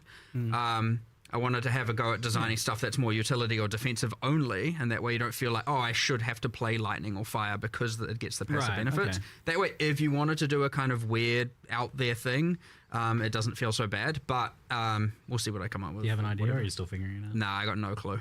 I don't know. You could play on the fact it's got like, wings to, something defensive for block, or something for, hard carapace maybe, or I don't know, the fact it has wings, something to do with the so wings, much dragon lore to pull from. I got like a book that my daughter really likes to read that's like full of dragon lore. I'll send you some ideas. All right, sweet, yeah. Dragon, they hoard gold, right? Gold find? Yeah, totally. That sounds like it. Eat piles of gold for buffs or something. There's gold over there. Quick, shapeshift, pick it up, shapeshift back. No, I'm obviously joking, please. I'm not doing that. Gold find, no, please don't. Mandatory dragon gold find build. I know it's kind of funny though. It's distinctly PoE. So the druid is this like strength int class, and with the Templar we had the idea more of like you've got that armor energy shield stuff, but that's still the case here, as that's the strength int base. But I feel like the energy shield stuff is not as iconic to druid. How have you incorporated that and made it feel like something that makes sense, or like in what ways have you incorporated that to the druid? I feel like it's not obvious. Yeah, look, is a little bit off in terms of the feel there, but at the end of the day, we kind of don't really have many options as far as what we can do. I mean, like that, it is important for it to be that it has that, you know, like armor and energy shield approach. There's a few sort of interesting, what do you call them, spirit reservation gems. I don't know what the Should I cross my legs? Name of that is. That sort of interact with that stuff in a dual way. So there's like that bark skin thing that effectively allows you to take advantage of energy shield to generate armor. Like, so when you lose energy shield, you get armor instead, and like it like creates little bits of bark on your skin. Cool. There's like things like that we've added, but yeah, it's a little bit of a thematically weird thing. I think probably the weirdest part about that is like, yeah, you're gonna have energy shield as a bear. It's a bit strange, like, you know, getting hit as a bear and then there's a little energy shield pop. But I mean, yeah, it is what it is. It kind of has to be that way. Well, you don't have to. Well, I suppose, sure, you can go full armor if you want, but well, yeah. I feel like because there's like such a range of identities within that one class as well, that you've got the bear maybe that doesn't really align as much with that. There's definitely more armor stuff. Yeah, so you could build more strength when depending on what animal form you're playing, of course. Yeah, whereas like the wyvern potentially has more of that kind of magical aspect to it, where it's like that's I mean, and that's why the wyvern itself does get the benefits to energy shield, and the bear does get the benefits to armor, in order to kind of make it so you are like, depending on what animal form you're going, there's a bit of alignment in the defenses there. I mean, really, it's the tree that inspires and motivates this, right? Like a sorceress could be on the bottom side of the tree fair, and still have the same skill set, and I don't think they advertise super well here. Weird, but it could work. There's nothing saying. I think they could have marketed this part better. of the beauty of the game as well. Yeah, I mean, I had that experience where I was like, because it wasn't as clear, I was almost inventing my own lore there a little bit, where I was specking the regen from the druid, and then the Zealot's Oath right there. I'm like, oh, this actually, like, you're converting your natural kind of like life regen into energy shield. Like, this is kind of the druid's thing. Like, yeah, I mean, that is a way for sure. Like, keystones certainly are pretty powerful, and we have a bunch of, I think there's an extra. I can't remember what it's doing. There's one that says "Do not translate" on it, so it's in progress. But yeah, we were playing around with trying to have some armor, energy shield, more hybrid stuff going on with the keystones there. It was based on what's it called? PoE1's is it Divine Shield? Is that the name of the keystone? I can't remember. Too many names. But you know, it's based on that. What's to be excited about? We have the same tired mapping moves. Then go play one of the other awesome games. Yeah, just because I was like, we need more keystones that I feel more druidy, and I know there's a rage one there that is embracing the animal ferocity, where it like what does it do? It's like doubles your maximum rage, but makes you don't get inherent bonuses from rage. So it's like, if you really want to do the skills, like I will never understand the people that all they do is play Path of Exile 1 and Path of Exile 2, but all they complain about is how bad the game is. Like, go do something else with your life. It's so weird. Like, I didn't like Dawn of the Hunt. Do you know what I did? I gave feedback, stopped playing it, played something else. Came back for point 3, had a blast. They want to improve it? You think the guy that said, I want to see how bad GDD fails, you think that guy is trying to improve the game? You know, it's like, okay, what are we doing with that? You know, it's like, and so I was like, well, that looked like a vine. Just make that a plant thing. And, so now it's a plant thing that talks about overgrown plants. And but we filled in that whole bit of the tree. And guess what? Now witches and sorceresses have more energy shield stuff on that kind of direction around towards the druid, and warrior has more. And you know, and I don't just mean energy shield, I mean everything, all the mechanics, right? All the int mechanics are kind of there, the strength mechanics, everything. So it is nice we finally have a class in every different part of the tree, so like we don't need this like weird open stuff anymore. Yeah, that area of the tree was a little strange. I mean, It's such a massive tree. I don't think you'll already. find You're adding anyone more to it. And then, insufferable like, than gamers. like, you added this Oracle class. Like, I saw the Shaman one. I was like, yes, this is exactly what I expected. But then I saw the Oracle, and you guys had like 130 extra passes. So far. Like, why do you do this to yourself? Like, that seems ridiculous. It's fun because it's cool. Okay. Because it's cool. That's really the is best the reason you could ask for, right? Yeah. I was like, What more could you want? I really went through. I mean, I know we showed 2 examples, but I was like, really want to make sure there's like cool off-spec stuff here. I want to make sure that if you want to be able to get more of a certain thing, this is a way to do it. I mean, at the end of the day, it still costs passive points to allocate, right? So it's more about, you know, maybe you want some stuff that normally you'd have to go to the deck section for and get, you know, maybe some projectile related stuff, and now you can get it up there because it allows for some kind of weird off class. And it was all themed around, you know, if you got to live your life again, what would you change? Like, what different paths would you take? And so it's this interesting, like, it's an existential crisis as a node. That fits pretty well. Initially, I always write my little blurbs about them to you know, get them in the live stream, and I was like, it's got all the passives not yet added to the game. I thought it was an interesting way of looking at it. Not that that's actually how it is, but I thought it was like a kind of, it's like lessons you learn, you get to now use in advance kind of. I thought it was just a cool thematic thing that linked to the class. And it's easy, by the way, as designers to see that kind of thing and go, we have a million things to do. Like, is that really, like, that's too much time, too much work, right? And I'm just like, sad, isn't it? If we say that about everything, you get nothing cool. Yeah. And so it's that, and I mean, even the shamans, like runes revealing hidden powers, like we're setting ourselves up for a large amount of cumulative time over a while, right? Any rune we add, anything, like we have to add and consider the shaman stats, and that's another whole axis of things. We have to meta balance every league, and same with the Oracle passives, and every time we change the tree, and like when we eventually add the Templar, we're going to have to relocate all those nodes because that tree's going to get a giant. Now we've got 2.5 classes in one section, but it's worth it. It is actually worth it. You add so many builds, so many cool things, and if you don't want to deal with it, just pick another class. It's fine. You know, you don't have to, or pick other nodes on the same class. You know, you don't have to take that node. So I think this like very clearly communicates that you're also okay with this idea of there being just like hidden cool stuff to discover that you're not going to know ahead of time, because you can't like look at the class options on the character selection screen and know what the passives are going to be that are hidden behind the Oracle Ascendancy, right? So it's like, yeah, that's cool, that's fine. Yeah, I mean, you just look. There's always going to be community tools, and they're going to come up with a way to make that, you know, to the build guides and all that kind of stuff. So you know, like, I love the secret stuff. I actually got my secret Abyssal Lich. Yeah, wild. It was an actual final secret, and maybe there's more. Well, you want to do more of that, don't you? I can tell. Look at you. That was very cool. He wants to do more. Of course, I love it. I love people having cool secret things they can find, and it isn't just like 1000% pre-planned or out of the gate. Like, I understand the need to plan. I understand the need to have confidence in a build, and you don't want to go in and only realize you've made the wrong decisions and stuff like that, for sure. But I definitely want to find that balance where you have that while you also get your cool secrets that you get to add to the game. That I love the cyborg stuff. I think there's like a couple more chat questions on Druid, but we'll try and move on to the other stuff soon, because I know people want to talk about the other thing. I could talk about Druid all day. I think the design's super interesting here.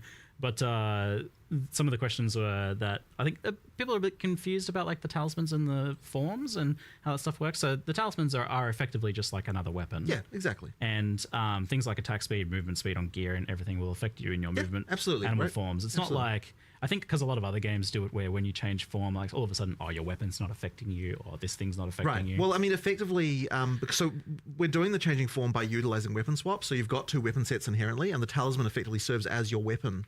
Yeah, like if you're playing a druid, you are going to have to learn how to use weapon specialization passives and stuff like that if you want to have the spellcaster and melee thing. Now, a lot of the passive tree nodes, like in the druid section of the tree, all have like attack and spell damage and that kind of stuff. So like certainly for most of the start of the class, you won't have to worry about it. But as you get deeper in, and if you want to do hybrid spell attack, you are going to have to, you know, think about like, okay, what are my attack passives, what are my spell passives, and do that. I was actually surprised at how simple and straightforward it was to do. So like the weapon specialization tree thing, you still do need to think about and understand how that works. But the basics of it, like using the actual skill. There's so many people in chat that seem so unhappy. Like, if you're that unhappy, just don't play the game. Like, what I do with my time, I'll play something. If I'm having fun, I continue. If I'm not, I do something else.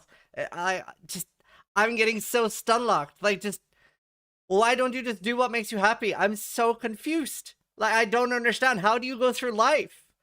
Just do what you enjoy. That should be the bottom line for your source of entertainment in everything in life. You watch a TV show, you don't like it, you stop watching. You play a video game, you don't like it, you stop playing it. That's what I did with Dawn of the Hunt. I had zero fun in Dawn of the Hunt. I just stopped playing it. I was like, you know what? This is just not for me. Here is why. TGG, I'll tell you. Fate of the Val expansion, and there's definitely more of a like clear divide between the two things. And then I came back for point 3 and I had so much fun this time around. Well, it would have been super weird to have these like two completely clashing themes in the trailer. So yeah, in the end we were like, that's like, normally of course we'd make one trailer with everything, but we're kind of like, man, it's really hard to unify these two things in a kind of reasonable way. So yeah, in the end we decided to go with two trailers. And no, I want to play the Druid. It looks great. They're not connected. Like not at all, right? They're not. Aside from both of them having a buttocks in it, they're not connected. That just happened. Yeah, that was totally. Why is it freezing so much? Is it freezing for you guys? Like on the actual stream? No accident, by the way. It was just like two totally unrelated. Yeah, yes? Sure. Right. I was praising the equality of it. Like, right. Yeah, that's great. There's buttocks for everyone here in this trailer. Excellent. Thank you. So this expansion is, and we saw this a little bit where you tried to work in the previous League mechanics into like story quest stuff, which I was super keen on. This expansion definitely feels much more deeply linked into the campaign and story, to the point where like Doriani's saying, go back in time and try and change these things that happened in the campaign. I was like, this feels like a major campaign story beat. Yeah, so I mean, there's a few things going on there. So like initially, this League, unlike I think what we've done too much of in the past, the storyline develops quite a lot more, kind of like through the campaign with different events that happen and sort of link in a lot. And part of the reason originally for that is that one of the things we sort of don't like necessarily about what leagues do is like you've got the situation where you like walk out of town in like, you know, literally the first area, and it's like some eldritch entity is immediately recruiting your services. You know what I mean? Like it's actually very like unfortunate. Put this rusty thing in your body. Exactly right. So we kind of wanted to try and make sure that there's a little bit more like it doesn't feel like the world is on your shoulders like right from the get go. Like there's actually like a little bit a growth of epicness throughout the League. So like if we'd have had, it's also like for the people that are saying, is that it? Do you play any other video game? Like, I'm confused. Like, we do get more in both PoE1 and PoE2 than every other video game. Like, almost a baby version of the mechanic where you've got a lesser number of rooms. Let the stream play. I'm going to make it easy for you and permaban you, and you can go watch it somewhere else. Once you pass the sort of key point in the storyline, then it like really opens up. You go into the past, you've got a little more story stuff going on. It did add quite a lot more work to kind of have to make two versions of a bunch of things and that kind of stuff. But I think it is worth it because it means that it feels like the League has a lot more going on. It just doesn't kind of break you don't break immediately the feeling of the world, which I don't know that anymore either. I have very strong opinions on this one. It's like dark horror gothic secondary 3 dimensions deep of I'm in the past and or in some sort of demon realm now. I don't know what's going on here. And it's fine as you go, but this is actually one of the challenges I think we're going to have just designing leagues generally, is that they're going to require a bit more work to make them feel right. I mean, even just something as simple as like the Val sacrifice circles that you get throughout the world. Normally what we would have done is like make one thing and call it a day. Here what we've done is we've got like 10 or more. There's a ton of variations of those where for like each act we're like, in like for each area we're thinking like, okay, which like we need more of these so that we can use them so they feel natural in the place where they are, like do a bit of material reskin and stuff like that. Like that's kind of the stuff that we now need to do to sort of make it feel like you're not breaking we'll look at that later. the PoE1 style, betrayal basement. You just okay, so there's just a basement everywhere in the mud flats. Like, okay, that just doesn't fly anymore at all. So like we want to make sure that these things are way more believable. Right. Like you are actually convinced. You're like, this makes sense. I'm not just in a basement in the mud flat in a swamp. You know what I mean? Yeah, the Val is a very distinct thing, and it's very like tied to Act 3 as well. So I was a bit worried about like the tone of Act 1 with the Val stuff, but then. How do you feel about the 40% intensity? Reasonably well. Like you've definitely taken good care to make sure that it doesn't. That sounds horrible. I don't know what it's like until I try it, but it sounds awful. Later, someone came along, like some Ezamites went in there, and they built some stones around it because they're like, what is this thing? And like we just thought a little bit about like how would the culture here. Why I like killing many things. This ancient ruin from long ago. But I'll try it first. That kind of thing. Yeah, okay, interesting. And you mentioned to me that this this is the bar for what you want to be doing. This is the quality level for what you want to Yeah, do. yeah. So I'd say that, like, it does sort of. I would say here, like the level of polish and the stuff that we're doing, like the amount of content that a league needs to actually be But you good. kill like, less, more difficult things. You know, obviously, Exactly. when we did 0-2-0, the I like league was killing a a little bit, lot like, of it things. was just the Asmerian spirits. Have you And, like, played it was a Vampire league that wasn't Survivors? really didn't have like the depth of content and stuff that you needed. And then with 0-3-0, I think we did a lot better. Like it came a lot better, but I still don't think we quite got there in terms of That was like the, PoE1 level kind of. Yeah, and then this one here, I think, like, you know, you get up to the level of quality that we really want to be delivering in PoE2, like, you know, post-release and everything, and like the kind of the amount of content you need for a league. Like, it needs to be quite sizable and good, and it did take a lot of effort, but I think it's worth it because it sort of shows you what we can do when we. Yeah, I was gonna say that's like a high bar that you've effectively kind of like locked in committing to for expansions. Well, hopefully I don't come to regret it, but you know, it's and honestly the scope did explode a little bit because when we I think that one of the things so. When I initially designed the league, I was kind of like, okay, we're going to have like some limited number of rooms. We kind of spec'd it out, and like we, you know, and each one will have a few levels, and it kind of didn't seem like it was that large. But really, in the context of PoE2, it's like, well, if you're going to spend effort to upgrade a room, it needs to feel meaningfully different and have meaningfully better rewards and all that stuff. And it pretty soon expands into like a really huge list of like different combat encounter mechanics and different like crafting mechanics and different rewards and everything. Like, there are so many new rewards and things in just in the temple. It's crazy. What I said historically, like, you know, there's a lot there. Like, certainly the number of expanded crafting options and all that sort of stuff. Yeah. I mean, you know, we could take some inspiration from what PoE1 did with Incursion, you know, in terms of double crops and stuff, but we had to make it work in a PoE2 context. You know, there's just a lot there. Yeah, I've followed your progress with designing this one from the very beginning. Yeah, the funny thing is about that is that it actually came from a game that you recommended that I play. I wasn't going to even say no. So you recommended that I play this game called Loop Hero, and I really enjoyed it. Yes, and then, I mean, everyone's going to think that the game we're inspired by is Blueprints, but it actually wasn't. It was Loop Hero. It was so good because I told you about that game, and then it was like a week later or something, you sent me a message like, "Hey, I've made this little program." Yeah. So I prototyped up like a thing that's for what would become the UI for Incursion. We actually ended up. It's funny because this is like the first league I've actually personally done code on in like quite a long time. Not a very solid you really got into it. Yeah. Because I mean, it was a real fun, just like evening thing to like go and just like, you know, work on this design. One of the great things about doing that is that I got to make so many design changes just in the course of like of writing it, like, which I don't think necessarily would have gone exactly the same way if I was getting other people to do it. So yeah, that was really fun. And you know, just make and then effectively the back of it is like the code that I wrote. But obviously the UI of it is like a whole thing that a bunch of other people worked on and made look really awesome. Yeah, that was a lot of fun. Okay. Yeah, what is it like about this one that grabbed you so much? Because you got so involved and so personally, like working on it at home. Yeah, I just really enjoy this kind of like little game within a game, like little metagame things. And just that dungeon design thing is just a really fun thing for me. Tile placing. Yeah, good, right? it's always it's really fun. Love a good tile place. You know, and I just like coming up with all little ways that they can interact and that kind of thing, and you know, trying to make each feel a bit different and that kind of stuff. It's just a good time. Yeah, and it's got this like iterative design where you're building a temple, you run it like it's a really small one at first, and then it crumbles a bit, but you're still kind of building on what you're doing each time. It's like a weird kind of like roguelike-y thing without being a roguelike itself. Yeah, exactly. So with that design then, I'm curious, like, does it like fully reset at some point? Like, for example, when you kill at Zeri or It never fully resets, but when you kill at Zeri or defeat an architect, quite a lot of the temple gets destroyed. So there's this kind of destabilization thing. It goes back to not the start, but kind of, I think it removes like 2/3 of the rooms. There's some number like that it gets rid of at that point, and then you kind of have to build up again.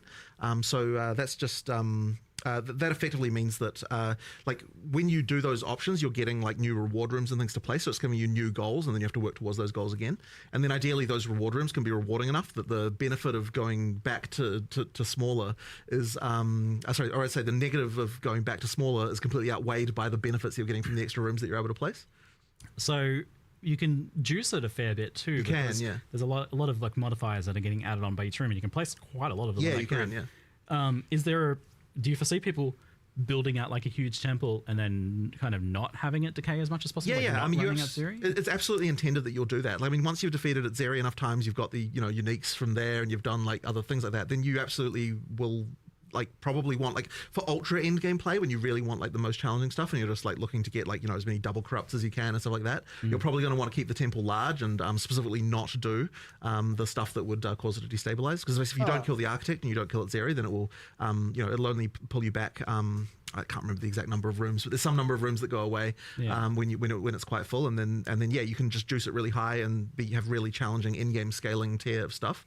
Because one of the things we were sort of concerned about is that there is some in-game content that just doesn't really scale as hard as it needs to scale in order to make it properly in-game viable. Yeah, and we wanted to make sure that this was not the case here, that it actually does scale enough into the in-game. Okay, so like designed to be pretty farmable and to be pretty late game relevant. Of course, yeah. It gets pretty hectic with all those mods. Oh. Yeah. With how many rooms are on there and like. Yeah. But also just other things that you want to do, like so for example at the start of the game, you can only you can't like store up temple runs, as it were. As you get into the game, then now we start to have it so that you can store up more runs, so that you can like map for a while, then like do a bunch of incursions. I think we have it that eventually you can do 60 maps. And then temples, and then 60 maps, then temples. If you want. So or you can do 6, then a temple, then 6, then a temple. So you can effectively store 10 runs between. 10 runs if you want. I feel like with these things, like now I keep seeing like, you guys have thought of it. The thing is that we've got so much experience and stuff. I mean, like so for example, the whole like taking the currency away from the temple instead of having to craft inside the temple thing. Yes. Like that's just a hard learned lesson from PoE1 where you just need to. You say we thought of it, and I have, because I'm just going to bring it up. But like, and a thing about, and this is something that I'm on the fence about a little bit. Personally, but the thing with the killing architect and its area, destroying a bunch of the temple, creating that clash of either farm temple or farm boss, can be quite a divisive thing for people. Right. You're looking at Betrayal Katarina, right? And the exact same thing. Yeah. Where it's like, we've now on PoE1, we separated those two things so they're not, because it always felt bad doing one or the other. Or I could feel bad doing one or the other, depending on how the balance went. And so you might get a similar thing here. Now, of course, the amount of the temple that can get destroyed is variable, and there's a bunch of stuff we can obviously tweak. But yeah, like getting that right and feeling right will be important. It's honestly hard to say if it is right now. But it's a thing, we say we've thought about it, but it can be very easy to see that and be like, hey, they're doing the same mistake they've made last time. Which, you're not wrong. Except depending on honestly having the lever this time in place of how much gets destroyed instead of entire board reset kind of thing. We get to control that a lot better and iterate on that if we need to. So yeah, that's true. We've thought about it, but it can. I could see, because I was just thinking about it, going, I reckon people are going to get mad at this. And I was just looking at it, going like, the idea that it's like, hold on, I can't farm the bosses. I either have to pick bosses or pick temple. The other thing is like, they usually fix things that feel bad, in my opinion, pretty well. Like adjust it as needed. Yeah, and it's honestly kind of hard to know with, I mean, even if, it's... The thing with this sort of stuff specifically is you're talking about that's the type of gameplay that is hard to test internally. Yeah. Because how can you do just like you can't really test like what is weeks of grinding gonna feel like, it's yeah. So I expect us to maybe we hit the sweet spot. Who knows? Hopefully. But I could imagine that this is a thing that gets adjusted for sure. Yeah, so you've made the like the ability to sell like the corruptions, the double corruptions as an itemizable thing you can just take away and sell. Is there any reason to like itemize the temple like we did in PoE1? Nah, so that was really more of a band-aid solution in PoE1 because we didn't have an easy way to change that. Like I'd prefer that the temple is your temple and that you don't sell them, but just that all the rewards are the things that you can trade. Like trading the rewards was the reason why I did temple itemization in the first place. Just if this time we're just making sure to design the stuff in a way that can be take back that you can take with you. No need for the band-aid in the first place. Yeah, exactly. There's some really basic crafts that, like, your classic exalted orbs and stuff like that. Mostly, honestly, in the campaign. Yeah. And this is so when you're doing the temple, you're getting not just the opportunity, like, because obviously some of that double corrupt stuff, you're not going to do that at like level 8. I mean, Val orbs aren't even in the game at that point. Yeah. So you have this thing where it's like, well, you don't get a lot of the crafting. Now, there are still rewards. There is, of course, all of that, but there's also just basic crafts like exalts and regals and stuff you can just throw on your gear. Now, you can't take those, and that is an intentional decision so that you feel like you're actually wanting to use it on your gear in the campaign and as you're progressing. And you're not, because if you can take it, most of the time you're just going to hoard it for endgame. Right. So it's those things to make the early game have more crafting stuff that you want to just use right there. Yeah, that's the problem. Like, what stops you from just like keeping your results until end game? Yeah, You want to use those patches then. You'll see those and go, I want to take that home, but just use it. Yeah. You know? It was a substantial buff to campaign crafting from my experience of messing with it so far. It's like, you basically go in and you already buffed campaign six crafting with the crafting rooms guaranteed and you're like drops. just going on a little crafting spree of like upgrading your gear. Like, Yeah, I mean, the temple, we it's funny because there's always the question whenever we make a league of like, well, what if, people always say, oh, there's no reason to do this during the campaign. And it's like, we really have to incentivize that to make it so that, no, there's actually worth doing. Like, you're going to get a substantial power boost if you decide to engage with the league. Yeah, it seems like you can kind of like hold off as well. Like, you can be like, oh, my gear's we'll not get a okay polar bear now. I'm skin? going to do that a little bit later. You always want it to be both feeling rewarding and give you obviously an advantage, and also not feel so mandatory that you're like, ugh, what? Yeah, it felt like kind of a bit optional in the sense that like, oh, I really need some gear upgrades now. Let's go into the temple and spice up all my gear. Perfect. Nice. That's what we want. Yeah, cool. And it is interesting that you've got this like raiding the broken down version of the temple in the beginning, and then it basically changes into this whole other thing halfway through the campaign. That's story beat there. The other thing about the campaign thing is the same thing we learnt from Abyss, where we did the area specific rewards throughout the campaign. We have also dropped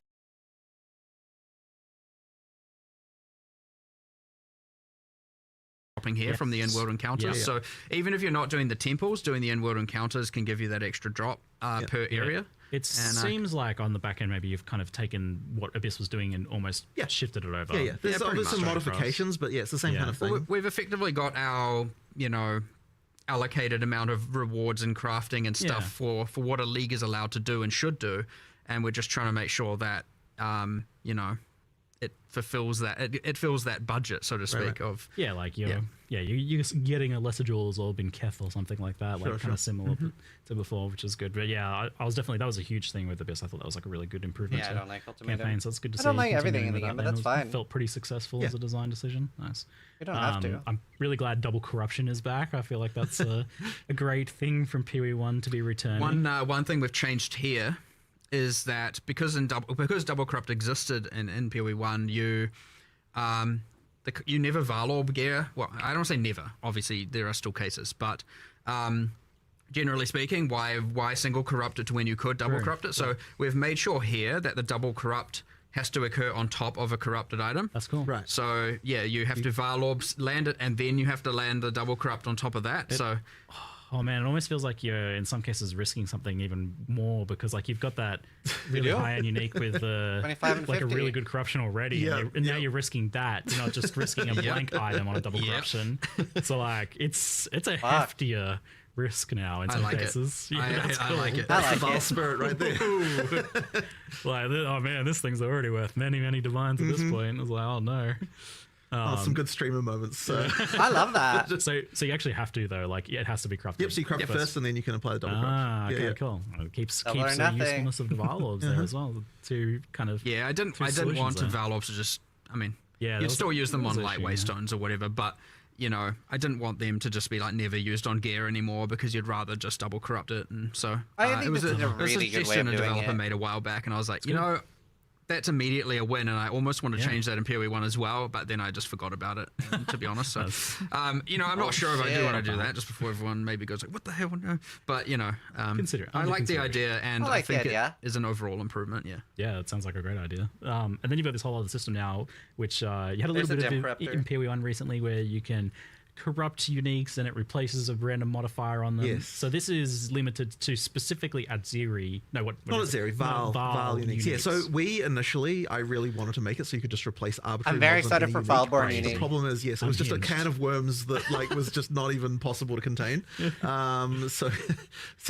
Basically what we were like, okay, is there still a way to do this that's like not going to be quite so crazy? And then we were like, okay, if we can pick a subset of uniques, and we ended up going with Val uniques, for obviously thematic reasons, then we can sort of make sure that like while it's still crazy, like there's still sort of insane interactions, we can kind of at least have somewhat of an understanding of what happens. But it does truly work where like it picks a random mod that's on the item and then replaces it with another random mod. So you can create some. You can use it on non-Val. It works differently. Huh?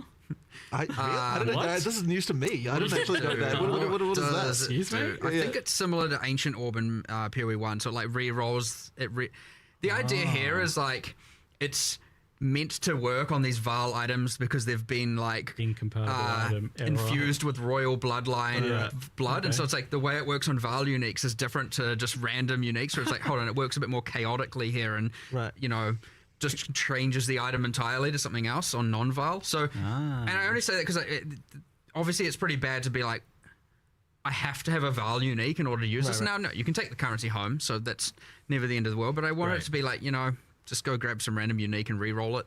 Yeah, using it on the Val uniques is like quite cool. Right now, I'm trying to make sure, you know, a process that we've been doing is that we're not just replacing it with kind of just some random basic stuff. Like that will happen. That is Did a he part say of he the could pool, but we're replace trying any to stat? go through because we have a more limited set of uniques. We have to actually do the mod replacement on.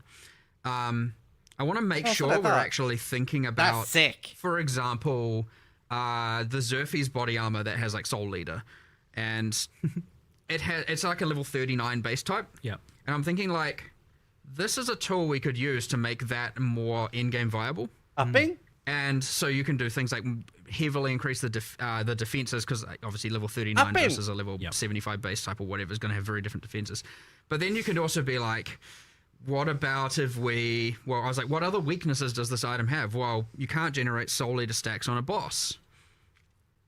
Maybe this can turn that on, you know? And so all of a sudden you can replace, I don't know, the life regeneration rate with a Soul Leader now generates once per second while a boss is in your presence or something like that, you know? That's what I wanted my gloves now to be, these are Mark. kind of examples, but that was a specific one that I really wanted to do. So, but then I was like, I don't know, what if you did plus 25 Soul Leader stacks and stuff? But it's like very specific outcomes, very specific to that unique. Yeah. And I wanted to do a bit of that to use it as an opportunity to be able to save low-level uniques, if you know what I mean, to make them more in-game viable.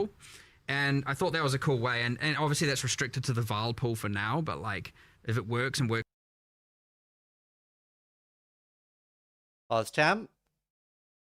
successfully, there's no reason that like some other mechanic can't do it for Itemization uniques and other, you know. Now, yeah. So, you know, we'll see how it goes, but I'm hoping now, obviously, because I don't know how far through we'll get with all of these specific, because it's like a lot of stuff. Once you start doing specific things for specific uniques, so many it's things. a lot of stuff to implement.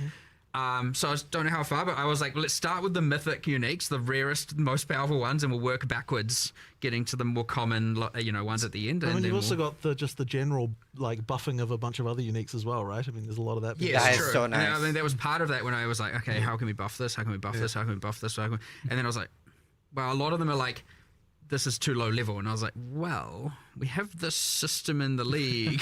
So yeah, I mean, we'll see how it goes, hopefully. And it's the kind of thing where even if we don't, obviously these leagues end up often going core in some various means. So if we don't hit the mark entirely with all the uniques, I'd like to eventually get there where we'd have a good, cool, really thought out set for literally every Val unique. So hopefully that's fun. And then you do the cool things where you just get these really, really... I assume you're going to get some that have these... You replace the exact two bad sides with the exact two... Because you can replace more than one sometimes. Oh. And you get the you get the exact, like, holy, this unique just went from being worth, you know, something 1 divine to 300 divine, you know, kind of territory. So hopefully that happens. If it doesn't happen, I'll be a bit sad. But we'll try. You can never know with these things for sure. And this includes the new, like, Adzira uniques that she's dropping then, obviously. The thing is, how do you not trust Mark at this point? Uniques, how often Trial does he Master miss? uniques, you know, like, you know, a bunch of stuff. So a fair few there then. Is that something that Less you than he anticipate hits. expanding upon in the future then? Like, I mean, we'll be always adding more Val uniques. Right. So yes. But in terms of for other cultures, that would probably come in a different form, in a different league mechanic or some other place like that. Yeah, I'd say Dawn of the Hunt the was a overall miss idea for of, me. you know, upgrading low-level uniques. yeah.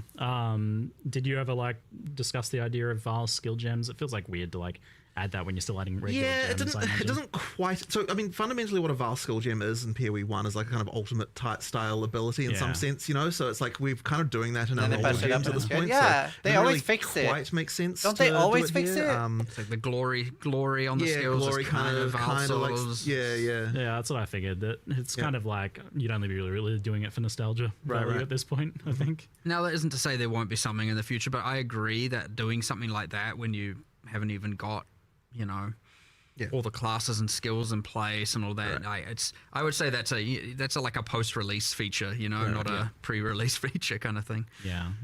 And are you still kind of with challenge leagues planning on having things like challenges, challenge rewards, etc. So post-launch? So the plan for that was post-launch. Like it basically was kind of like during early access, it doesn't quite make sense to do that.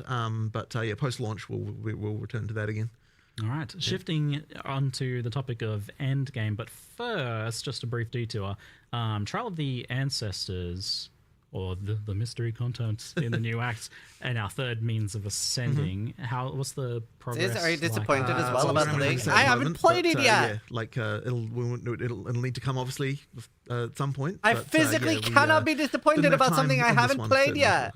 It keeps coming up. It is really just a matter of when. At what cost, etc. The classic, just resource distribution. I'm going to mute for a second. We have a Norwegian saying, "Ta ikke sorgene på forskudd." It means don't experience your sorrows before they happen. So would on, recommend. Endgame, firstly, thanks for nerfing the Delirium fog. Yeah. You saw the memes, I guess. For sure. So I've been enjoying all the foggy memes everywhere. That's good. Visibility improvement for the Endgame, but not only that, like you guys didn't just tone down the fog. You've done some pretty major things with the tablet Waystone system. I mean, the very first question, and before we even toned down the fog, the first question was, okay, well, why do you feel like you have to run every map this way in the first place, right? Like the fact that something feels mandatory is already a problem, regardless of the fact that the effect is also annoying, So that was the first thing to solve, and it really then started coming into, okay, well, like how like people are finding Waystone crafting more annoying, and we only made it more annoying in Abyss with the having to go somewhere else and get it, like it just made it not particularly great. So the first question is, well, how can we fix this problem, right? Like and effectively we're kind of like, we can go two ways with this. We can either make it so that every league has something that feels mandatory that multiplies with rewards, or we can say no leagues do, in which case it's more about like which league do you want to run for different for various different content that they can provide. So we decided to go with no leagues do, because I think that it's probably just like less busy work, less annoying. Like if every league gave you something that you needed to like craft and do something with, it just would have been a pain. Which is why even in the live stream we're like, from this point on, just like Waystones, they will get regular, they'll have the regular crafting, just regular base currency, but we're never going to add to them again and like a thing that requires you to do more crafting than that. Another layer of that, because I think that having to do that every map is too frequent. Doing it on the tablets means that it's just way less frequent that you have to do these things, which helps a lot. And then of course the question was, well, how can we make sure that we're not like doing a nerf to overall juicing potential here? So then we had to look into how can we get back? God, I hope there's life on the tree. Power you had. So that's when we got into the extra mods about life on the tree like that. In order to sort that out. Now, obviously, you were hoping to do more Endgame. Surprised he hasn't asked about that. That would have been the first thing I asked about. What's kind of happened with the? Well, I guess the sort of two things that we see as like the major problems in Endgame. One of them is when you get there, it can feel like you don't really have a proper goal. Like you don't have an immediate, like, okay, here's a quest to do this and a quest to do that and that kind of stuff.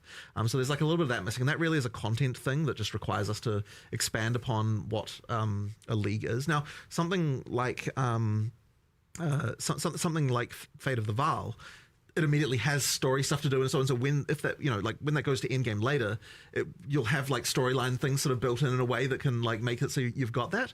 But the other leagues don't have that as much, so we need to really make sure we're expanding on those. But the other thing as well is the Atlas tree just needs a lot more love and attention and like the way that it works and all that sort of stuff. So we just need to do a lot more there. I opened that tree yesterday and I was like, oh, this sucks. It's a little tragic. It sucks. I love how base market. But the thing is that in order to make it good, you have to spend a lot of time and attention making new notables that are cool, that require like actually modify things in cool ways and like actually really meaningfully do something, and that's just a lot of time and work to do that. So do you have an idea for what you want to do with the Ascendancy tree side of things? I could see Smith Bear being good. Angling more towards what you've done in public. Well, it's been pretty successful. Well, I don't think we should be talking about that yet, just because that'll be it's more for later. But I mean, there's things we want to do. Yeah, there's stuff we want to do. We're trying not to spoil anything here. We obviously are spoiling the fact demon we are doing so something. Sick. I want to be a Balrog. And I'll tell you, it's not even. It's not the same. I want to be a Balrog. It's like, the wolves look shit. I'm abandoning Team Summoner and Team Balrog. Which makes it a little bit hard because obviously we're in this state where we want feedback about the end game. What do you mean, Smith Bear? Isn't that And so I do want ascendancies? to put people should Shapeshifting is keep not an giving ascendancy. feedback because I don't want people to think they're reworking it in game anyway. So I'm not going to say anything, just in case. You never know. There's And we also also certain can- parts of Yeah. the end game that kind of are shapeshift. like independent of the just things like how the Atlas tree works. Yep. So yeah. But yes, that tree is effectively going to be completely reinvented. So that will get a full drastic change. And then the something that like PoE1 with the whole complete your atlas being a very clear, very obvious goal. You just complete all the maps and you get your atlas is complete. And then there's heaps more beyond that, of course. There's all the boss farming and all the different progressions and even that has like multiple quests throughout the main quest line with the different pinnacles and all that. We just don't have any of that really. It's just immediately into this infinite unguided adventure. And there's a little bit of things with the corrupted zones and bit of that and like, the burning monolith but it's still mostally unguided. You don't really feel like you have like, I've completed the main thing. Now I'm going to farm, at the moment. It's pretty unsatisfying, I'd say. So really trying to drive that home. And then the other thing that's honestly, we spoke about upgrading the leagues and adding more bosses is like, that whole like having King in the Mists and Olroth as the pinnacle bosses of the leagues, just being like copy pastes from PoE1 was not our end goal. You know what I mean? Like they're a bit sad as pinnacles right now, and like honestly we need to up the epic a lot. So we got a lot of that coming, and then just general upgrades to all the leagues. Like some of them are too, Ritual has the whole omens are too good, and others are just like, well, why would I do this? And there's a bit of that going on. So just a general balance and via adding more content and different axes and all kinds of stuff. So there's heaps coming. But based on all that, to answer the original, is that's how you can see how it didn't make the cut, because it is a ton of work.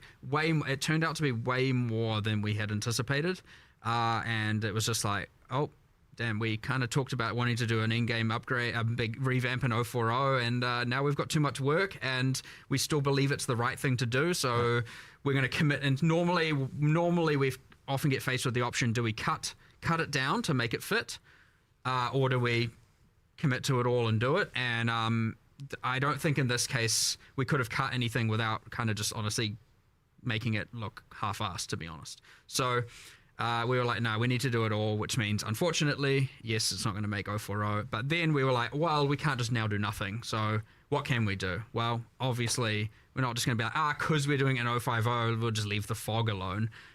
Yeah. Obviously bad, which was a bug, by the way. Really? All fogs, like the volumetric fogs in the game, have a cutout around the player. Yeah. That like cuts out and then tapers off. And all fogs in the games, there's multiple different fogs, had it except for Delirium Fog. It was the only fog that didn't have this. So that was, well, like, we can start there by re-adding it, and then we'll iterate until we feel like it's about right. But yeah. Kind of sad when you look into these things and you're like, oh, damn. Oops. It was just broken the whole time. But either way, like, a player doesn't know if it's broken or just intended. So obviously, fixing it is the important thing. But yeah, I know there's that guy on Reddit doing a post every day. And thank you for your service. Your work is complete. Yes, you can actually see the ground. It was just hilarious in some maps where it's like they have holes in the ground and like there's so much fog you actually can't tell where the holes are. It's like I can't move anywhere. It looked a lot better from the footage. So yeah, it's funny. It's a big improvement for sure. So you mentioned that, but there was also another kind of key change that you wanted to make sure to get in this one, and that was the kind of like monster density getting swarmed issue. Yeah, that's a very interesting one because so when we were doing 031, this was actually already a thing that we were tabling and talking about. But we kind of thought that players probably wouldn't like it because the like monster density can be a very touchy thing, right? Yeah. But the funny thing is what we found was that even after we what we actually sort of heard more was like, oh, we actually liked what the improvements were early in game, and we actually would wish that the rest of the in game was more like that. And we're like, okay, well, if that's the case, then like the main thing we have to do is not like nerf rewards, make sure that experience gain doesn't get lowered or anything like that. But overall, we don't necessarily need as many monsters as what we were having in the top. And I think this is actually going to also just generally improve things because it makes when monsters have more life like that, it makes more builds viable. And because like there's obviously a point where like once you can one hit everything, then there's no point in like you might as well just go for whatever the fastest thing that could do that is, right? More monsters is more fun. Right. So effectively, by making it so that monster life's a little bit higher as you get up there, it sort of actually means that like higher damage builds become more useful. The need for having to target so many enemies goes down. Exactly, and thus right. You aren't just now funneled into the highest AoE thing possible. So it means that like things that are less AoE focused and more like obviously you're still going to want AoE. You're still going to want to be clearing like that sort of stuff, of course. But like effectively, just by tweaking it down a bit, you just don't have the like so much need for everything to target quite so many things. And so the sort of higher damage skills that are a bit less like not like more. I feel like we had problems with density already. Be viable, and that should hopefully improve the situation. I want to make sure that even if people are like, but I prefer the swarminess, and it was fun for my build. And the thing is, like, that, speaking of, like, Atlas Tree, that's a thing where the Atlas Tree should be the thing thing that you can, it's like your build can do that. So, like, I want to make sure, like, for now, not doing it, but I wanted to do a thing, because we're doing this whole, like, monster effectiveness goes up more, right? I mean, it's a pretty hard thing to understand because monsters just get stronger with higher levels, so like it kind of just happens. You don't really, it's not like a thing you need to worry about or anything of the sort. But I want to do a thing where you can spec into making, like on the Atlas Tree, I guess this is a little bit of a forward spoiler, but we're adding a little bit of it in a few places, but I want to make sure that you can invest into making monsters tougher without increasing the number of monsters, where like often it's just been pack size, and stuff like that. So but then I would love to do a thing later where like you can convert that effectiveness increases you can get into like pack size. So it's like, I want the swarmy, weaker monsters thing. And I don't want one to, at that point you can make sure the conversion results in the exact same amount of drops and XP and all of that stuff. That way you can incentivize.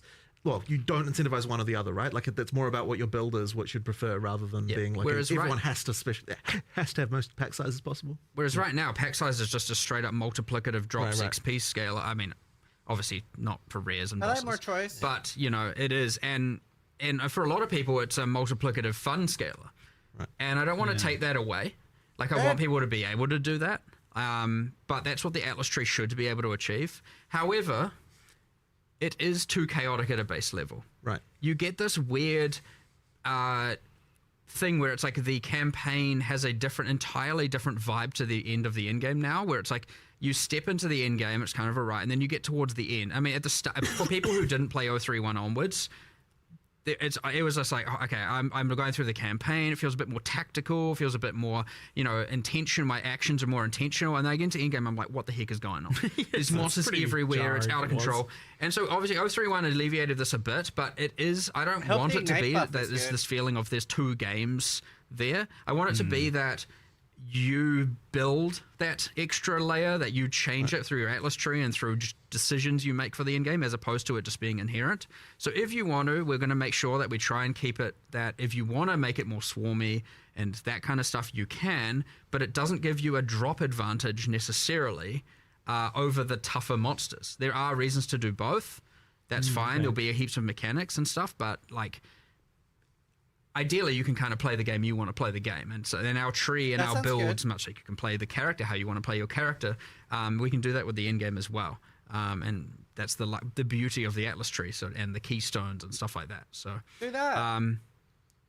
But I can't. It's hard to get into more of that without getting into like kind of spoiler territory. I mean, that's interesting to hear that you want to kind of make things a little bit less binary, where like in the past it often has been the case where it's just like, oh, you just stack as much of that sounds all perfect for everyone, or it's just stack as much pack size or stack as much rarity as you can, but maybe having angles for both of those things, like I'm juicing pack size or I'm juicing difficulty and rarity with. I mean, that's exciting to me because I like the ability of being able to spec content that rewards your character that has low AoE, that is like really good at like dueling really tough rare monsters. And like, we did get to see a little bit of that in Imperial 1 where there was different strategies for juicing, where like you had like Titanic Scarabs or something that was making like really strong rogue exiles, and that took a specific sort of build to do. So it sounds like that's kind of the direction you want to head with that, which is pretty exciting to hear. And kind of tying into this topic then, and you touched on it a little bit, was like, there's definitely been it's been noticed that rare monsters seem to drop the vast majority of loot in endgame maps, or at least compared to normal and magic monsters. There's a bigger difference, I guess, than has been the case in the past. And where are you guys at with noticing or feeling that, or what problems do you foresee with that? It gets talked about a lot. I don't think it's necessarily wrong that it's like that. One of the things we really want to try to make sure of in PoE2 when we're sort of doing a sort of from scratch pass on this is that the amount of rewardingness of something is equivalent to the amount of difficulty that it takes to kill it. And that's kind of where we're trying to normalize that, because by doing that it means that we can try to get we don't want a situation where some content just is randomly just way more rewarding than other content, and so we're trying to just make sure that we're keeping tabs on that really well. And what that's kind of ended up with regard to the magic versus rare is we've got the balance of that where it should in an ideal world be the case that killing a rare versus killing a white monster is does in fact drop the correct amount of rewards relative to each other. Now the issue can come with the fact is, what if your build can one hit either of them in any case?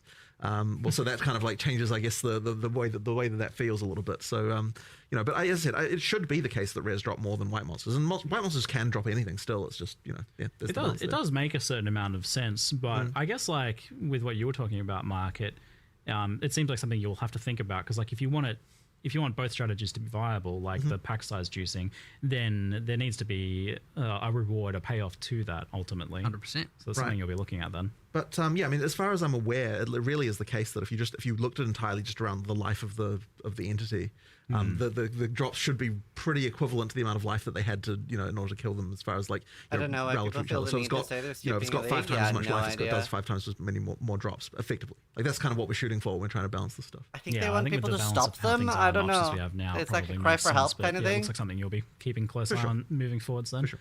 There's a bit of a parallel with one of the kind of issues I see in Path of Exile 1, where everything is in reward icons, the little floating symbols, and that seems like something you're trying to avoid. Maybe they want validation. We haven't really been doing that for a little while now. There was certainly a period there in PoE1 design where it was every single league was just those reward icon type things, and it ended up really beiging the rewards a lot, because you just had this thing of every league drops, every other league's drops, and it kind of didn't really it wasn't really that great. So it's going to be a little while since we've done that stuff in PoE1 even, and in PoE2 we kind of steer away from it to make sure that everything feels like it's got distinct drops and a reason to do it and that kind of thing. Yeah, I mean it appears in some regards. For example, when you get the reward rooms in Fate of the Vow, you have a unique item room. Sure. But it's not just a floating symbol above the monster. Right. Yeah. Which also, immersively, I don't know what the heck that is, but what is it? It's just nothing. It's a clear and just obvious game mechanic. I see some floating, glowing cash money dollars above your head.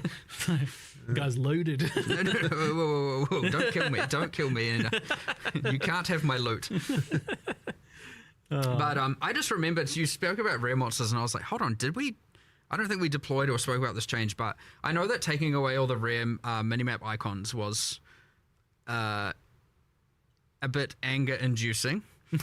Because honestly, we knew it. We knew it was going to be. Yeah. Now, they aren't a requirement of the map, but as you're saying, they kind of drop a lot of the loot, and people were just doing the whole minimap, coasting between minimap icons. The middle ground we've come to here, which I think is quite cool, is once you've activated all the checkpoints in the map, which sometimes is 4, 2, the things for fast traveling and respawning, then all of the things appear on the minimap.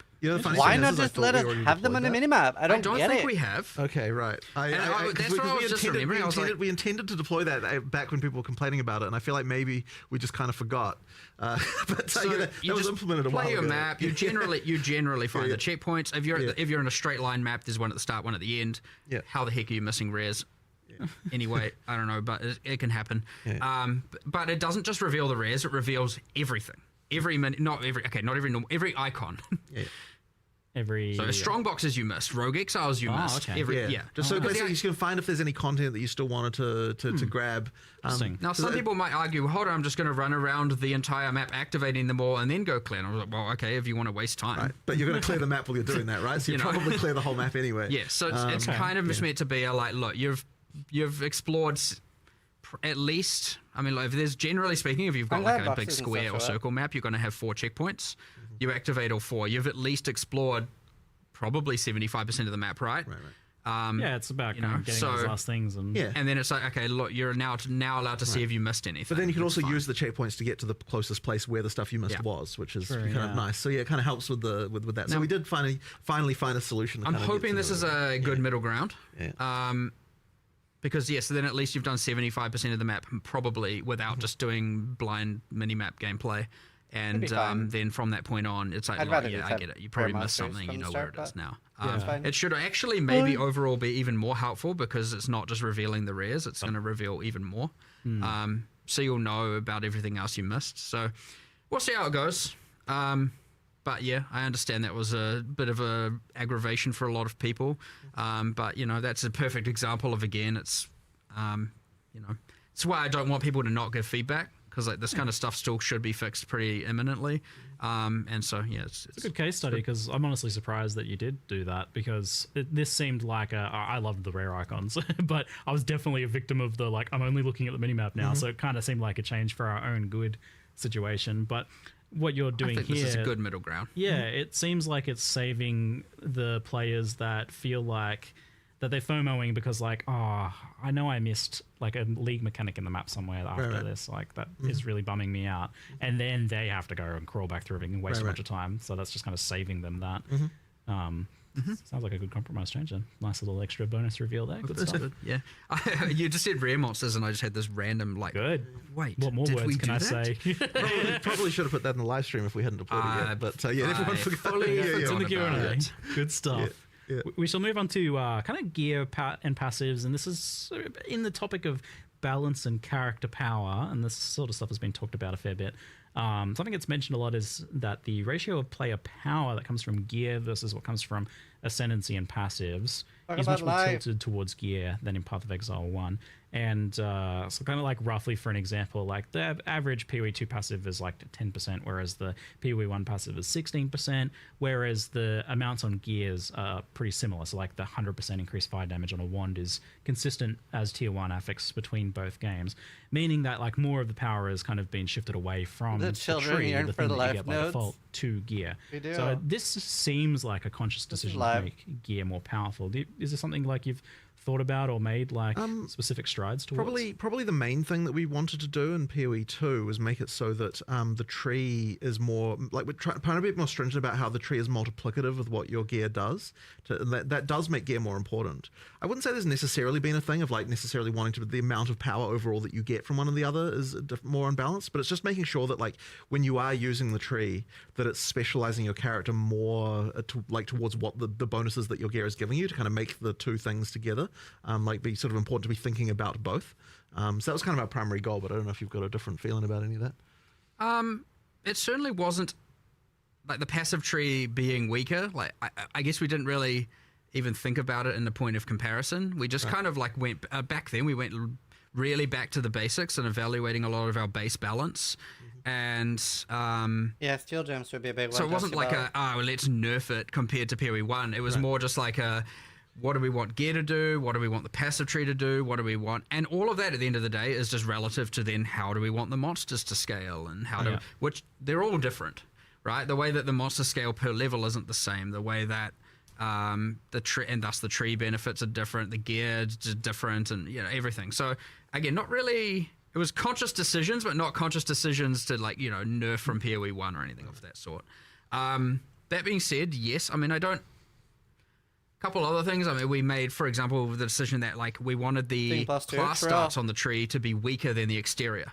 So generally the nodes are meant to go up a little bit in power as you get further away, so you don't just get the class hopping kind of thing that historically occurred in PoE 1 quite a bit. The class stats were stronger than you get the M on the top and stuff like that. And so that was a decision we made. I was ready. But yeah, I guess we did kind of have we want gear to be more important, especially base gear. I think we maybe overcooked it a little bit right now, but just a little bit more the ease of it, the ease of getting it. But that's a whole crafting discussion, I guess. Talk about that too. More of an in-game problem. But yeah, I would say, I'm personally pretty happy, honestly, with how it is. just that like ratio of importance of gear compared to passive. I guess like it's a question of how much power do you get for free, right? Yeah. Like ultimately that's what it comes down to is like if my gear is, if I'm wearing all white gear, like how powerful is my character from just the tree? And that's like a little bit lower, I think, in PoE2. And the reason for that bothers some people, I guess. The reason for that specifically is because the tree is more multiplicative than it was in PoE1, where there was more just base stuff, right? You know, there. I mean, you can look at it even in simple things like, you know, just life on the tree, for example, right? Like that's sort of another example of part of the thinking there is like, you know, we you know, like the more base stuff is available on the tree, the more the same characters can be because they can just allocate the same stuff and get the same stuff without having to worry about the items. So yeah, that's kind of obviously just that's not entirely base in PoE1, but you because you have base life. Yeah, as in life without gear. Yeah. And where are you at on the life thing? Just like since you brought it up, I guess like still pretty happy with the decision to like remove that from the tree. I mean, look, we just wanted to. We just didn't. It's more that decision's mostly about not wanting every character just another one of those cases of every character being the same. Yeah, you know, like it's like we'd rather you specialized in the defense that relates to your character rather than just the same stat that every character should use. So yeah, we'll just have that general feeling. I mean, we've obviously still got imbalance here, and there's obviously still work to do. Never ending. So, like, you know, the tree will just continue to evolve, and like we added a lot of passives at some point that are a lot more powerful, and we intend to keep doing it. And now we've obviously just added all the druid ones, but not just that. Like, we added more like ignite support on the around the mercenary. You know, for example, this time, like as in 040, we're doing that, and then there's some changes to like more prod speedy stuff because like we were like, you know, looking at shotguns and trying to see how can we have them scale. And it's like, well, it turns out if you get a bunch of piercing with prod speed and some other stuff, like you can shoot them across the screen. And so like, well, how do you get that? Oh, there's not many, you know. So we're doing a bunch of like little increments like that, just based on what builds need. I know bleed needs a bit more love in the bottom right, and you know, so to make it not just entirely. What did they say about Toda? I spaced out for that. Spear users and that kind of thing going on. So. Again, it's going to just, honestly, we'll just do more and more and more and more and more on the tree. I suspect you'll get more. I'm not saying I'm going to increase the value of every node, but just by the nature of how many more things you can invest in and multiplicative elements, you're probably going to end up with a lot more power coming from the tree than what you do right now. But I actually prefer it doing it that way than just increasing all the numbers anyway. Because at the end of the day, if we then increase all the numbers and then it turns out the game is like too easy, well, then you have to nerf something somewhere or just buff monsters, and then you kind of end up in kind of the same place. So it's like, what did you actually achieve? So with the like approach to life then, which I feel like makes sense, like not wanting the trees to like look the same and whatnot. How do you feel about like why does ES kind of get a separate treatment when it ultimately, although it's a defense, like evasion armor, it functions much more like life? There's a lot of ES scaling. It's a life. ES numbers are pretty high compared to life, and definitely. Good question. I mean, that's a current balance issue for sure, but like, you know, just because it happens to function more similar to life, they're all at the end of the day a form of effective HP, right? So, I mean, they just, as long as they're not entirely symmetric, which is what makes them interesting, which is why one works this way and the others work a different way. And but yeah, I mean, there's clearly a misbalance. I mean, you got issues with Ghost Dance obviously being a bit hectic, and I guess going to start listing off things I'm going to nerf, I suppose. But you know, like, I don't know. There's changes to be done here. There's a few changes coming, but we're at the point where I still look at it and I'm like, I'm pretty sure ES is still going to be pretty crazy. That being said, it's like, you know, I don't want to make any last minute kind of knee jerk reaction and nerf kind of things around this. So like, because we've changed and rebalanced so much, it's really hard to know, and even changes to how the monsters scale and whatnot. It's kind of hard to know exactly how things are going to play out. So it's this kind of thing where I'm like at the point again where I'm like, all right, let's I wish I get could all be these changes out, in PoE2. see how the metas evolve, see what's good, see what's bad, and then like reevaluate it again. I love tanking. So ES is worse, but I don't think it's honestly, I don't think it's nerfed enough, to be honest, is kind of where I'm at with that. So, but we'll see. We'll see. A little nudge in the right direction, perhaps. But I know in the past when we talked about this, we discussed around the idea of like letting energy shield values be high, but really focusing on the recovery side of things and making that like you just said, like making things not homogenous, making things different. Like life's really easy to recover, but energy shield's much harder to recover. Like you still kind of that is still the intention. Yes, that is still the intention. I like that. It's just really easy for all of a sudden some cool design to come out, and then all of a sudden it's just a completely trampled recharge. Yeah. Yes. And then it's just like, well, now why do I care? You know? And I mean, like, it's okay sometimes if it's like via an insanely, like, I mean, Essentia Sanguis is a perfect example of doing this, right? Like, it just straight up ES leech. And the thing is, like, I don't want to take that away. I just, you know, there's a level of, there's some balance to do and or commonality to do. Like, if that's a thing you strive for and can eventually achieve, and now your character's like freaking god tier, that's exactly what like high-end unique items should do. So in this case, you know, I know we're making that item rarer. Hopefully that doesn't affect the economy too much with some me giving that away. But on standard, sorry. But at the end of the day, I would rather do that than just gutting it. You know what I mean? In this case. But yes, those things are allowed to break the rule.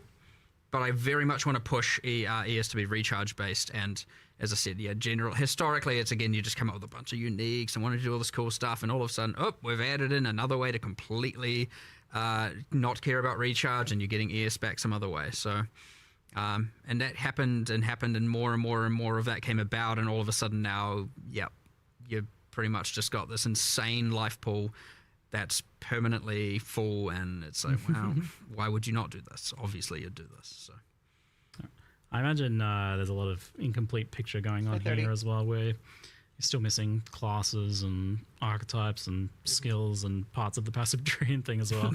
It probably makes it hard to like commit too hard to certain areas of balance when it's such an incomplete picture.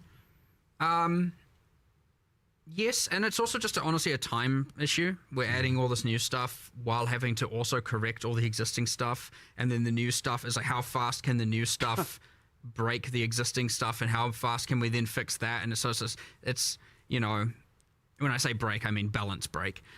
You know, it's to the point where it's like all these new variables are being added as we're trying to fix all the existing variables and balance them, and these new variables are like, you know, it can be hard, like real difficult.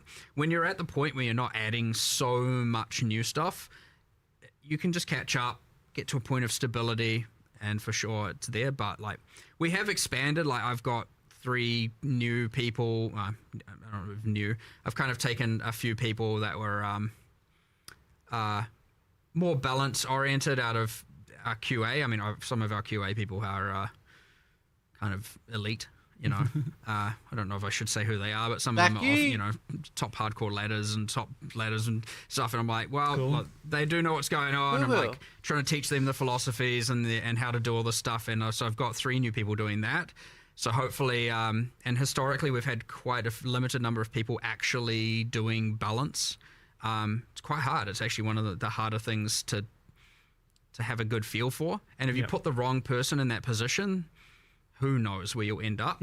So it's really important to make sure that obviously these people understand the philosophies and are trained well, and you know, you're being cautious with it. But yeah, I got 3 new people with that, so much larger team in the future. So I'm hoping we can tackle a lot more, and we're not just going to be up to like 1 or 2 of us. I mean, historically it's been pretty much me and Andrew, and that's it. So you've got your elite squad. You're building your elite squad of balanced ninjas now. Probably. Pretty much, yeah. And shield.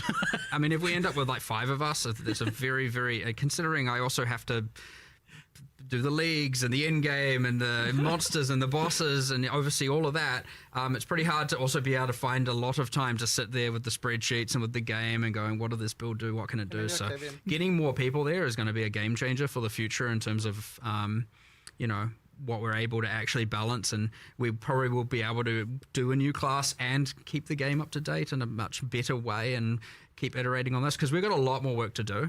Like, I don't want people to ever think that we're just like going to stop with this stuff. I mean, PoE1 hasn't stopped after forever, and often you want to keep metas fresh, you want to update, you want to make new, there's always you make bad things good, good things bad. Well, you know, bring them in. Not, whatever. You want to make good things bad, quotable time. Yeah, I was like, maybe not that. But it's been a pretty tight resource the whole time, and having more of that is going to honestly be a game changer. So I'm very keen to see how that's going to play out, especially over the next few expansions, and see where that goes and what it allows us to do, and have less of that picking our battles, and let's fight more battles, that's fine, which should be cool. Cool. On the gear power level side of things, plus to all skills has been talked about a lot.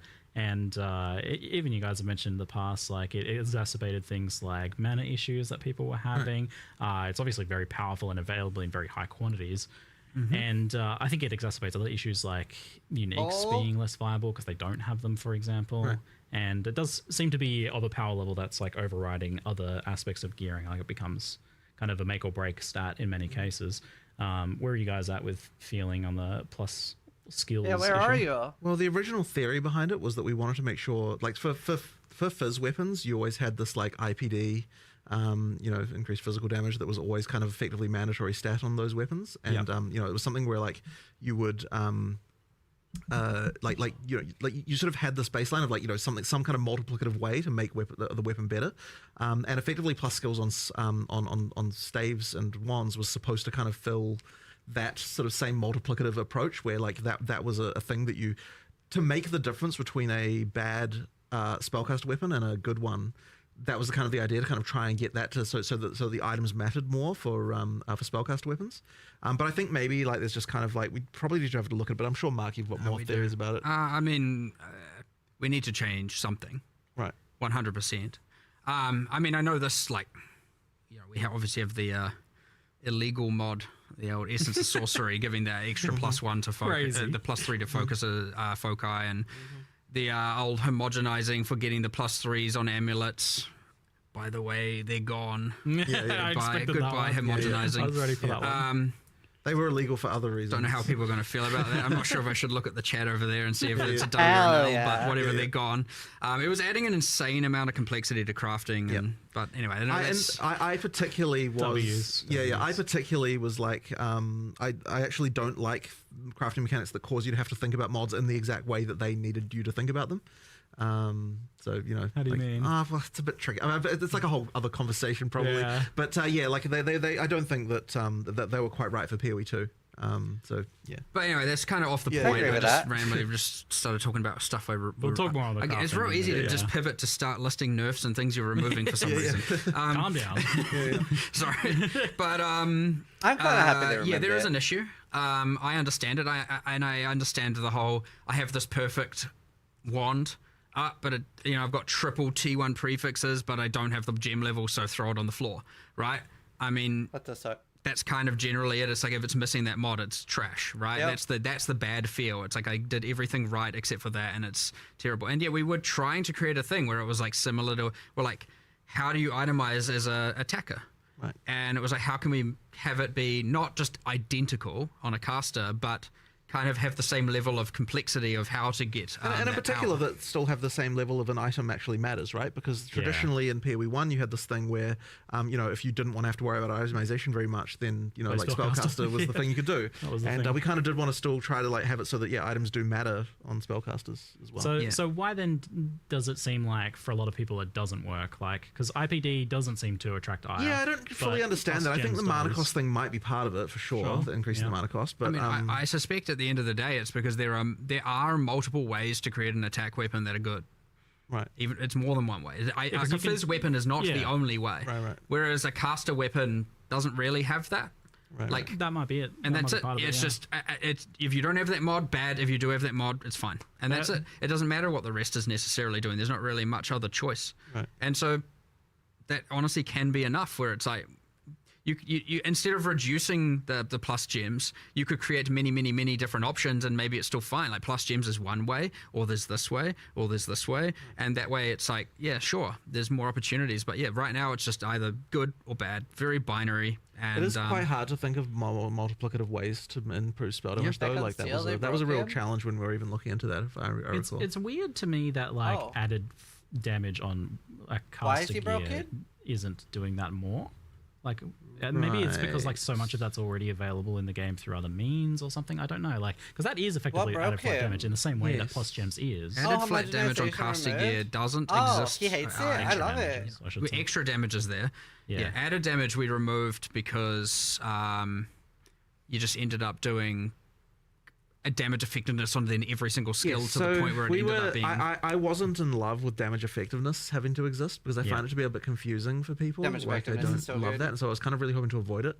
I did have this sort of feeling though back when we did that of this inevitable, like we're probably going to have to add it back again one day, and I'm not going to like that because like it is a very useful tool, but It's so I think useful.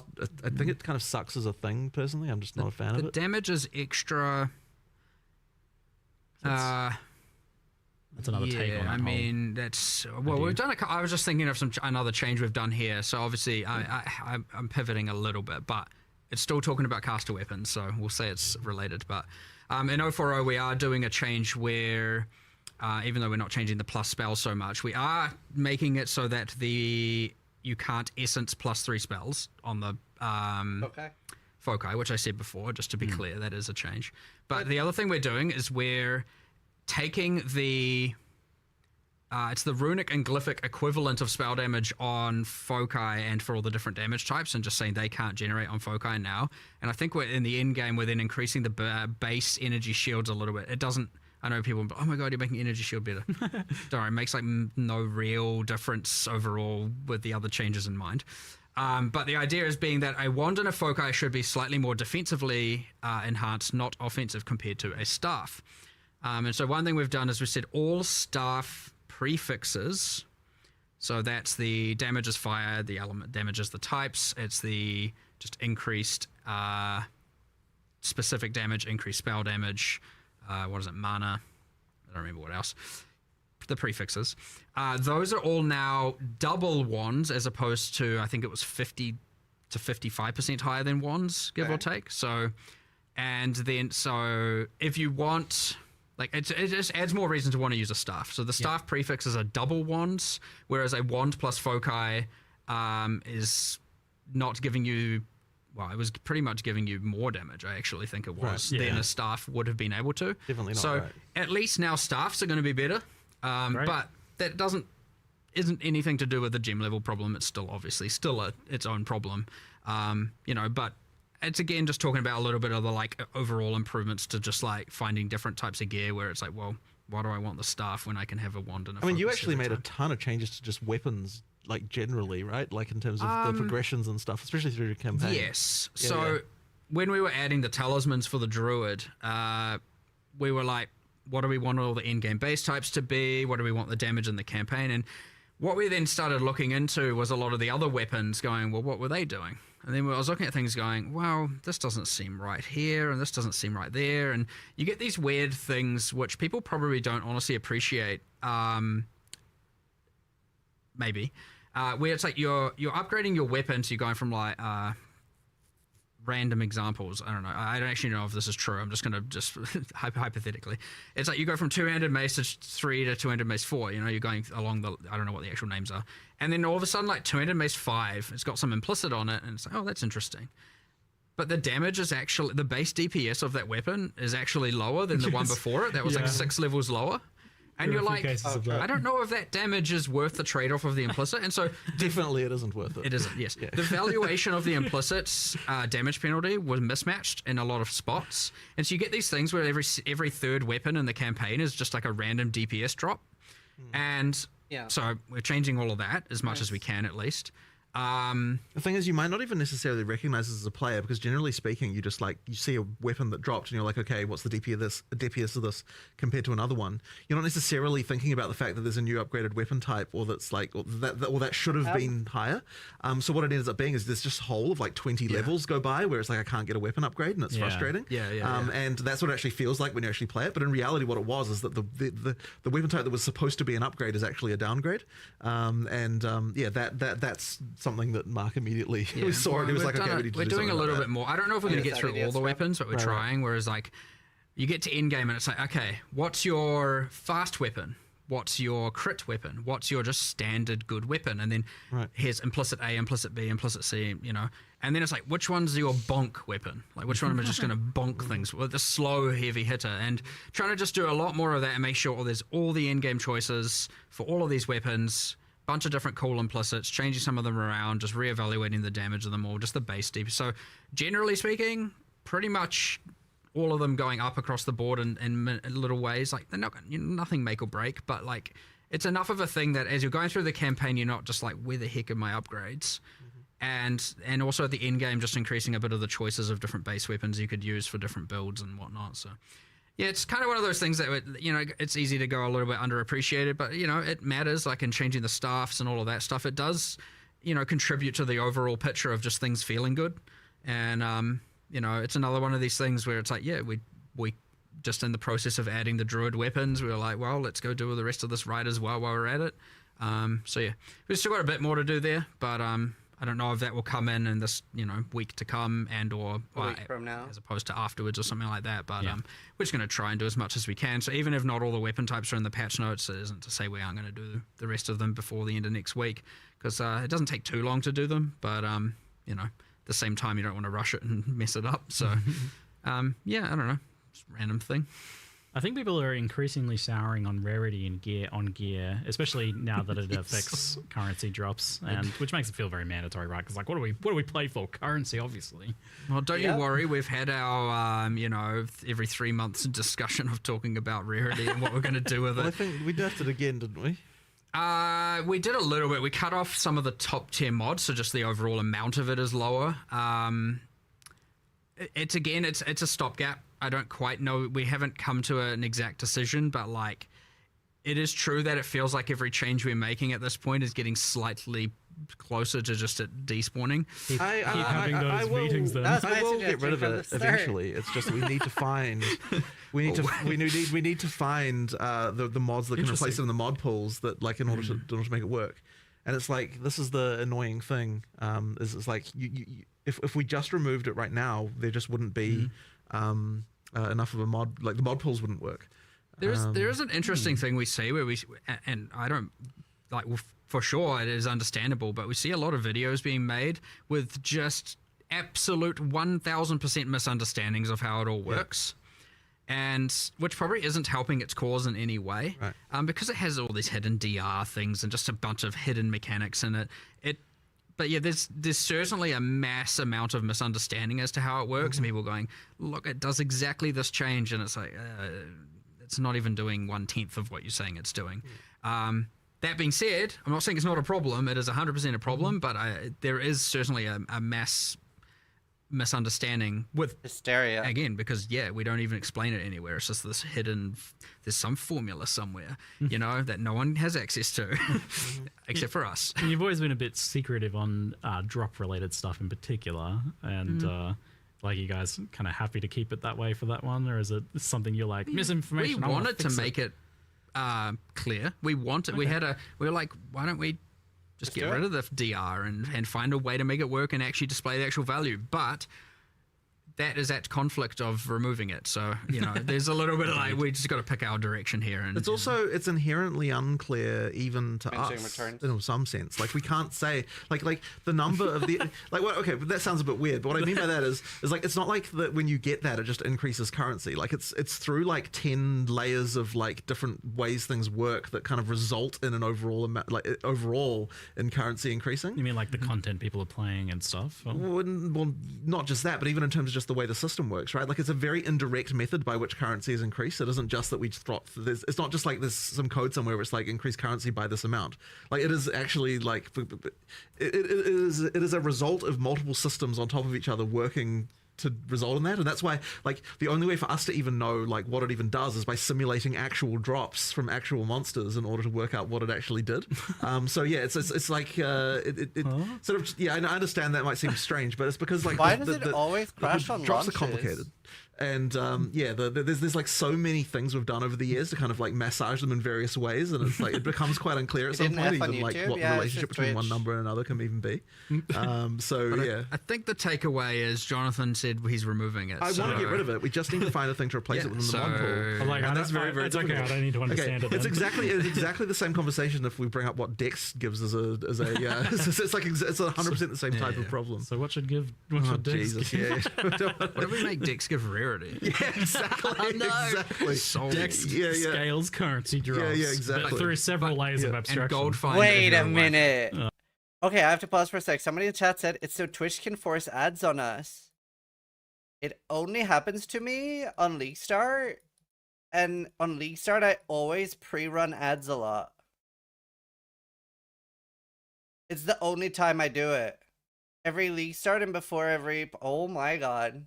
And even having its own kind of version of stun through electrocute, and I guess separate problems with, like, for example, fire and ignite. Where are you guys at with like the balance between the elements? That is sus. I'm not going to say that they're in now equal, but like a few things. So I mean, I know there was like a 15% more max damage notable. That's now 10. We've done, I think all of the skills that had multiplicative shock effect are now increased. So they stack additively with the tree. So, you know, it's honestly just like a whole bunch of different little things. Lightning rods are nerfed at endgame just while we're here. Don't worry, lots of things are buffed that aren't aren't lightning builds necessarily. Nice. But no, some are as well. But yeah, it's. I don't want to just make it about let's gut lightning. I want to make it be like, well, let's make these other things feel cooler and more special. So it would be very easy to just go and gut lightning across the board. But that just seems like an overall net loss of fun. I'd much rather, you know, find ways to incentivize the others as opposed to just take away the thing that currently is, you know, kind of enjoyable. So again, it's more important to not just nerf. Oh, now they're equal. So yeah, I won't say we're there yet, but the problem is obvious, so at least it's not. And you don't really want things to be like the same power level ultimately. Like it seems like, you know, one of them should be more damage, one of them has like more utility, like cold with freeze and chill. Well, for sure, like cold was but ultimately people aren't going to accept if one element has more clear speed than another. So like while it may not be damaged directly, it is in some indirect way it needs to translate to damage on some level.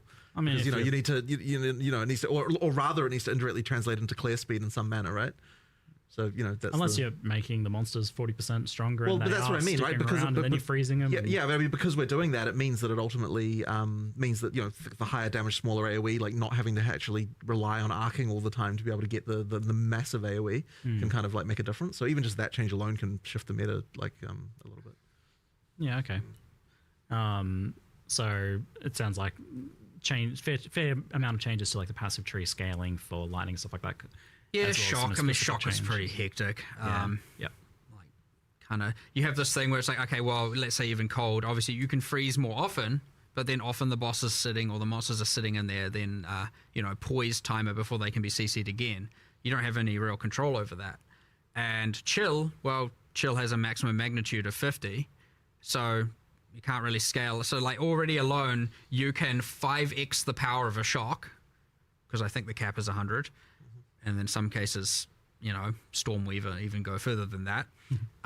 Whereas you can't exactly be doubling the power of a chill necessarily, and so on. So there's like, even just that as a random thing. Like Ignite doesn't have enough love right now for sure. Yep. So even if it was meant to be those three ailments are a point of comparison, I mean, Shock is kind of a little bit crazy right now compared to what the others are capable of doing. Not to say Chill isn't strong, not to say Freeze isn't also obviously powerful. You know, they will have their time, and they may have already had their. I mean, we had freaking cast on Comet on crit for a while there, and all of that as well. So, you know, it will always change. But yeah, I mean, just bringing some of the shock back and some of the other just little outliers here and there was a first step in the direction. But it's very important not to just do I hate lightning, goodbye lightning. You know, it's like be easy to do.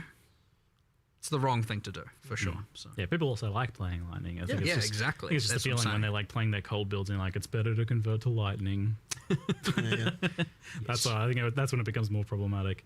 You kind of mentioned you touched on the fact that you feel like Ignite needs some love. I feel like with damaging ailments, there's a fundamental thing maybe that's causing problems where it's scaling with like hit damage and crit so directly, I guess, in this case, differently to how it's been done in the past, where it sucks because leads it's so to good in maybe, PoE1. in addition to it being a bit weaker, feeling like just kind of an add-on, like Ignite's not really a thing. I don't really have a pure Ignite build. Ignite's just like a bonus added kind of damage on top. Yeah, like it's a bit flat, honestly. I agree.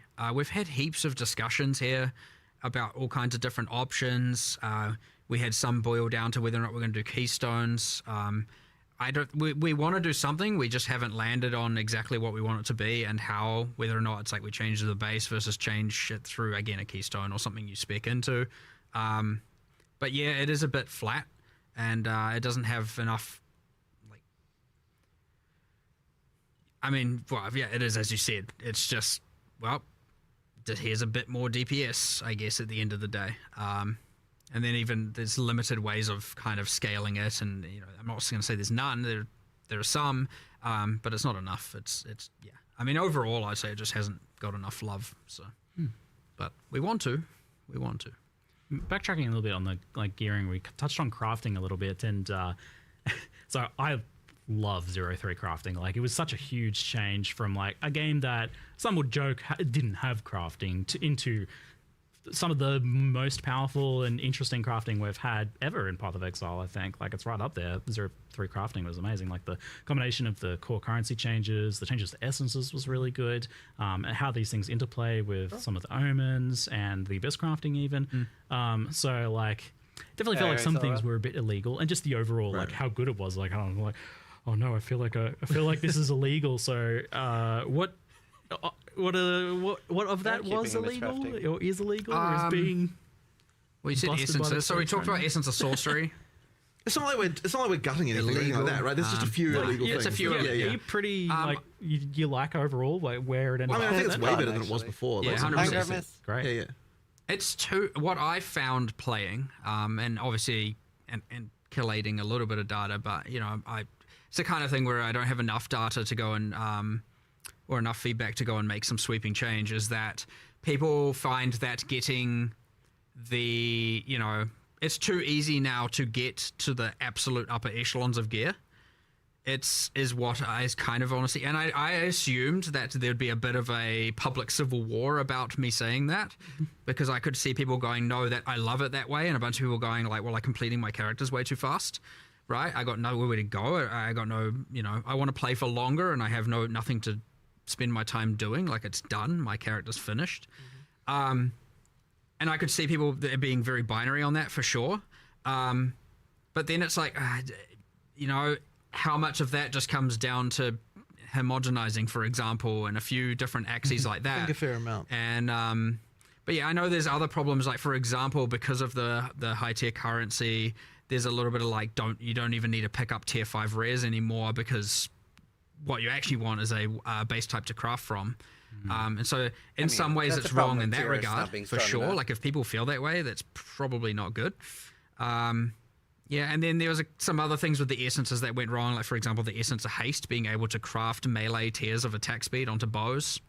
It's not alright, right? That's better than what a bow can even yield. So like now a dropped bow can never be the best thing in the game because there's an essence that can grant high value. That's not intentional. Like, the essences should be good, but they shouldn't be giving illegal mods, as we keep saying. So yeah, it's a bit of that, but I would hate to. I want to see how it goes, but I definitely feel the thing that like definitely hit me the most that I want to get more feedback on is the people just going, it's not you. There's no point in picking up T5 rares eventually, because it, you know, I would rather just craft from a white base and I can more guarantee that it's going to be good. And so what's the point? But yeah, there's a bit of that. And so, but again, it's very important with these kinds of things not to just like, oh yeah, that that's obviously right. Let's just change everything, and now item gearing is just ruined because you could very easily undo with a lot of the good that 030's crafting added. So, fine tooth comb, being very careful with it. For sure. So it sounds like definitely getting rid of a few specific things. Omen of homogenization was a pretty clear one. I think that was seemed hyper illegal, as well as like some of the specific essences. Like the tiered currencies, you feel like they're pretty I happy think with them? I like them. Yeah. Okay, cool. And like the essence changes in general. Yeah, for sure. And what about abyss crafting? Should I be starter? Core? Is that like changing a lot? Because that I think played a pretty important role in giving you some interesting decision making in crafting. It's not changing very much aside from the removal of waystone crafting from it. Yeah, sure, there'll be a few number changes around. Yeah, just little bits here and there. Yeah. Well, I mean, inherently we have to, because we buffed staff prefixes, we have to go and look at everywhere that adds equivalent mods and make sure those are increased as well. And so, like, either way, there's some overflow effects that just kind of happen due to balance changes all over the place. But nothing like no significant change to that. Light at the tunnel for sure, but it's still there. When you're playing through, even though it's core, when you're playing through the campaign, much like you get the world map icons, or it's like, oh, there's things here. We've got a bunch of areas where there are abysses. I think it's 6, and each give throughout the entire campaign. Each will give a crafting thing, so you have at least 6 guaranteed campaign crafts. Oh, great, awesome. If you explore and do the areas, and you can see it on your world map if you've done it or not, and so you're giving you a bit of that throughout. So we don't lose that the league had, and then. In-game, sure, use your tablets and then start running it, and awesome. If you want to get the crafting, Well, I'm amped to hear that, like, overall it seems to be fairly intact then, because I was definitely a huge fan of, like, the direction crafting's taking there, so, and I'm excited to see it getting built upon with, like, the Sacrifice of the Vile stuff too. Well, the new Vile stuff. Excellent news. Alongside that, we had the addition of asynchronous trade, and both things obviously very powerful for gear acquisition, raising both like the kind of floor of like what's considered your like baseline gear. What's your 1 exalt gear basically goes up a lot, but also like getting it more accessible to get to, like to craft or to obtain the really high end gear. How much of an effect have you seen in terms of like players kind of making the game easier? Like, has the game gotten a lot easier overall for people? Are people like reaching their final product earlier? It's really hard to tell how much of it is the trade system and how much of it is the crafting changes. Like, it's actually really quite hard to disentangle. So what about as an overall picture? Yeah, I mean, look, but at the end of the day, it's like the crafting system the trading system as it is something people just need to have. So, like, we just have to, work within that. I'll tell you, like, if we have a end-game itemization problem, we're not going to go and say we need to nerf trading. Good. Right. We're past that. We can put that in our review mirror. Excellent.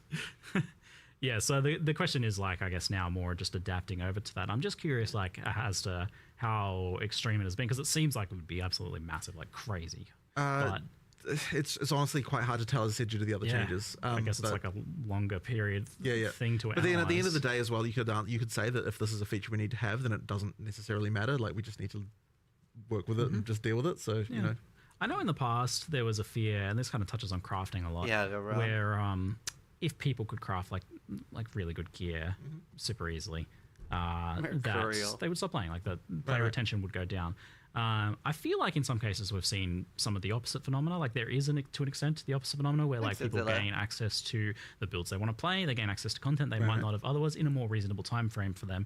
So their engagement and the amount of time they play ends up going up as a result. Like, in a surprising twist. That definitely can happen, but at the end of the day, like, retention isn't exactly the reason why we do it. It's because we sort of feel like, if we did want to make getting the hardest gear harder, then the reason we would be doing it is because we don't like the feeling that you can get of like, I don't have anything else to get. You know what I mean? Like, that would be the reason to do it, not necessarily because of retention reasons. You know what I mean? Like, it's more about the play experience, to be honest. Because, when it comes right down to it, like, our model has always been, we want to keep you coming back every league. Like, we don't necessarily care how long you play a given league for. We just want to make sure that each time you play a league, you're enjoying your experience, so that you want to come back and play the next one. So, that's kind of our philosophy on that. So, retention isn't directly a thing that we're like optimizing for exactly in that way. It's more about retention from league to league. Like, what are we doing? Like, how many players do we get back for the next league, as opposed to how many players do we get back the next day? That's interesting. Yeah, I guess because we have like Steam charts, we get hyper fixated on retention numbers. I mean, it's not like it doesn't matter either, right? Because you can, on some level, judge the success of how much people like the league based on that. Yeah, it can tell you how much fun people are having. Yeah, like at the end of the day, what people are saying about what they thought about it is actually more important than the number of people actually playing it. Because like that, you know, as long as they're like happy and they want to come back, you know, then we're happy. Mean, if you have more fun in a smaller amount of time and then you're more happy to come back next league, then that's a win. That isn't necessarily a problem, right? You may have played less this league, but maybe... So they're kind of a little bit unrelated in some ways, but also sort of related in others, you know. Okay, well, it'd be interesting to see how this continues to play out then, the crafting trading thing. I'm super interested in like the economic aspects of that. I've been enjoying getting some variety time. It's definitely had a big impact, and on the whole, I had a blast in Tark, felt like a huge net positive for both crafting and trading. Agreed. So good. Yep. It's so good. Agreed.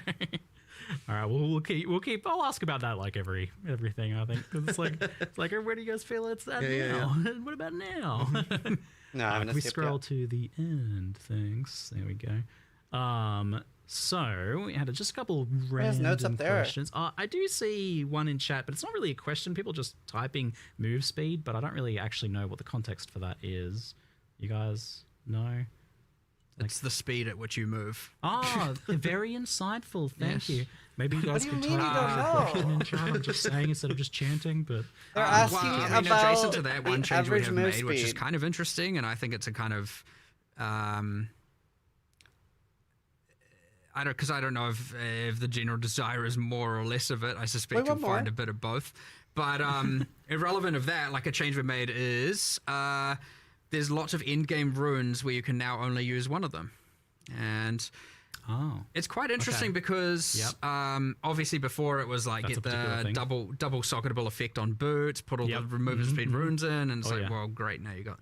And you know, it's kind of interesting, but it also meant that generally what was happening is every single slot was just stacked with the same rune type. So now you're getting this like kind of nice mixture of different runes being used and different things, and it's kind of enhancing that. But yes, it overall makes the amount of movement speed you're getting from boots lower at the end game. But those were like very, very, very expensive. So somebody check on steel, which is kind of cool. What else is Mini? Really changed there? Do you know first aid? The old discussions of like the mandatory move speed on boots versus like implicits and things like that. I've always been a big fan of like a little bit of implicit movement speed on boots as you go up or something like that. But I know you guys are happy with like having move speed be an important stat on boots. Like, I guess, and maybe some people just want more move speed, but I mean, some people always will. That's a thing, yeah. There's probably some people that want to move faster. It's just less. I think there's some people who might want to have a less mandatoriness to have to move so fast as well to some degree, but are these people I doing more with us right on now? that side of things, like maybe make some of the maps a little smaller, so that move speed's less important. I feel we don't like mandatory mod items on. It was that topic. Okay, cool. Thanks team. Just confirming that. Yeah, I feel like that's been discussed fairly well at this point. Yeah, we're at the same stance on that, really. It's interesting because technically, if we end up acknowledging that is wrong in the context of staffs and wands, then we might have to reevaluate why it's right in the context of movement speed. You know, it's an interesting thing where one discussion might yield the other because it's kind of a similar problem in both contexts, and we might end up who knows what side of the fence we're going to land on. You know what I mean? So. I've seen Acolyte of Chayula get mentioned a lot. I have not played that class, so I can't speak to it too closely. But is that one that is getting we've done number love, buffs at the very least, yes. Yeah, okay. I think almost every Ascendancy class has some level. Like honestly, some of it is like one node changed. Some of it, like for example, Pathfinder's got 2 whole new notables, and like. We got rid. I mean, Pathfinder just did that. We got rid of the poison spreading notable because it's pretty much Herald of Plague, and we just put the 4-pointer to the 2-pointer, so you get the actual more powerful spike one for cheaper. We got rid of that like multi-choice ailment mitigation, and we were like, "Wow, it's the Pathfinder, so let's do some cool passive tree stuff." So. Pulling some inspiration from the PoE1 Scion, the Pathfinder can now also allocate passives from either the Witch or the Warrior start points, for just like, doing some crazy builds. And I think there's even a new notable on there where normally you have your highway nodes and it's like 5 dex and strength. There's also now 3 other options. for the Pathfinder can take that node, and now there's 6 choices you can do on your travel nodes. So it's like, oh, I don't want as much attributes. I'll get instead damage. I think it's damage, defenses, and like cost efficiency or something. Defenses? So you can kind of like better balance how much damage you want, defenses you want, or oh no no reduce. no Like no kind no of cool, interesting thing. So yeah, I mean, that's a class where it's gotten a bit more changes. Acolyte is numerical for now. But again, we want to do something grander with Chaos. It's on There's quite a lot of just monk list. generally improvements as well, just balance wise, right? Yeah, I mean, at this point, every class has kind of got Been changes pretty everywhere. in the thick of it. I think the patch notes currently lacks. We have a thing where we're doing a bunch of changes to specific monsters for being spected. Okay. Like when we actually looked at it, we're like, look, if we just increase Spectre overall, it's going to increase the specific specters. Like we want to increase the amount of the pool of viable monsters for different cases. Yeah. So here's the thing. Now it takes it from a skills balance team into the kind of monster balance team situation, and like so it's a different resource. So we're going to start doing that process where we try and do like 5 to 10 from here and here and here and here per patch, and kind of just start trying to get them to be more viable. Specifically as specters, and honestly you'll find most of the time it's just changing the cooldowns and changing the AI to be like not, because normally they're just like I have to care about a player and maybe some minions are there, but honestly sometimes they just don't even care about the minions. They're just like, nah, there's a player, right? They assume there's a player because generally speaking there is. And so now when they make a specter version, well, there's no player for them to target. There's only monsters, and so they might be just making some silly decisions about how they're targeting and when they're using their skills and stuff like that. So want to do a bunch of that, but those won't be in the patch notes because the intention's that we're still doing them. I don't want to release a half-baked set of patch notes for that. The other thing is I think we're still doing, I've held back from the patch notes, I've held back a bunch of the minion occult, specifically a bunch of changes around command skills and stuff like that, just because I want to just do a little bit more iteration before we release that. Couple of Ice Ranger changes. I think that's like a massive improvement. To the Ice Ranger kind of play. I mean, using the existing skills, a lot of numerics, a lot of changes to ice fragments, stuff like that. What else is not in there? There's a few other bits and pieces not in the patch notes, and that's because all of our stuff is, and that's just not to say there's nothing changed. I've just taken them out for now because I want to make sure they're right. Otherwise, we have to give some false information and then change it, and it's not great. You've been updating the patch notes over the course of a week now, so people should still probably expect that. Yeah, for sure. Initial patch notes coming. I know they were like. I mean, I think we ended up changing something like 80 different unique items or something like that. Sick. Nice. Again, mostly focusing on endgame ones, boss ones, mythic ones, working our way down the rarity. So like more of the ones that are meant to be higher value and meant to be higher effort.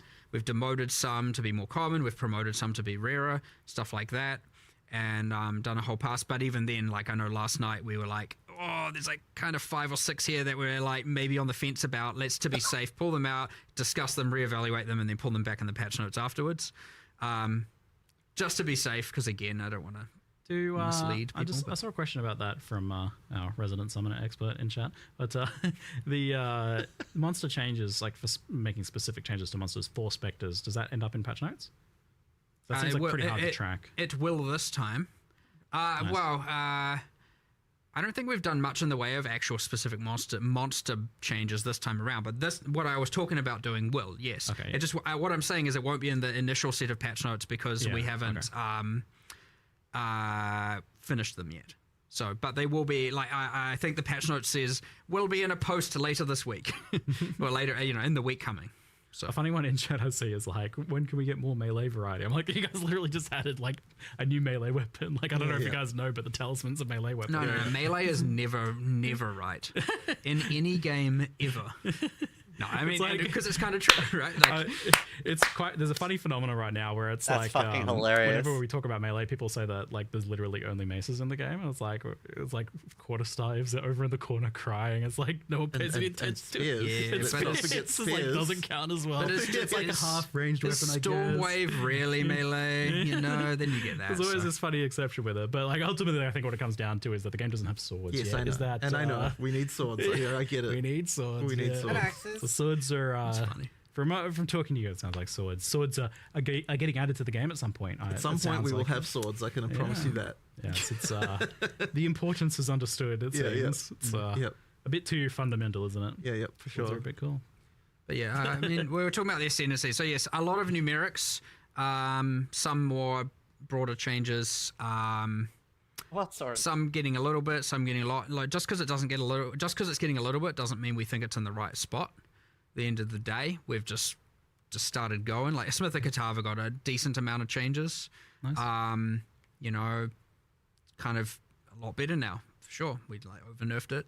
But yeah, lots of like around the.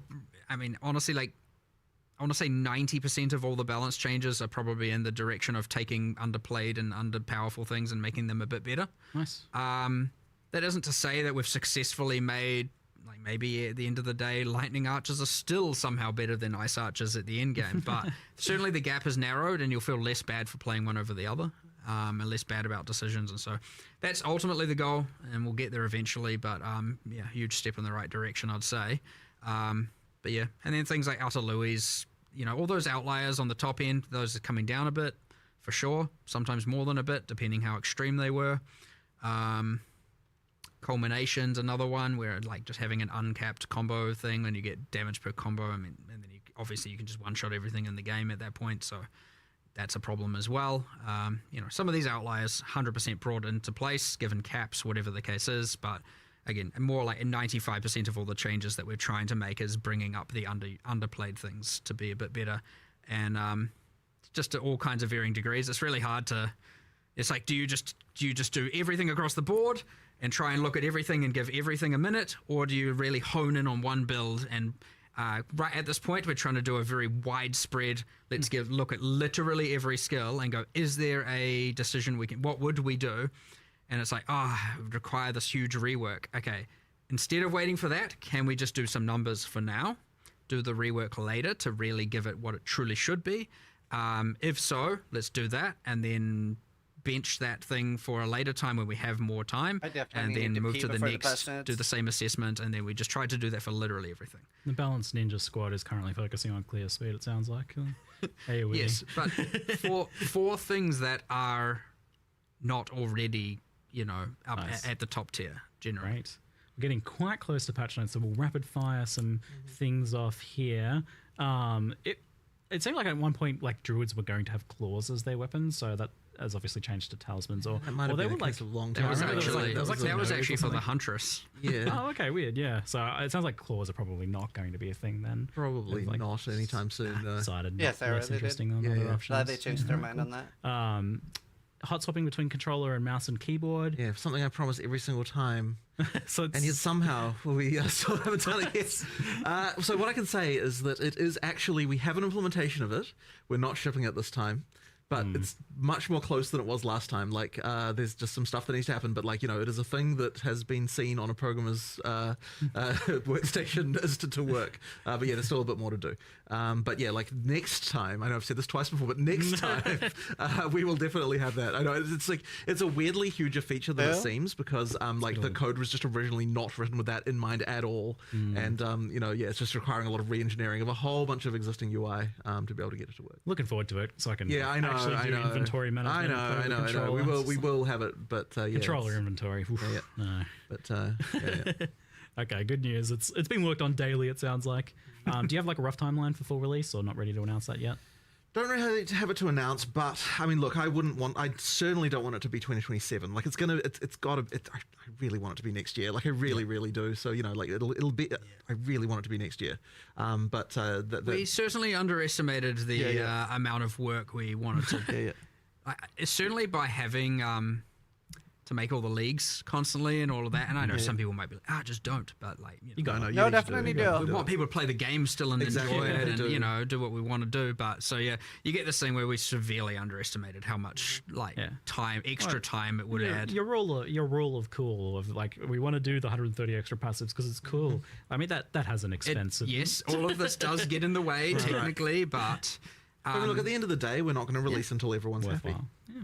So that's true. Yeah, that's the news to happen first. So, you know. Wait, it's never it's released. A good trade-off. Yeah. With the performance improvements, which looked like really impressive, even more than the 25% you're saying. Like looking at the side by side footage, was like it looks even better than that. Yeah, I mean, look, we did 25. I said 25% as a commitment because like that's kind of like I want to make sure. Like, look, people are really sensitive to the stuff, so like I wanted to make sure that we're not over promising. Under promise, and so under promise and over deliver was the plan. But effectively, like I've been focusing a lot myself actually, and trying to like make sure that it's getting better. Effectively, what we've done is, I mean, obviously there's just sort of traditional optimization that happens, but a lot of it is just effectively making sure we're multi-threading things better, taking advantage of more CPU cores. If you're GPU bound and you don't have dynamic resolution turned on, then it obviously won't affect you because you're GPU bound. If you've got dynamic resolution on, so you know like GPU is not so much of a concern, then CPU was definitely a problem for just about everyone. Like even really fast CPUs were having issues in in-game mapping. So the goal really was to make it so that, you know, like when you've got a lot of shit going on, that your CPU is not overloaded.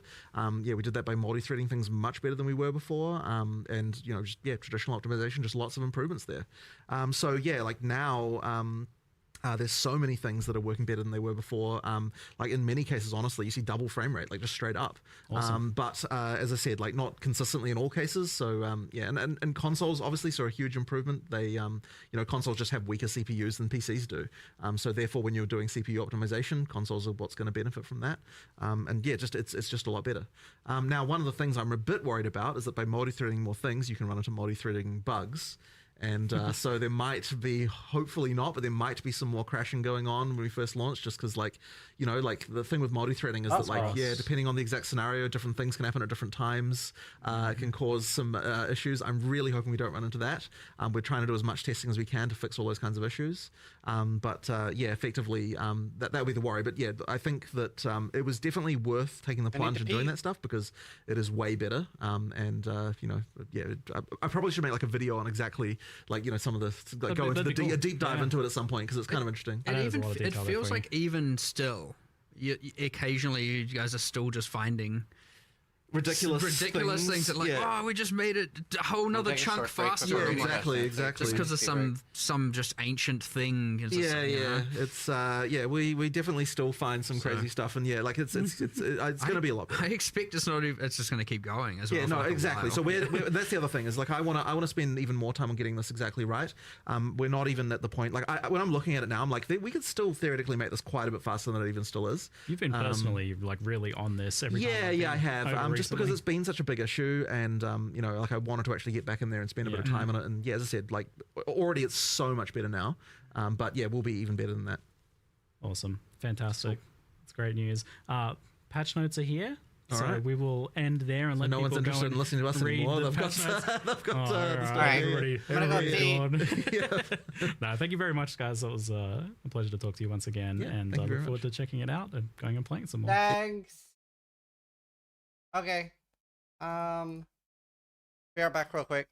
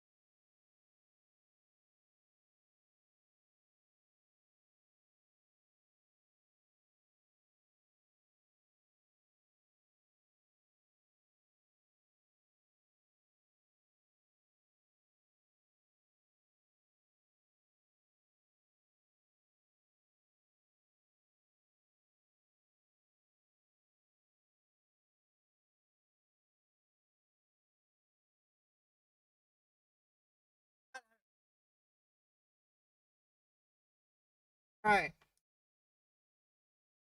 Okay.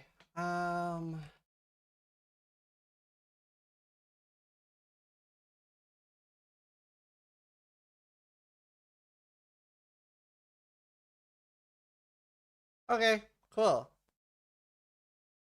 Minnie doesn't care about the lore, she just wants more boobs. Don't we all? Alright. Cool. Hi, this is Rune here. I'm gonna do the raw reading of the PoE2 patch notes. I'll have a TLDR up as well. It's a pretty long one. That's a decently long one. Ah. It's like medium. Medium length? Alright. The Fate of the Val League. Start fresh in a new economy with the Fate of the Val League. All of your characters are converted, are still present in Early Access League, but a free passive tree refund has been granted. I'd highly encourage you to join the new league. We will. Fate of the Val, you will find remnants of the ancient Val civilization. Blah blah blah. The normal leagues. Added a new playable character class, the Druid. Added new Oracle and Shaman Ascendancy for the Druid. 20 new skills, primarily primal skills. 35 new supports. These will change the game a lot. I'm particularly excited for the Fire Prolif one, although it does sound like Ignite and Fire just needs more work. 8 new lineage support, much more powerful supports that are only available. I really liked those. 250 new passive skills to the passive tree. 10 new unique items. Over 10. Okay. Added a new weapon class, talismans. They are two-handed martial weapons. After what we've seen so far, really would like to start Bear. I really want to play the Balrog thing. That looked so hecking cool to me. That looked so cool. I want that. That looked sick. And some of the bear moves looked sick. Like the one where we're like, you know, you were just crushing through everything looked great. I barely want to try anything else. Added 4 new augment items with new modifiers they can craft onto your items. Yeah, I'm really excited for the hand augments too. Is that what these are? Added 4 new augment items. Also, can we just get an applause for this line in every Path of Exile 1 and Path of Exile 2 patch notes? Just the audio team, art team, sound team, effect team, environment team, they're killing it, and they get this small line every patch, but like they really do a great job. Abyss has been added to the core game. You can find Abyss encounters in specific campaign areas starting Act 2. Abyss encounters have been added to the endgame, as well as Abyss tablets and related modifiers. Added an Atlas passive tree for Rise of the Abyssal. Preserved vertebrae, no longer dropped. Wait, which one's that? Oh, that's Amulet, right? For, like, during the leveling? Is that the Amulet one? Oh, no, that's the Waystone one. Right, that makes sense. I'm stupid. Can we forget I said that? Thank you. Updated the well to the account for the fact that Abyss no longer spawns in all campaign areas. Significant optimizations to CPU performance have been made. Do you know, I'm not gonna lie, whenever they were talking about that, I was in my head, I was like, well, of course it's 40%, or of course it's like way better CPU boost. You removed 40% of all our fucking monsters. Of course it runs better. What were you expecting? Like, that was what was going through my head. I was like, of course. But campaign, it's a joke, okay? But still. You should get at least a 25% boost. Nice. I mean, I'm just excited. Optimization is always good. Tailwind, now around 1% increased MS, 2% skill effect instead of 3, 10% evasion instead of 15, and prevent 1% damage from deflected hits per stack. Okay. Base unarmed attack time is now 165 per second, previously 1.4. Modifiers to the number of enemies required to be surrounded can no longer reduce the required number of enemies below 1. Oh, why? That was such a cool mechanic. That was such a cool mechanic, though. Rage regenerate. That's a huge hollow palm nerf. Yeah, that was possible. Yeah, the helmet. Rage regeneration now pauses rage decay, similar to other means of gaining rage. This means that your rage will never decay while it is regenerating. All rage spending costs have been changed to 10 rage. Rage no longer causes a visual effect on your character until you have at least 10 or more, so that you know you can use these abilities. Physical damage reduction from armor can no longer cause a hit to deal 0 damage. This is mostly targeted at preventing cases where multi-hitting player skills could deal 0 damage to armored monsters at very low level. In these cases, they will deal 1 damage. Ignite aura effect, including ignited ground, no longer apply infinite ignites. Instead, they apply regular ignites with a standard duration and will reapply them to expire at the next time the aura applies flammability to the target. Ascendancy Changes. Windward has been removed from Deadeye. Bullseye now requires cold shots, and it applies 10 critical weakness instead of 5. Added a new Mirage Deadeye Ascendancy skill, which grants the Mirage Deadeye meta skill. While active, firing a ranged attack projectile will create a Mirage that uses socketed ranged attacks for a short duration, then vanishes. Bama? Wait, but didn't we have that sort of already? Am I cooked? Didn't we have some sort of Mirage Archer thing? Did they remove Mirage Archer?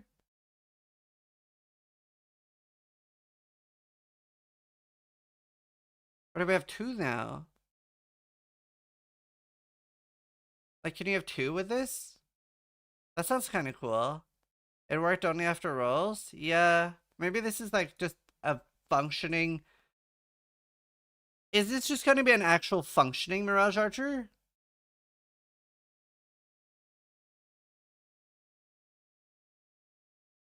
This is actual Mirage Archer? Yeah, that sounds kind of interesting. Pathfinder, Contagious Contamination and Practical Remedies has been removed. Running Assault now also grants cannot be heavy stunned while sprinting. Wait, that sounds awesome, doesn't it?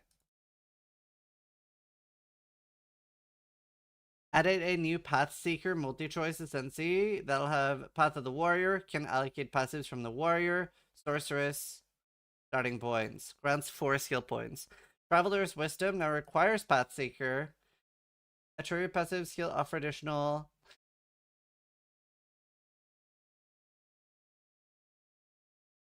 Ain't no way, dude. Ain't no way. Fuck. Oh no. Well, Pathfinder seems quite good. Pathfinder it is then. The ES just keeps on winning, buddy. And that's ES and evasion. That's ES and evasion. Oh no. This is quite good too, no? Can't I just perma-sprint and not get stunned now? Elemental Surge reworked. Grand skill Elemental Surge now provides when you consume a charge, trigger Elemental Surge to gain 3 lightning surges. When you consume a charge, gain 2 cold, lightning, and fire. Okay. Ritualist. I forgot that was in the game. Sacrifice stolen modifier duration is 82 to 120. Oh. Cool. Quality is now 20 seconds. So it can be 140 seconds now. Corrupted Life Force now also has you deal 15% more damage to enemies affected by Blood Boil. Might be usable, yeah. I think it will be. Warbringer. Imploding impacts now grants fully broken armor you inflict, increases all damage taken from hits instead. Huh. Ancestral Warhorn minion summoned by the answered call now consistently hits close-up enemies with the second part. I didn't try Warbringer at all. What did I do? I did like Mercenary, Lich, Stormweaver, something else. Surprising Strength has been removed. Crushing impacts now runs 25% more damage against heavy stun enemies. Huh. What was surprising strength? Looking.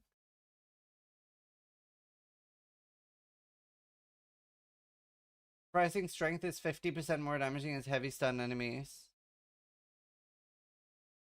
So now the node is just your hits are crushing blows and 25% more damage against heavy stun enemies. Added a new Mountain Splitter Ascendancy passive, which grants every third Sam seal that doesn't create fissures, which you use yourself, costs 1 additional aftershocks ahead and to each side of the initial area. Requires crushing impact. Right. Smith of Kitava. Okay, I'm very curious about this one. Each notable connected to the Smith's Masterwork grants 200 armor in addition to its other bonuses. That's smart. I like that. I like that a lot, actually. Padded plates, lead lighting, and heavy bracing has been removed. Heavy bracing is body armor, grants 100% stun threshold. Lead lightning is 75 lightning. And the other one is 75 cold. So 75 lightning, cold, and stun remove. Added Kitavan imprints in place. 60% glory generation. The bear was gonna have glory stuff, right? Wasn't it? Mythic Kitava bear might be really good. Just refresh icicles. 100% thorns damage. Wow.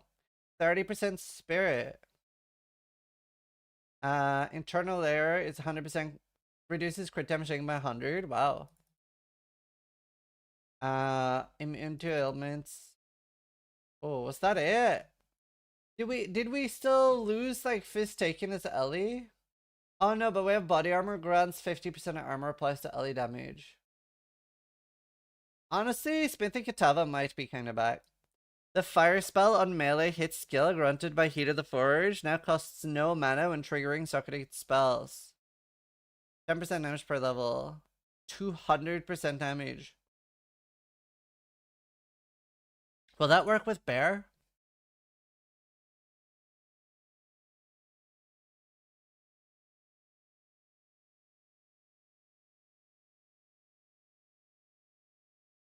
Isn't the problem here more that fire spells suck? I think this will probably... It might even be good this patch. But kind of fire just like sucks right now. Hopefully fire did get enough of a buff. But this... with fire being really good at some point, this should be really good. The temper weapon now costs no mana. The combust triggered by its empowered attack deals 25% more damage and base radius of 3. Manifest weapon now changes target less frequently and thus spends more time attacking. As a mace, CD of 6 seconds. As a quarterstaff, 6 seconds. As a spear, fixed a bug with it. Didn't cover the full distance. Okay. Infernalist Seething Body no longer grants while high on Infernal Flame. You and your allies gain 50% damage as extra fire. Now grants Ellie Archon when you cast a spell while high on Infernal Flame. Ellie Archon does not expire. And then lose it on reaching max. Blood Mage Whispers of the Flesh now grants Cursed by Evil 100% reduced regeneration rate. I thought it would be nerfed.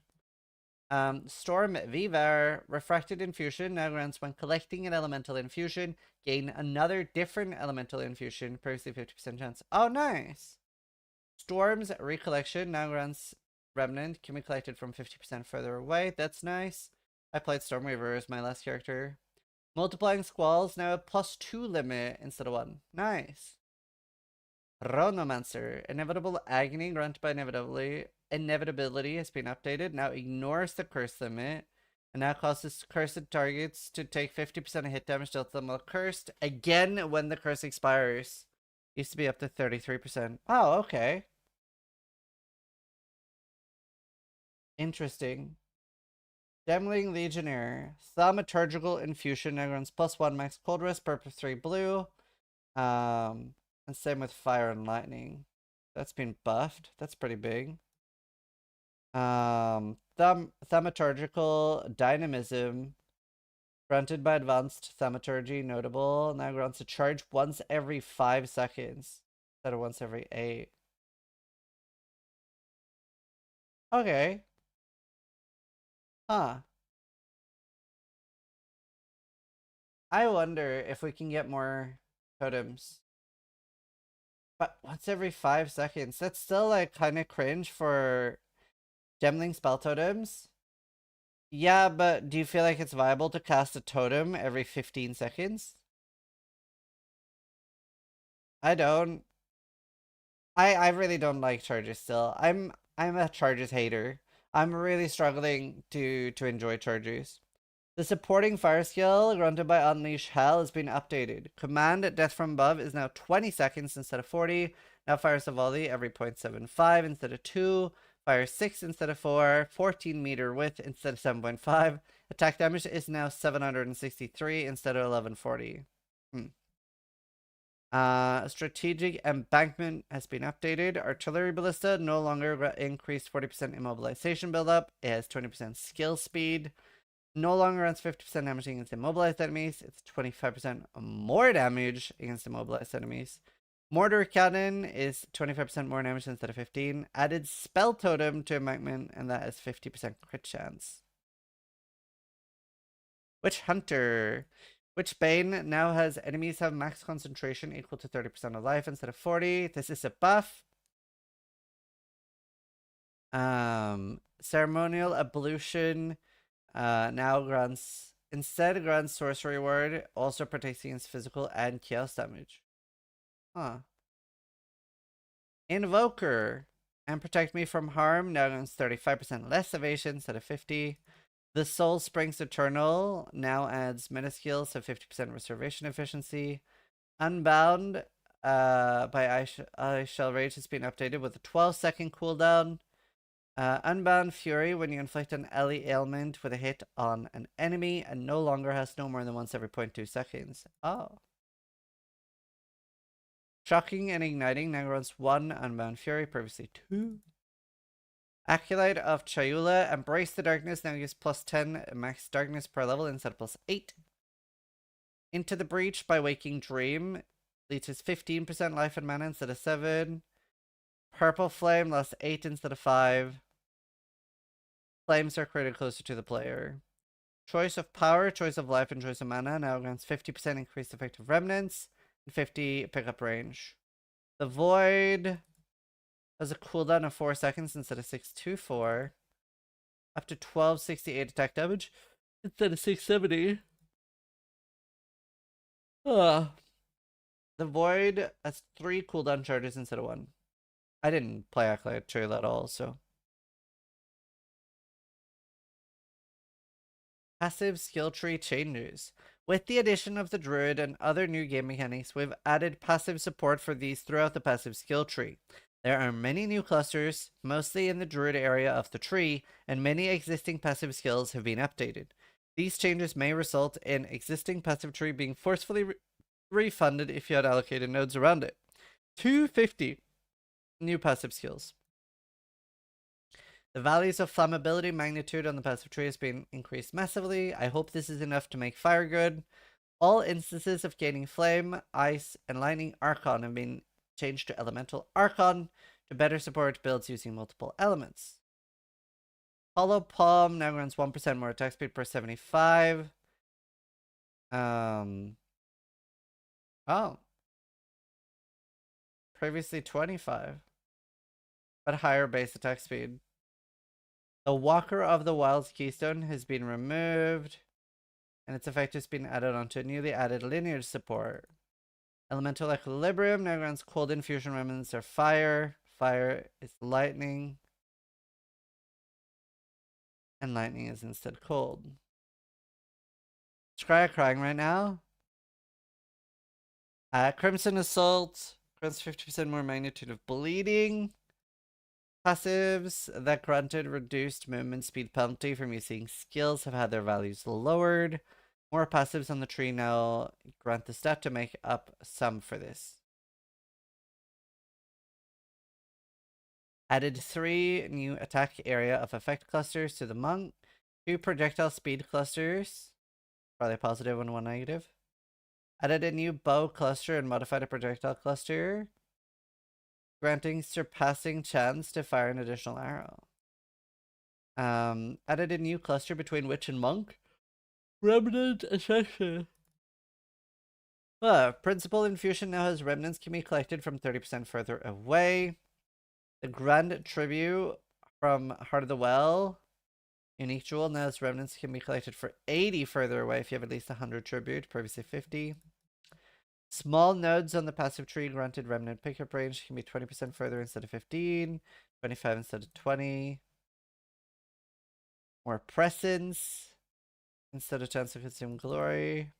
The pure power notable is no longer grants 2% lightning per 10 int. It is 10% more maximum lightning damage. Wildstorm no longer grants 15% max lightning. Instead grants 4% damage as extra lightning, 4% damage as extra cold, and 10% dex. Rename Tandem Assault passive tree to Hunting Companion with no change. Change the stats on several small passives with Inspiring Ally, Hunting Companion, Sikkim. Companion Cluster small skills now generally no longer run Companion skills deal increased damage and increased damage while your companion is in your presence. Okay, Crescendo are now Intelligence instead of Dex. Perpetual Charge is now int. Mark for Death is Strength. Gamble Shot in. Just change some gems around. Rip 70% movement speed boots? Yeah.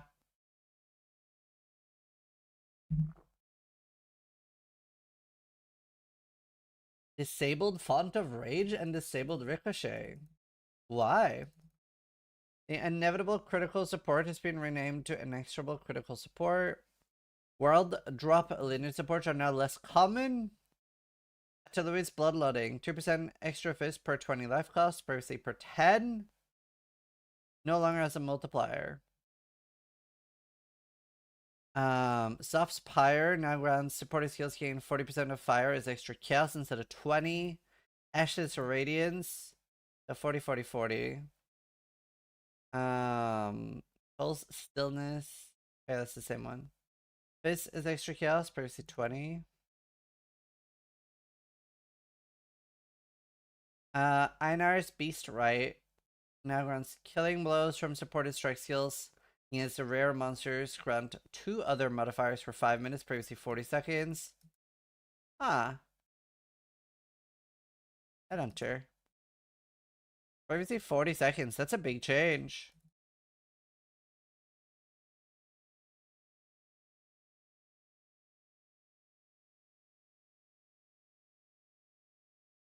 Zarok's Refrain now grants supported spells echo 3 times instead of 2. Oh, and 40% AoE. That's gonna be a pretty spicy one, no? That could be a really good one. Could that be insane with the volcano? Do you think you'll be able to have like 3 volcanoes down and 2 of them have Giga AoE? Wonder if there's a limit of 1 like an orb. Uruk's Smelting now run full armor breaking with supported skills. Take up to 5% increased damage up to 20. Previously 2 up to 20. Still shit because there's a CD. But that's not a big issue for that skill, is what I'm thinking. Do you know what I mean?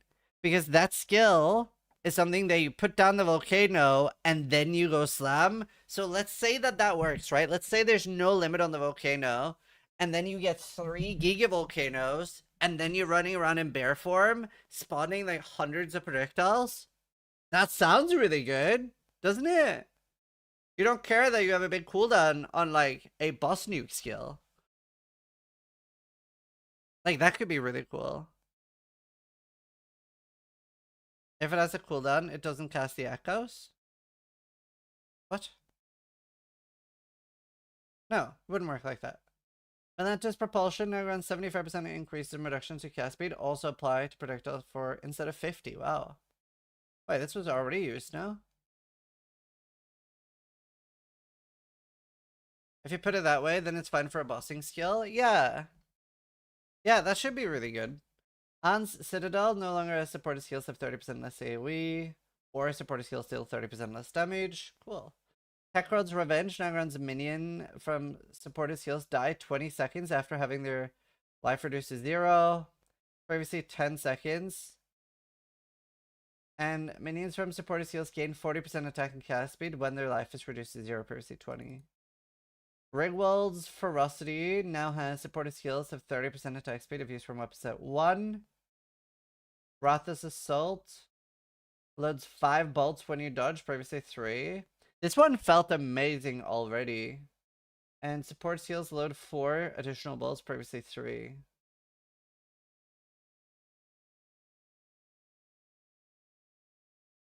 %20 increased attack speed. Wait, this one was already awesome.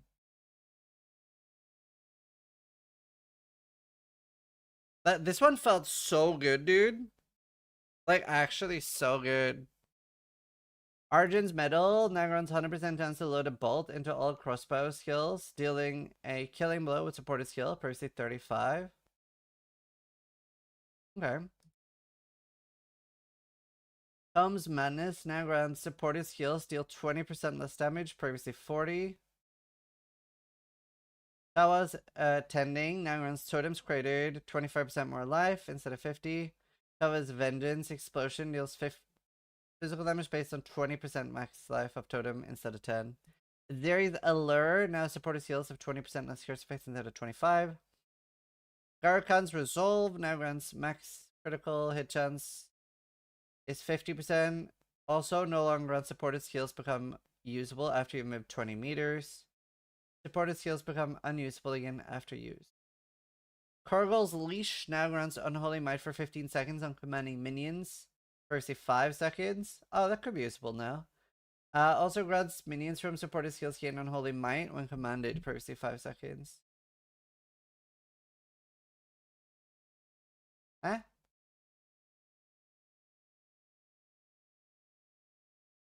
Oh, never mind. Cool. Arcali's Lust now runs supported skills deal 8% more damage with hits for each poison on an enemy up to 40. Previously 6 more up to 30. A lot of buffs on this. Taktati's Ire now has poisons deal damage 2% faster per rage, previously 1%. Huh. Eyelets. Isn't this also going to be really, really good? Surely you can do some sort of shaman thing with this, like a rage poison shaman. Eyelets Chimes, 25% chance of getting a power charge when expending combo with supported skills per combo expended. This can exceed 100%, previously 10. Huh. Arbiter's Ignition now has 100% chance to gain Elemental Archon when igniting, previously 20%. Nova Projectiles no longer cause supported skills to gain 4 additional projectiles, or 40% less damage. Nova Projectiles 2, causing 6 additional projectiles, deal 50% less damage and a cooldown of 8 seconds.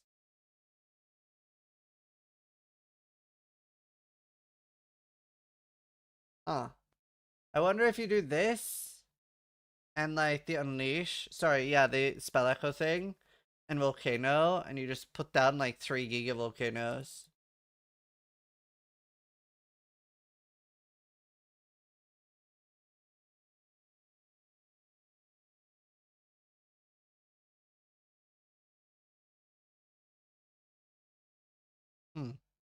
Spidey's Mercies, Dominus Grasp.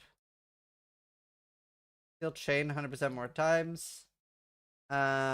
Chain no longer gun supports 100% more times. 30% less damage with hits instead of 50. Okay, what does it do? Is it just +1 chain? It is just +1 chain. No longer 100% more times. Now chain 2 times. Previously 1. 50% less damage instead of 40. Chain 3 is chain 200% more times. No longer 200% more times and just +2. But no damage penalty. Culmination. More damage per combo, so you have a 10 combo and 20 combo here. But also 2% more damage per combo. Stormfire causes enemies shocked by supported skills to take a percentage of ignite as lightning damage as well as fire. Previously shocked supported skills do not expire on ignite enemies. Huh. Okay. Living Lightning. Living Lightning's attacks now deal the same amount of damage for each hit in the chain, previously erroneously dealing less damage per subsequent hit. Huh. Cooldown of 8 instead of 5. Enraged Warcry and Rageforge are treated as spending rage. Upheaval and Breaching Fissure are no longer restricted to melee attacks. They can now support any skill which creates fissures. Impact Shockwave now actually makes aftershocks, allowing interactions with aftershock specific area and damage modifiers. Previously, it was actually a variant of Melee Splash, which did not benefit, and this allows a strike to cause both an Impact Shockwave aftershock and Melee Splash from the same hit. Impact Shockwave can now support non-strike wind attacks. Huh.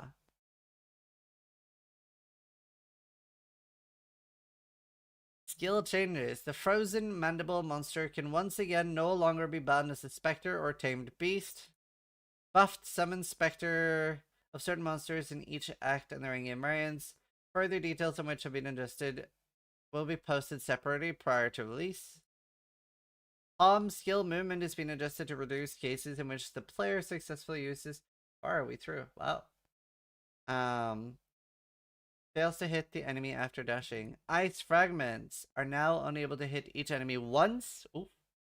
The per target hits limit on Firestorm, Ice Storm are now displayed. Okay. Whirlwinds now take on elements from overlapping allied ground for 8 seconds instead of 4. Added wind type to the following skills: Twister, Whirling Slash, Wind Blast, Wing Blast, Whirling Lance, Wind Serpent, Wind Serpent's Fury, Tornado Shot, and projectiles from Staggering Palm. Fixed the following skills by having modifiable limits that were not described as limits: Frozen Locust, Earthquake, Earth Shatter, Shield Wall. These skills can now be supported by Overabundance. Interesting. Acidic Concoction can no longer consume poison nor trigger acidic bursts, like Vine Arrow Plant. Invocation skills now have 0.2 cooldown. Facing Salvo is now offered as tier 3, so is Wind Blast. Attrition is tier 4. Vaulting Impact and Ice Tipped Arrows is tier 5. Ancestral Cry, Volcanic Eruption now deals 211 attack damage instead of 205. Triggers Volcanic Steps every 1.2 meters traveled. Previously on footsteps.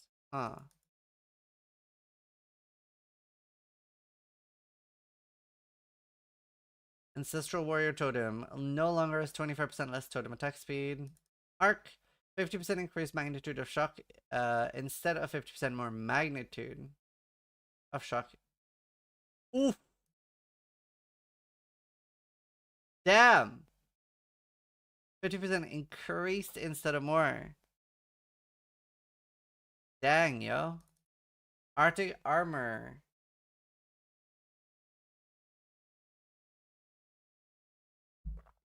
$12 damage per stage. Previously 24. Just nerfed damage. 100% more face build-up. 100% more magnitude of chill. It's good. Armor Breaker. 181 attack damage from 156. It's now break 4.9k armor, so that's a buff. Attrition is 30 spirit instead of 60. Ball Lightning. Buffed at low levels. Wait, at level 11. Has more damage later as well. 105 instead of 70. 375% more chance to shock. Previously 750. Fire Infused Explosion has more damage. Man, so much like lower on shock though. Scaling up to 856 fire damage instead of 431. A lot more damage, but a lot less shock. Ignited Ground now ignites as though dealing 200 to 300 fire damage at gem level 11. And 111. Okay, so like almost doubled. A lot more damage. The shock's less. Barrier Invocation, 30, so cast on Minion Death, also 30 Spirit. A lot of Spirit changes. I wasn't expecting that. Cast on Minion Death being 30 Spirit could change things quite a lot. Charge Regulation no longer grants more skill speed while you have a Frenzy Charge. 25 skill speed while you have a Frenzy.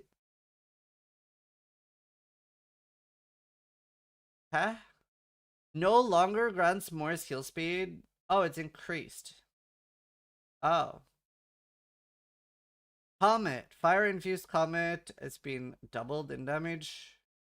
Almost. Detonating Arrow. 30-40% buff.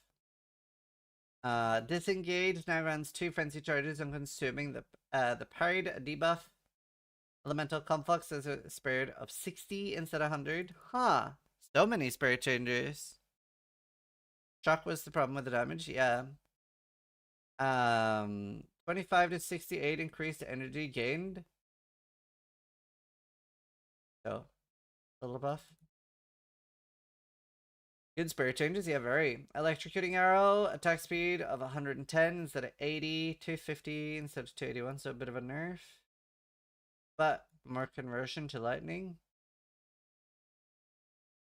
I was gonna say easy to get 100%, but you can't get 100%, right? You can never do full conversion in PoE2. It just does like, if you have 50% and you get another 50%, it's basically 75%. And then you get another 50%, then it's like 82 or 87.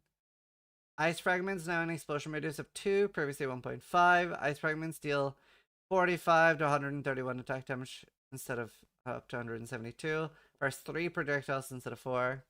Explosive Spear now grants +1 limit of large spears every 8 levels. Frenzy, Charge, and Powered Explosions now deal 200% more damage. 100% increase Ignite effect instead of 0. Okay. Frenzy, Charge, and Powered Explosions increase with length 5.9 meters. Cool. Eye of Winter, eye projectiles now travel a much longer distance, 25% less projectile speed. Fangs of Frost, 157 more freeze buildup. Explosion has 314 more freeze buildup. Cool. 8 seconds instead of 4 on the explosion. Flame Blast CDR is 10 instead of 15. Fragment. Doomfletch is 100% convert now. It sucks that it's only level 22 unique, but we have upping now.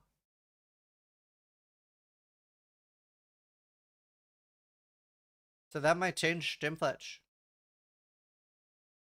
The upping could change a lot. Fragmentation rounds now it's bolts pierce 2 targets at level 1, scaling to 5 at 24. Nice. We have uppies now, yeah. Freezing mark no longer costs an explosion. Instead, freezing the marked target grants a buff that grants damage extra is pulled. Frostbolt, 195 more magnitude of chill. Chill, bro.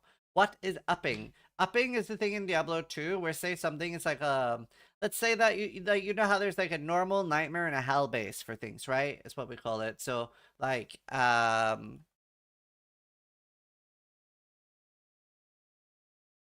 me show you. So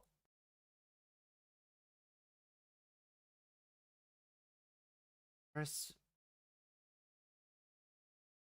so let's say 200 maces, right? So let's say that the leaden great hammer is the normal base, right? And then you have that the heavy great hammer is the nightmare or cruel base. And then that you have the merciless or hell base is the massive great hammer. They talked about in this interview that they are adding a form of upping with the Vaal Temple. So we don't know if that'll only work on armor or if that's going to be on weapons too. But they did talk about upping the base. So in Diablo 2, that would be like that you turn like this into this into this. We don't fully know much about it, but yeah, normal, exceptional, elite. They did talk about that specifically for uniques.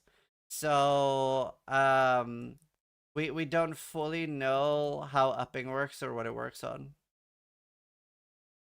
But that should be a big change for the game. They said just Vaal uniques to begin with. Well, I don't know if that was specifically for upping. They talked about Vaal uniques for removing the downside or removing a stat. I feel like we just have very little information about upping. I thought he meant like Falborn stuff. No. Like, this was definitely separate, right? I'm not hallucinating. He talked about upping separately to Falborn.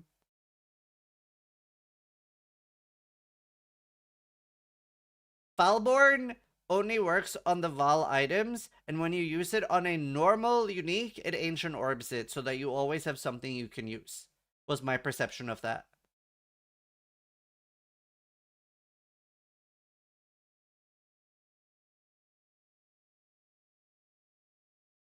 But I think we all agree that things are a little bit unclear in this department. We're a little bit unsure exactly what has happened, what made it in.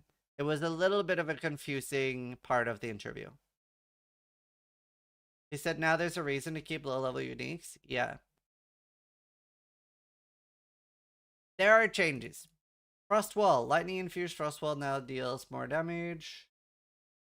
60% increase or so. High level. Equal magnitude of chill inflicted as freeze buildup. Frozen Locust no longer deals 80% less damage if destroyed within 0.5 seconds by something other than you.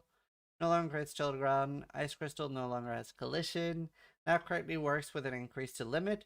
Frozen Locusts no longer have a hidden less damage taken from allies, and instead they now have a more damage taken from monsters, and the life of Frozen Locust Ice Crystals have been greatly increased at later levels.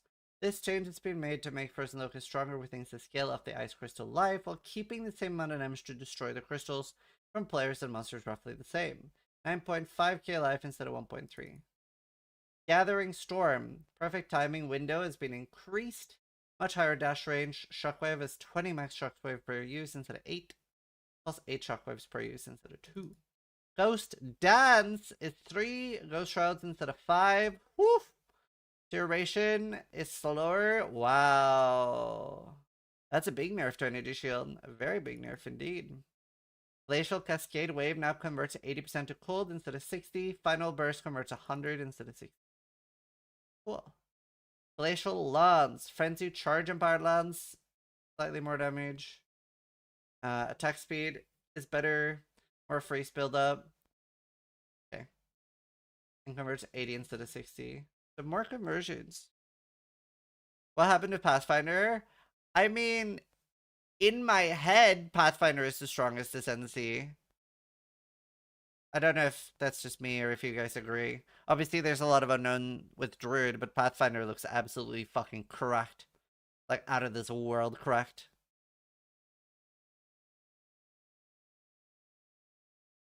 Hailstorm rounds, 40 to 50. Bolts gem level 11 to 20.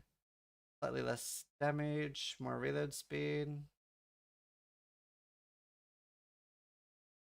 Herald of Thunder. Attack damage. Slightly nerfed. X-Blast, max 10 explosions per cast instead of 3. Ooh. There was not a lot of lich changes, was there? Ice Nova, Cold Infused, and Chill Ground are both bigger AoE. Cold Infused, Ice Nova deals slightly more damage on both high and low level. 0.5 seconds to cast time.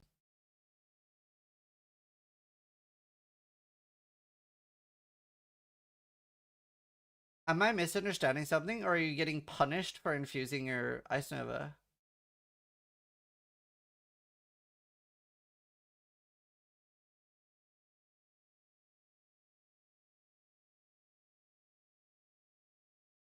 You are. Okay, what am I misunderstanding? Someone explain.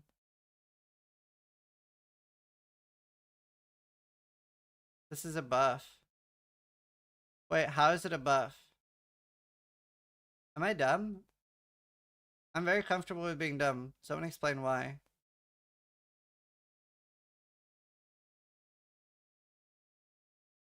I was joking. Oh. No, we agree. This is a bad punishment for infusion. Oh, okay, cool. I'm like, I thought I was missing something, but I haven't. I haven't missed anything. Probably a slightly longer animation for dramatic effect.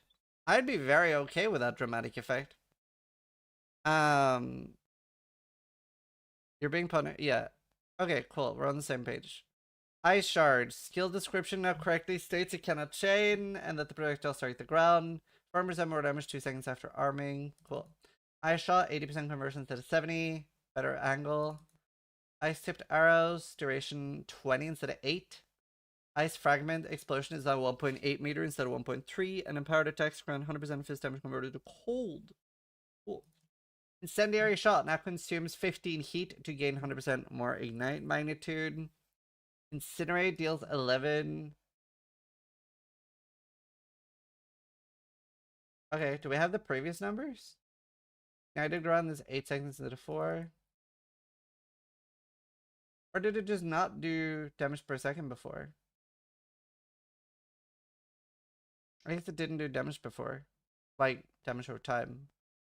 Killing Palm now grants a power charge if a callable enemy dies while you're dashing to them. You know, I don't know.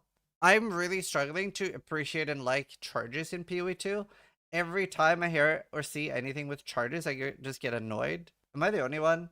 I'm not a big charge enjoyer in PoE2. I just really like how charges work in PoE1. Me too. At least I'm not alone. Yeah, it seems so like play this way to me. It's the most like please play this way to me, in my opinion, in the game. They don't work in PoE1, they're non-mechanic. Right, PoE1 or PoE2, depending on where you prefer the charges.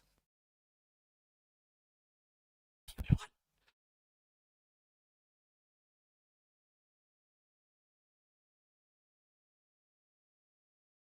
I mean, all of us might be wrong, but at least we're wrong together. Lightning Arrow no longer bypasses the charge up time of Lightning Rod's burst. Like, I just think, like, sure, I agree with what Scryet said. It's a bit of a non-mechanic. Do you know what? Not everything needs to be a convoluted wind-up mechanic. Like, it doesn't. It doesn't. Of course, you like the version where they don't have to do anything. Yeah, you shouldn't have to do everything with everything. Okay?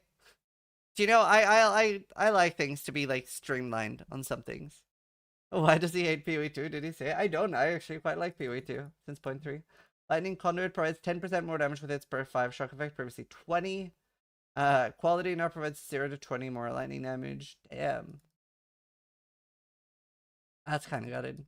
Lightning Rod. The limit of active rods allowed is now 10, previously 20. Somebody check on Fubgun. Lightning Warp, Explosion, and Shock Ground is now 3 meters instead of 4. Yeah, how are the vibes in other streams? Are other streamers excited? Are they excited, happy? Like how's Ben, Fabgun, Rue?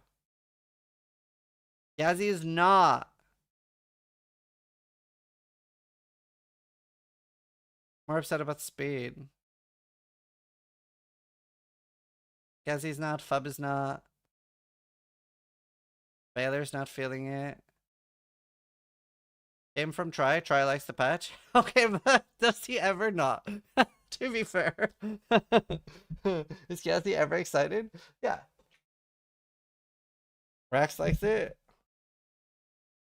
Then limited as Mervyn's to 1 each. Yeah. We are the good vibe stream. It's not necessarily that I'm the good vibe stream.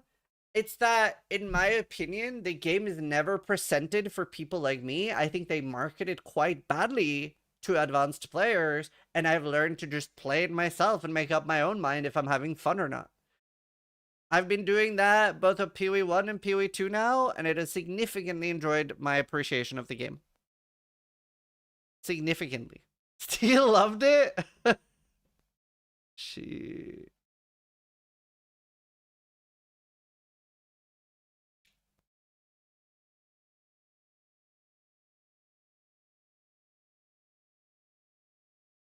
Now, bro, you are the good vibes. Most people are fucking toxic takes.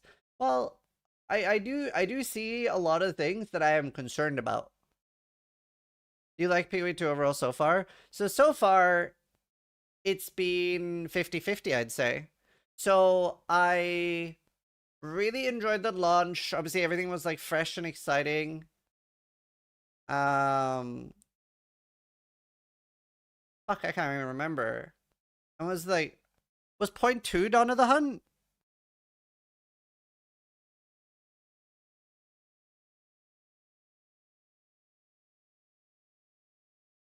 I'm trying to remember. Well, everything was like new and exciting at launch, but quite a struggle. The first, I kind of have to break up the launch because, frankly, even though things were new and exciting, the first 20 hours was something else. And I was really wondering about my future as a Path of Exile content creator. The first like 20 to 30 hours was something else. That has to be separate. And then I had fun. I think you're the most even-tempered streamer, and it's nice. Thanks. Says you're a devil's advocate type of person. I don't feel that's true. I think I'm very consistent. I don't think I'm a devil's advocate. I like what I like, and I dislike what I dislike. I've been very consistent with that over the years. I definitely don't always go against the grain. I've never seen Ziz tilted. I tilt a lot. But anyway, then point 2, I was miserable. For me, point 2 was probably the biggest miss that GGD has ever done.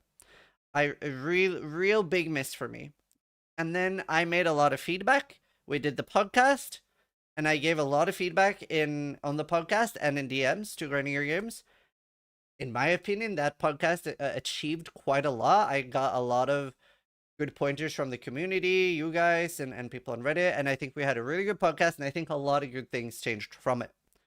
And point 3 was a super W for me. I had so much fun. I played like 700, 800 hours in point 3, and I just had a ton of fun. And yeah, I don't know. I'm excited for point 4. Like, I don't know, what is this, halfway through the patch notes? I'm currently pretty excited for point 4. There are some things that I'm very worried about. The 40% density thing does not sound good to me. I'm very concerned. I am going to try it and see if I like it. That is how I approach things. I will try it. If I'm having fun, I am going to keep playing. If I'm not having fun, I will make a video detailing why, and then I will go play something else. That is how I approach life. I do not understand this whole, like, seeing something, instantly flipping the table and going around telling everybody how much I'm not going to try something. That is weird to me. The thing is, I feel like after fucking 13 years of playing Path of Exile, I have enough trust in them at this point that if something is dog shit, they will probably fix it. Or I would not have been playing this game for fucking 13 years.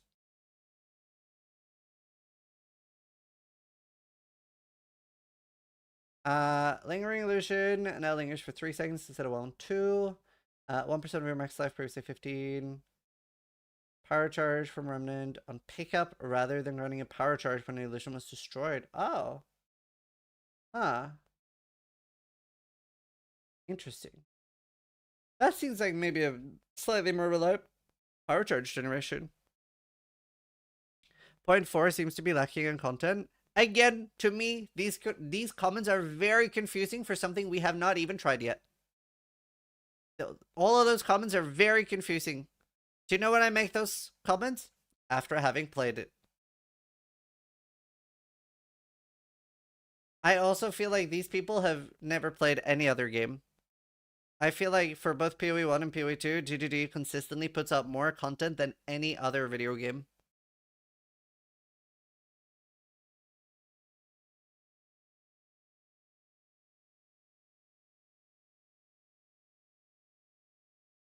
I'm really excited for the new league mechanic. Yeah, it looks really cool. I like synthesis, so I think it'll be good. Living bomb, slight buff, and a decent buff at the end. Wasn't that usable already? Wasn't living bomb quite good? Am I tripping? Less density scares me. It scares me too. Like there are loads of things I'm concerned about. Like, I'm not going to, like, blindly just be like, everything is the best thing ever. I just want to try it first before I say something is shit. If I say something is shit, like Dawn of the Hun, there will be good reasons for me saying that. Do you know? That's all. And the thing is, there's so many other games to play if it is shit. Not every league needs to be the best thing ever. Anyone who feels disappointed or let down by today's stream should have, yeah, the thing is, if you think it's so much better other places, Diablo 4 is coming out the day before, you will have at least 8 hours of content there. At least, maybe 9. You know? There are options.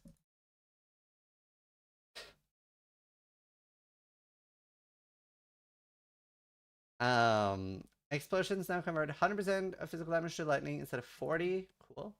Mana Tempest, linger for 2 seconds. Oh, that's nice. Oil Grenade is 4 second cooldown instead of 5. Perfect Strike. Do you know, I'm not gonna lie, does D4 do leagues like PoE? I mean, do you mean like, leagues are a thing? Yeah, I mean, I wouldn't say they do them like PoE. It's quite different. A lot less stuff. But yeah, they do them. Titan Quest 2 just updated. They're sponsoring me tomorrow, which is cool. I actually like just did a big playthrough for Titan Quest for free anyway, so getting sponsored to check it out is even better. Perfect Strike buffed.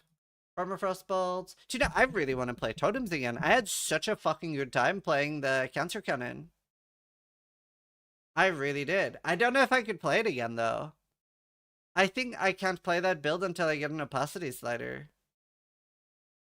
Cancer Cannon? Yeah, I don't know. Do we have a clip of me playing it? It was actually negatively affecting my viewership. I stopped playing that just because of my viewership and my retinas. The day I started playing a different build, I went from like 4K viewers to 6 or 7. I don't know if we have a clip of an example. I think we can probably fish one out. I like almost doubled my viewership quitting it. It was fun though.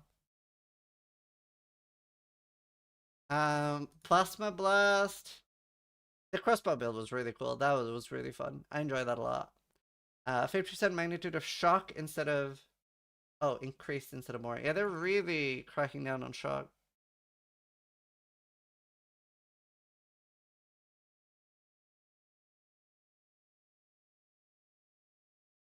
This campaign adventures?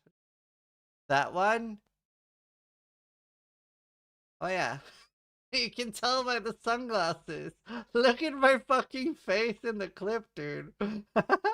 Yeah, that one. Yeah, that was, I remember my wife walked into the room and she looked at me for like 10 seconds and she was like, what the fuck? Oh, shit. Yeah, that was something.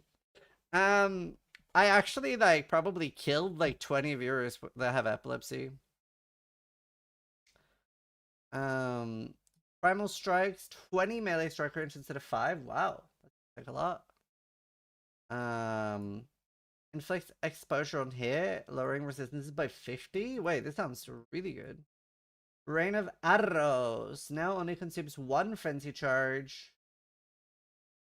Okay. What if there's a way to like get a lot of frenzy charges? Removed fires 50% more arrows per frenzy charge consumed. Ah, that's why.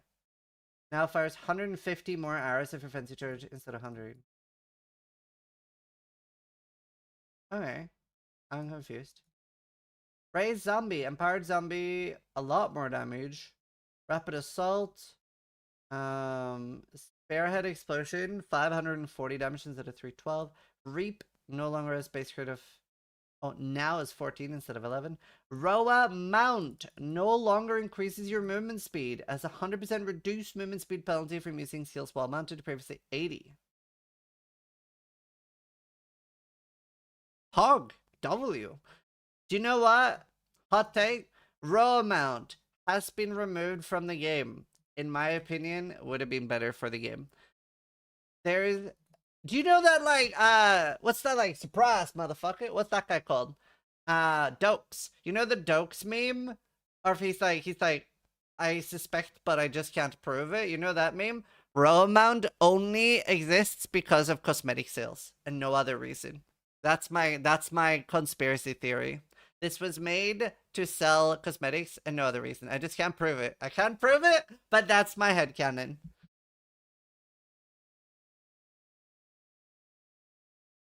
Sacrifice. Now runs minions revive 46 to 40% more slowly instead of 66 to 60. Huh. Skeletal Reaver, 6% attack speed per 2 rage. Oh. Huh. And said Roa Mountain Conspiracy. Did Sis drink alcohol today? No, I don't really drink. To be fair, I did have one bramble yesterday. I love brambles. Charge Scavenger. Buff duration is now 3 seconds instead of 2. Minimum duration between consumption is 6.5. Cool. Shattering Palm causes an explosion if the target dies while you're dashing to them. Shock Chain Arrow. Projectile now converts 80 instead of 20. Whoa, big change. Shock Chain Arrow no longer releases secondary beam that continue to split. Instead, the initial projectile now consumes shock to create a shading secondary projectile, which creates a lightning rod in the ground near its target after its final chain. A secondary projectile does not consume shock on target's hit and deals up to 507, so slight nerf. Interesting change. Shield Charge Collision now deals 250 damage instead of 217. Siege Cascade now deals 100% more damage against immobilized enemies, and quality 0 to 40% more damage against immobilized enemies, previously 0 to 80. Snipe deals 2160 instead of 1878 damage, and remove Heavy Blast and Heavy Interaction from the... I am not sure what the functionality is of that. I didn't really use Snipe. I don't fully know that one.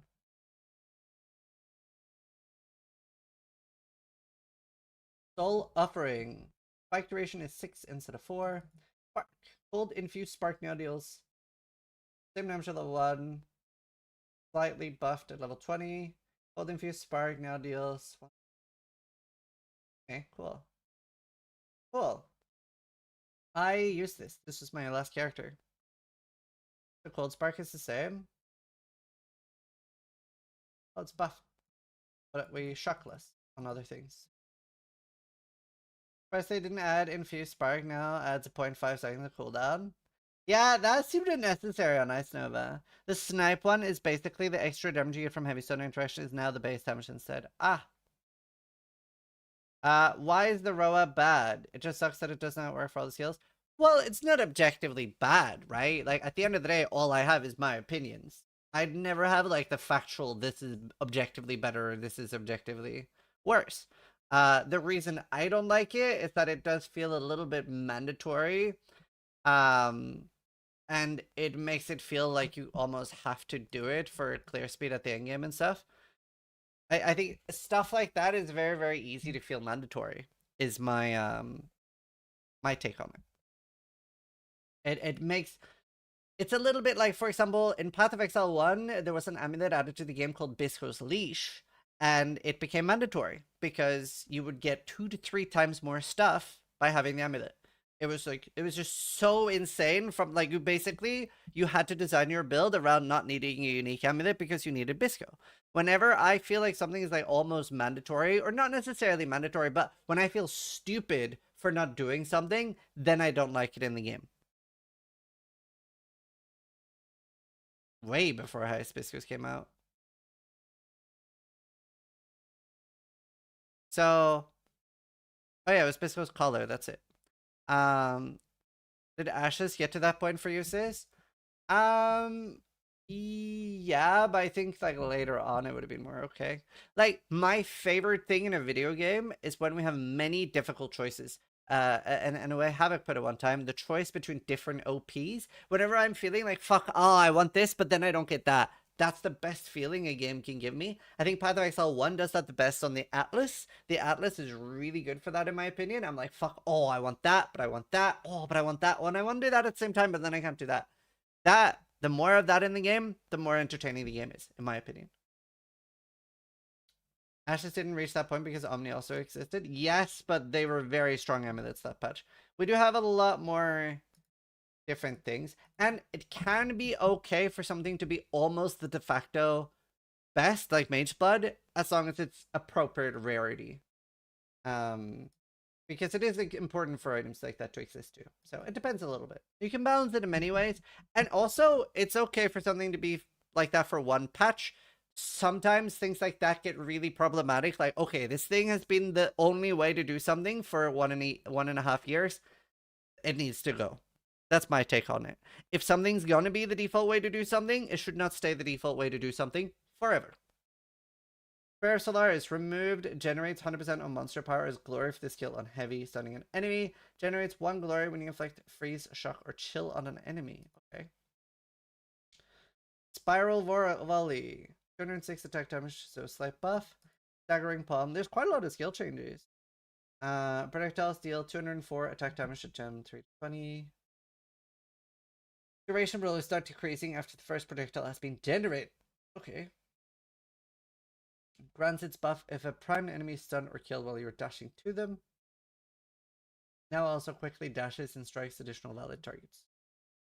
Like Seismic Trap? Yeah, like sometimes it overstays its welcome.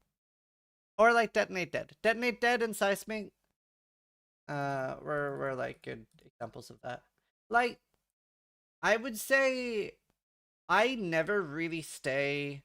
I've never really been a this is the skill I play streamer. I'll have like a period of like Explosive Arrow, Essence Drain, Righteous Fire, and I'll play it for like a period where it's useful to me and I like it, but I don't like get particularly attached to one skill where I only care about that thing.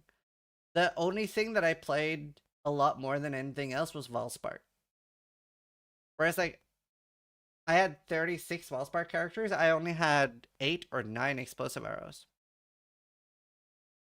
So like I swap around quite a lot. I like use something when it's useful. I don't particularly care or want to identify with a skill. I had less than 10 ED contagions. The only thing I had a lot of was Valspark. You mean like RF box? Yeah.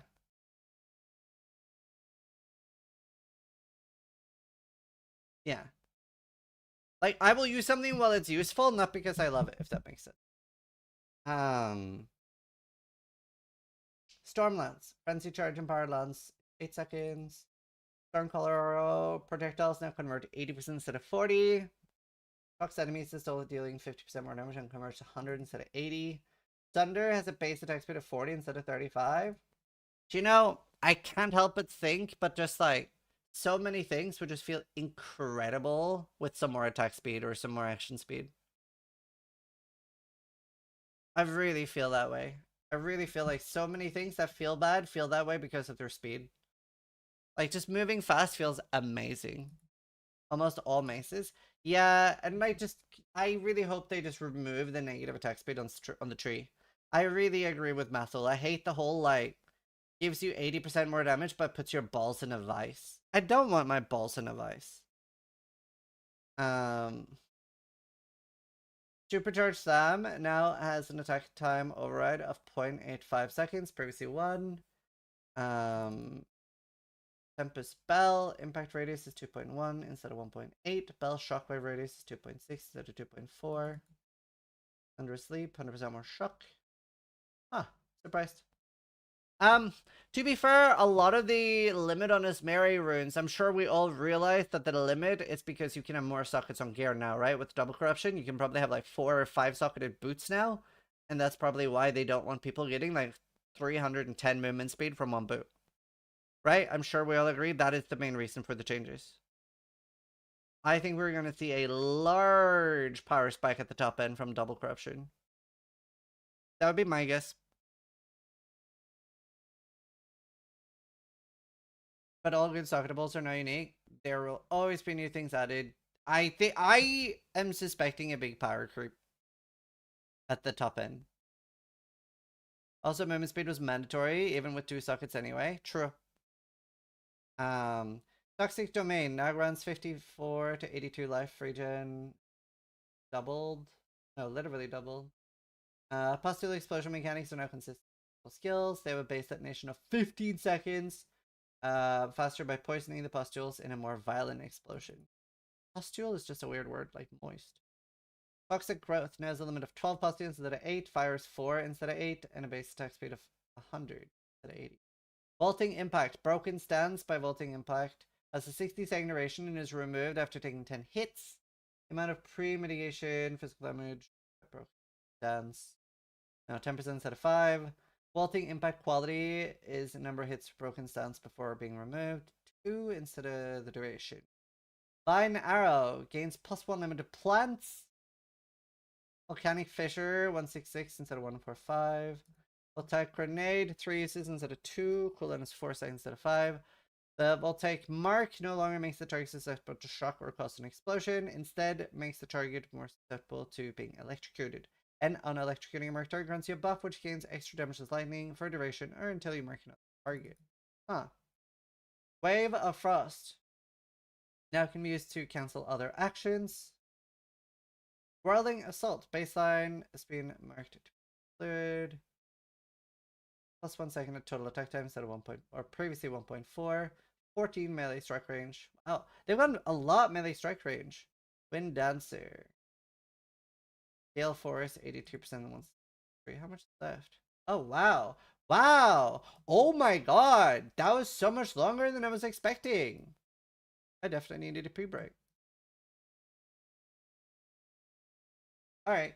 I'm gonna take a quick pre-break. If you're watching the raw VOD of this, just skip until I'm sitting back down.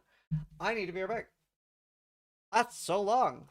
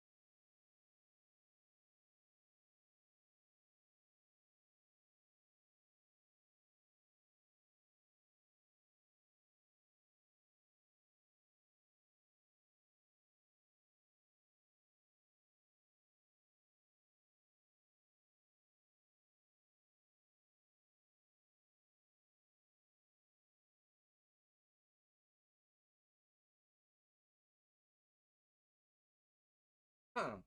Talismans are not one-handed though, they are two-handed. Round spectrums now roll 6% to all ally res per Soccer round spectrum instead of 4. Sandstorm Visage every second inflicts critical weakness in your presence for 15 to 20 seconds. Okay. Maxroll's Machination 66 to 333 effective socketed soul cores instead of 100. Huh. Can be made better or worse with the Divine Orb. Good luck. Cool. The Adorned 0 to 150. Ooh, is Lance half mast, full mast? This, I feel like Adorned is such a Lance thing.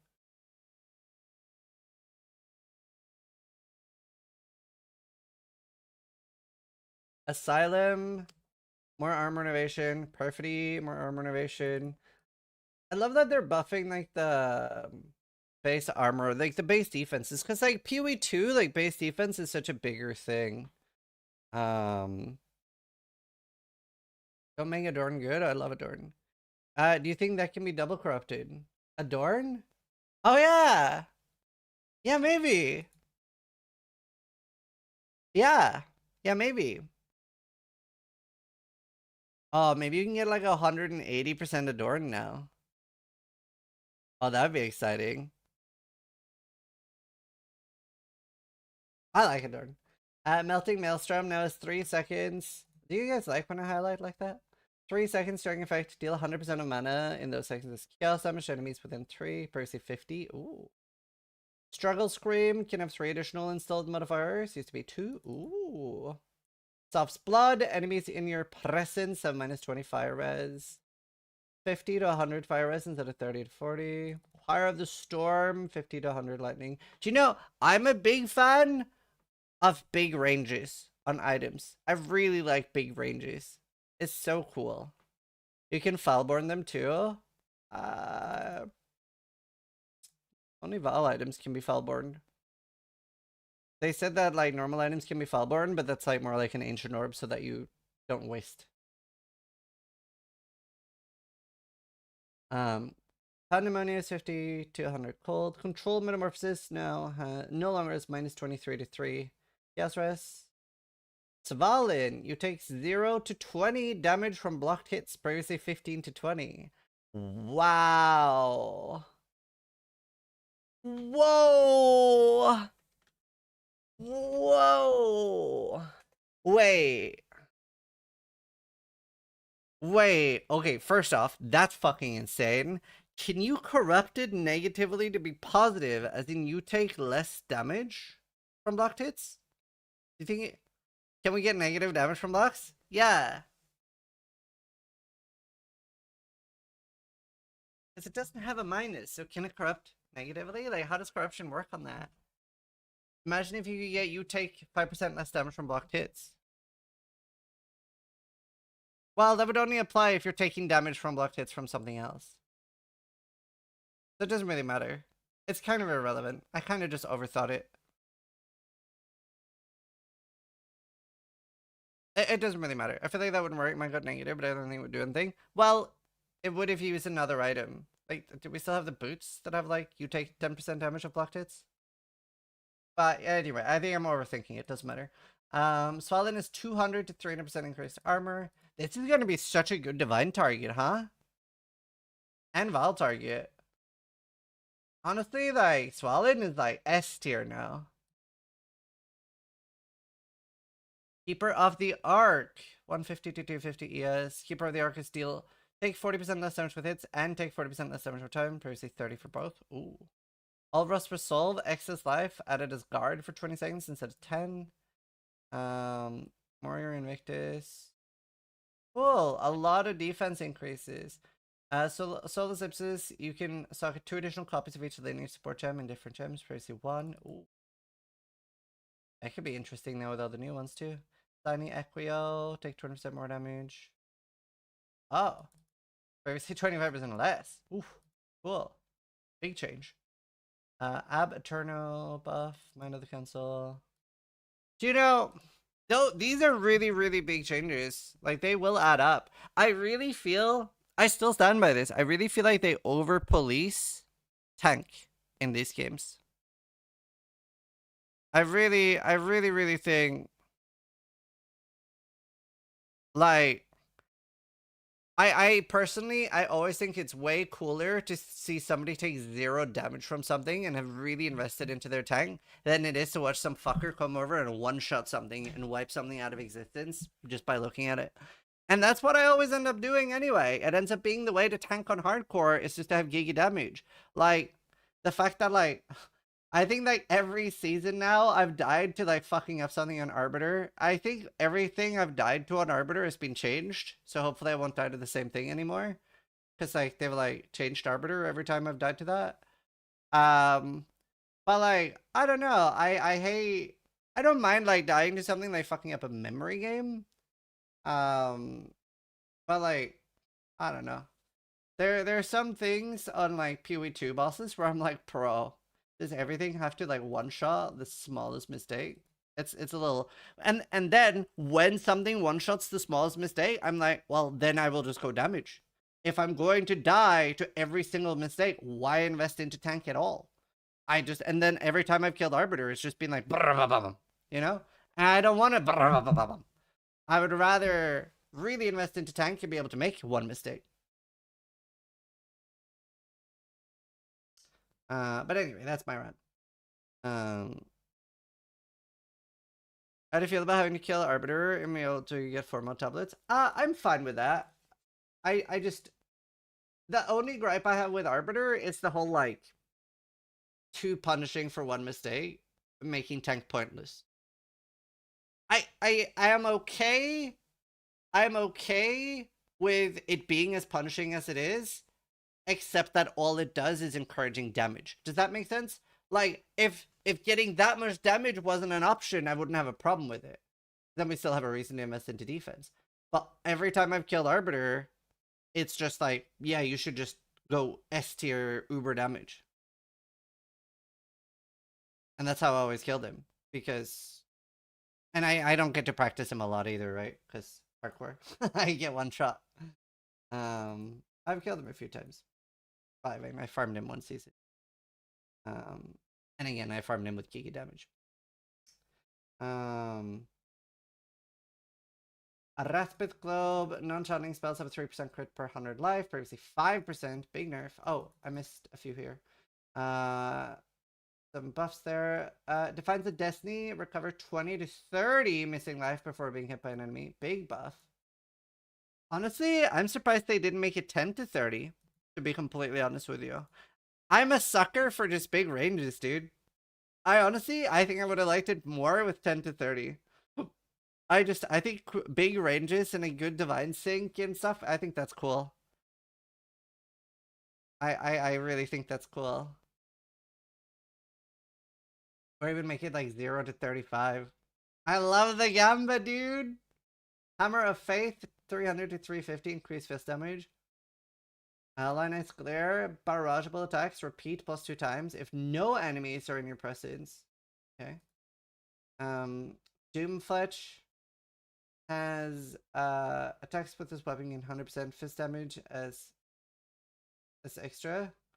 And hopefully we can up Doomfletch, presume. Isn't Doomfletch a Val item? Isn't that a Val text on it or something?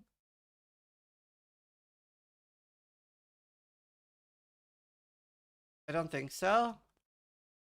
PoE, Doomfletch, presume. I don't know why it feels Bali. It does have Val text on it. The Val 1,000 years ago came up with a more delightful method of murder than I could ever wish for. Surely that makes it a Val item. It has Val text on it.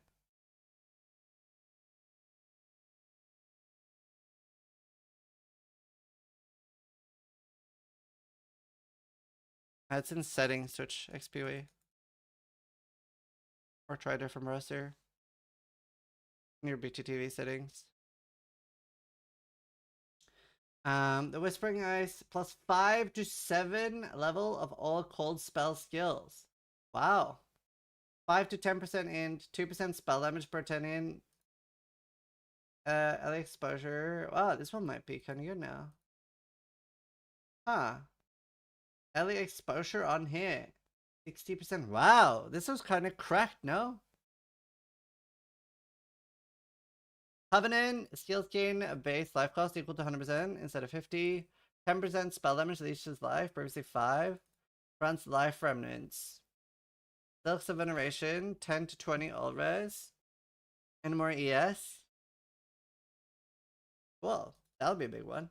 Plug of Defiance, more mana regen. 50% damage taken from mana before life, previously 30. Ooh. Interesting.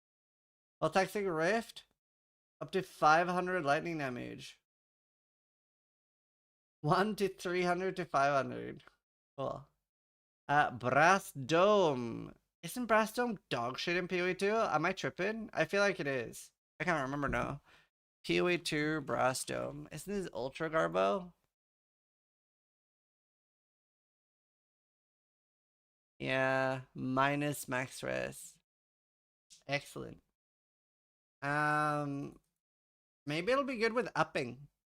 If that can be upped. If you can up the base, it's insane. Yeah. And then the max res penalty doesn't matter. I really hope uppies made it in. I was a little confused on that. Oligar's Virtuosity, it's your critical hit chance cannot be re-rolled. Huh. Come Calamity as heralds 50 to 100% damage. Cool. Ghostwrite, 35% max life converted to energy shield. Previously 25. Huh. Look of Flame, 30 to 50 max ES. Cloak of Flame, 50% taken as fire instead of 40. Wow. That's a big item now.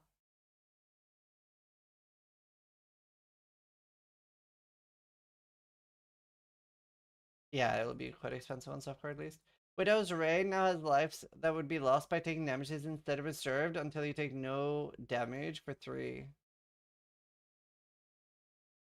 Lightning Coil is 30 to 50% physical damage from hits taken as lightning damage. Previously 20 to 40.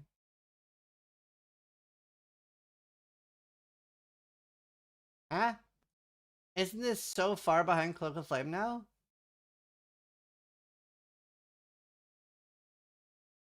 This is up to physical 50% physical damage from hits taken as lightning and has a downside. Cloak of Flame is just 50% physical damage taken as fire as the default, and then 1.2 multiplier, so you can make it 60. Better base and stats on it. Yeah.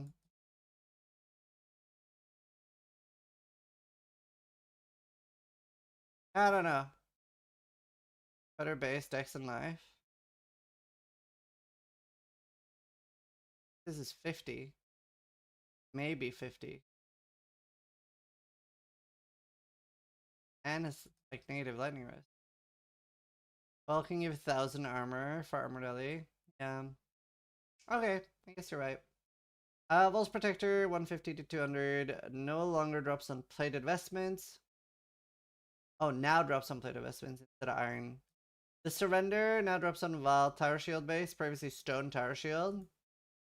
Couture Crimson, this is a big change. Couture Crimson, 10 to 15 max life, previously 25% reduced. Couture of Crimson.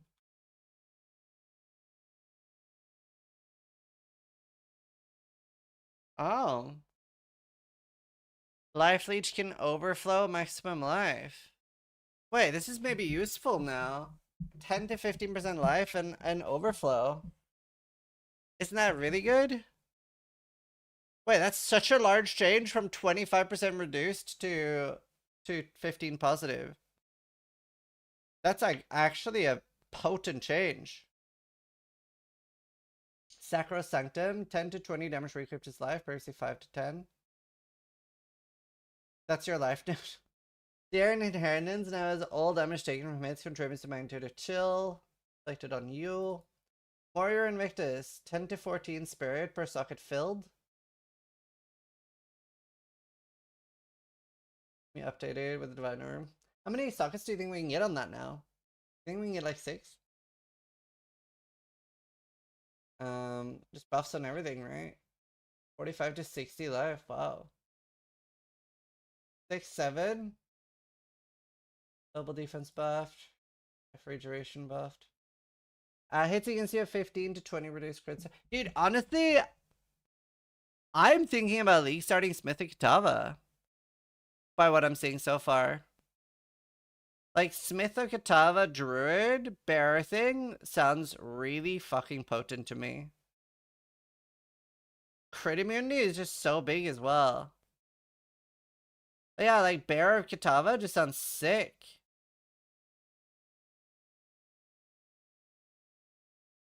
Pause up. Hires Ire, 25%. And like, I love the armor buff too. Hires Ire now no longer has 25% filtration on enemies. No longer adds full damage to attacks. 15 to 25 damage as extra cold. Wow. Raise restoration. Queen of the Forest now has 25% movement speed, previously 0, and 1% movement speed per 600 evasion, previously 800, capped at 50, previously uncapped. Oh, rip. Rip. 07. Thunderfist, Crack Palm now has 15 base crit instead of 5. Ooh, wow. 40% more lightning damage at all levels. Wasn't this insane already?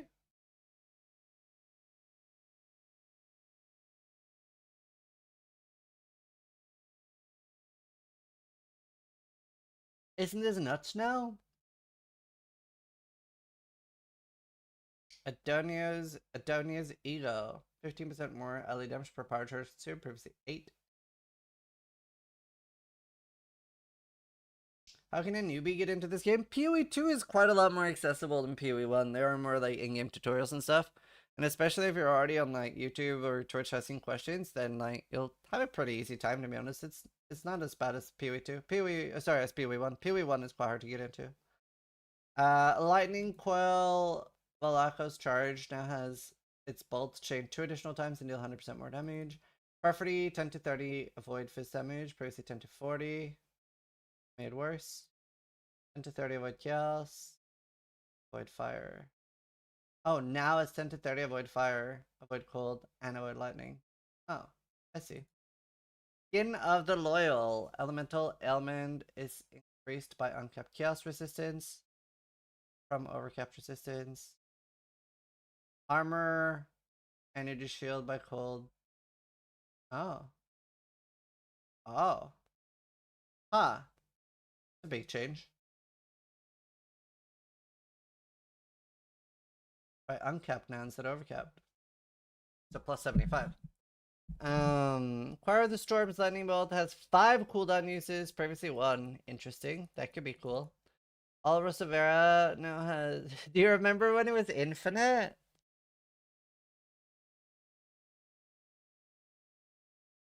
Maybe not anymore, Skria. All Rosavera now on hitting an enemy gains maximum added lightning damage equal to enemy's power for 20 seconds up to a total of 500. Unborn Lich. Rolls 4 death credit modifier. 53. Is that the jewel?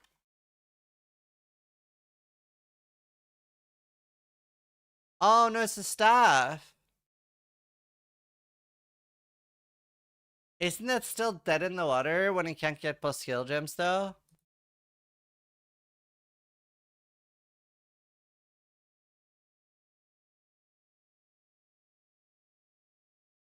Right, it'll be good in the future. Grip of Kulimek has had many of its modifier ranges buffed. Sacrifice of the Blood Keystone by Undying Hate now grants regen 1 life per 16 life spent in the past 4 seconds instead of past 8. Oh. Now it's 20% more life cost instead of 50. Okay. Rune sockets has been renamed to augmented sockets. Non-jewel items that go to the augment sockets have been renamed socketables to augments. Existing augment talisman have been renamed to idols. Existing items that have invalidated augment sockets from the following limit will be unusable to be used until the sockets are once again valid. Damn. A lot of people are gonna have to delete stuff. Hedge Witch Assandra's Rune of Wisdom limited to 1. 1, 1, 1, 1, 1, 1, 1, 1. Now grants 50%, reduced effect curse is previously 40. 25% effect. A lot of 1. Some buffs here. Power up by 5. Cost efficiency up by 2. 1% more damage here. 3% more restoration. 40% of armor applies to cold, lightning, and fire by 10. And runs 12% increased speed of recoup. 1% more chaos res penalty. Minions eat shit here. 10% chance to inflict elemental exposure instead of lightning. Modifier for bow, fire, X additional arrows and bows have been disabled.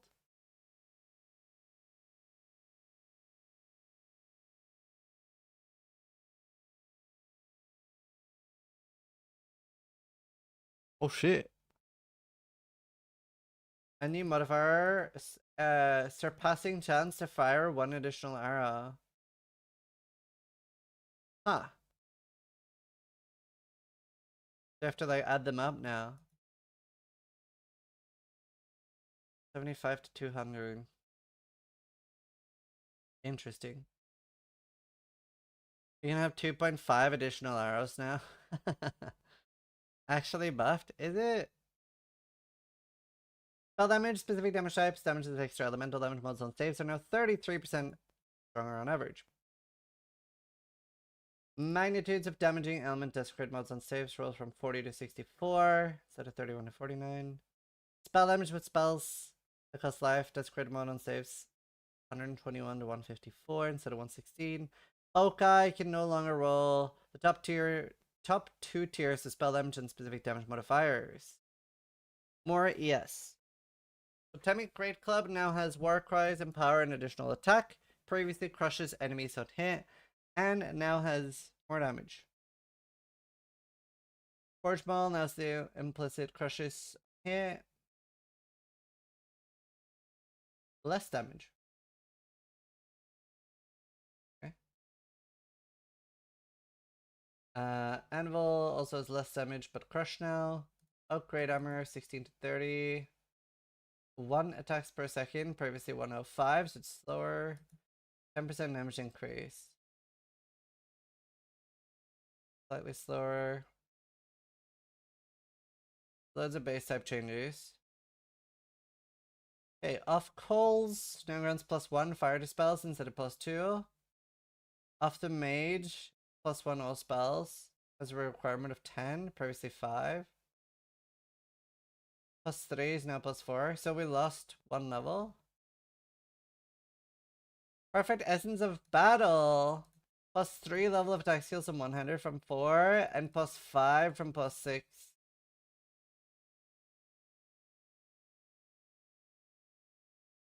More spell damage. I mean, this helps a little bit. It's like a little bit of a band-aid. 188 spell damage instead of 129. Why nerf essences though? Because, I mean, are you really surprised they nerfed essences? I'm not surprised they nerfed essences at all. I'm surprised this wasn't nerfed more. I'm surprised this isn't +3 and +2. Yeah, crossbows are still incredibly strong. Perfect Essence of Battle, +4, 5. Okay. 5% movement speed instead of reduced penalty.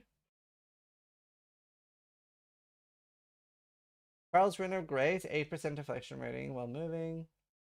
Rip of Cooldown can no longer roll movement speed penalty. Desecrated modifier and amulet that granted skills a chance to not consume glory. Now, instead of granting 20 to 30 chance for skills to retain 40% of glory. Okay. Desecrated modifier granting reduced movement speed penalties from skills being removed. Added a relic locker to every end of the floor. Light-footed can no longer roll. Was that the rolling one? Acrobatic. Trap steal 75%. Oh, okay. So they've been nerfed. Now it's free +5, yeah.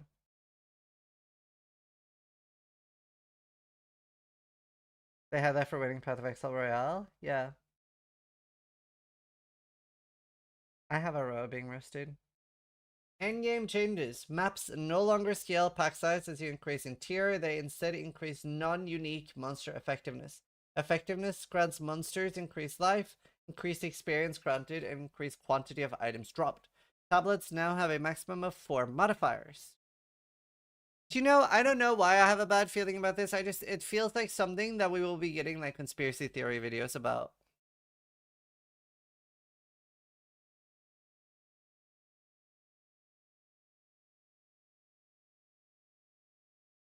To unlock the ability to craft a tablet beyond 2 modifiers, you have to defeat the Arbiter of Ash. No longer drops a rare corrupted tablet. Man, Arbiter of Ash service is going to be popular. All tablets that would be able to roll generic precursor tablet can now roll on all tablet base types. Following has been disabled. Plundering, Pursuit, and Envy. Reward progress. Tends to generate additional reward. Added new modifiers. Increased effectiveness of monsters. Unique monsters +1 rare modifier. Re-enabled Undertaking. Map has 1 to 2 additional random. Following tablet has been buffed. Collector, more rarity, pack size, increased magic monsters, ember rare monsters, gold, more XP, more rare chests, more waystones, additional modifier, rare mobs, 50 to 80 instead of 30 to 80. Okay, quite a lot of like decent changes, I guess. I also had already quit the season at the point where they removed towers. So I'm actually quite excited to play with the new Waystone system. Was it good? Like the tower removal in the new system, was it nice? Am I gonna enjoy it?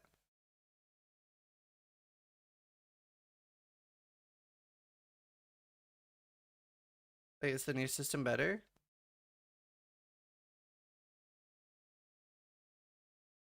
A lot less tedious. Cool. Well, these are just like straight up buffs on a lot of things. Higher numbers. Higher number better.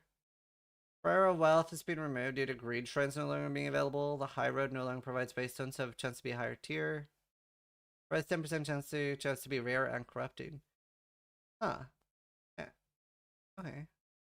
Get out of my head. I've been swapped places.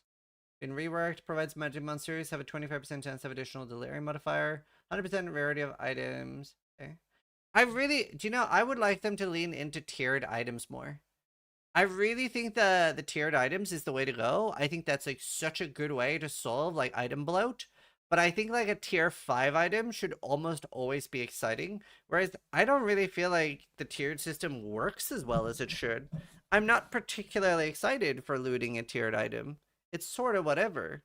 I'm still very unlikely to identify good items. And I want to be. I want to be excited to identify items.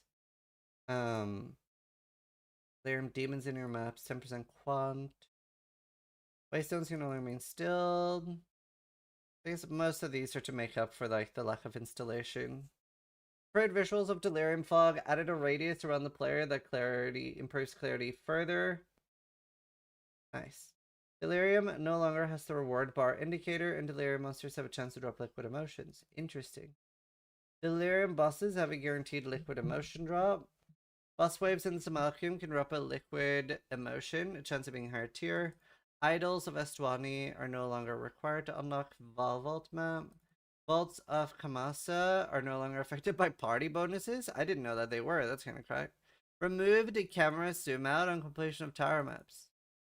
Added an objective for activating all the checkpoints. All the map icons will be revealed.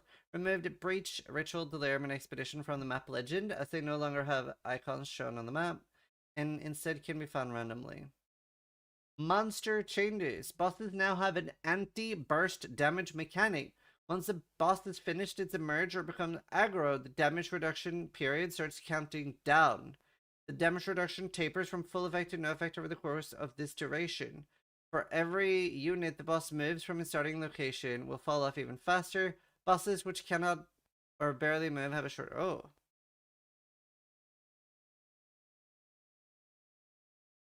Ha!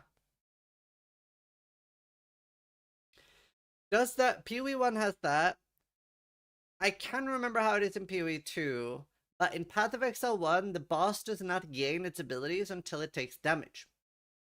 So for example, you can try this with Merveil, and she only has like one ability, or Brutus is an even better one. If you're just running around Brutus, and you don't damage him at all, if it's at 100% life, he doesn't have abilities. All he does is the auto attacks, and maybe one other ability. In PoE1, all bosses, they gain their abilities as they take damage. That's why, for example, the Brutus Slam you don't see until like 75% health or 60% health, something like that. He just doesn't do it. If that's the same for PoE2, especially on hardcore, we're going to be incentivized to like AFK kite the boss for 10-15 seconds before we hit them.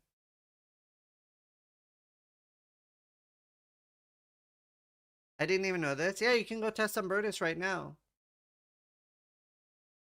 Does not gain his abilities until like 60% health. Most bosses have this. It's like every boss is anti-burst in PoE1. Interesting. Improve the visibility of the explosive fungus encountered during the Grim Tangle. Visibility. Improve the mid-fight change. Final Act 2 boss. The Great White One boss. Wait, which one's the Great White One? Right, white 1, PoE2. Oh, the shark. There's nothing about the monkey, right? Do you know, honestly, the monkey is the most dangerous thing during the campaign. There's nothing remotely dangerous compared to the monkey. He has so many fast lambs. I'm so scared of that thing now. Yama? No, I'm not scared of anything else than the Act 2 monkey.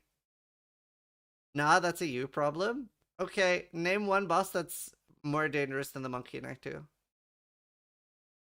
Like the gorilla. Name one thing that's more dangerous, and why.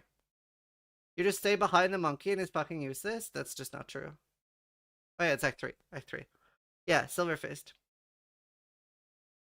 The other monkey? No. Lachlan? No. Lachlan is pretty dangerous too. The gravity guy? No. Nothing's more dangerous than Silverfist. Not even remotely close. Blackjaw? No.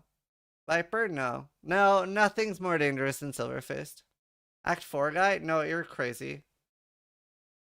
The one that drops off a building? No. Silverfist is by far the scariest thing in the game. Silverfist is such a nothing burger. Said this softcore player. Shut up. Made various improvements to Rogue Exile behavior. Re-enabled the following Rogue Exiles. Tawa, Ulred, Drushian, and the Deft. You just have PTSD with him? You know, I had not died to him until last season, and then I died twice.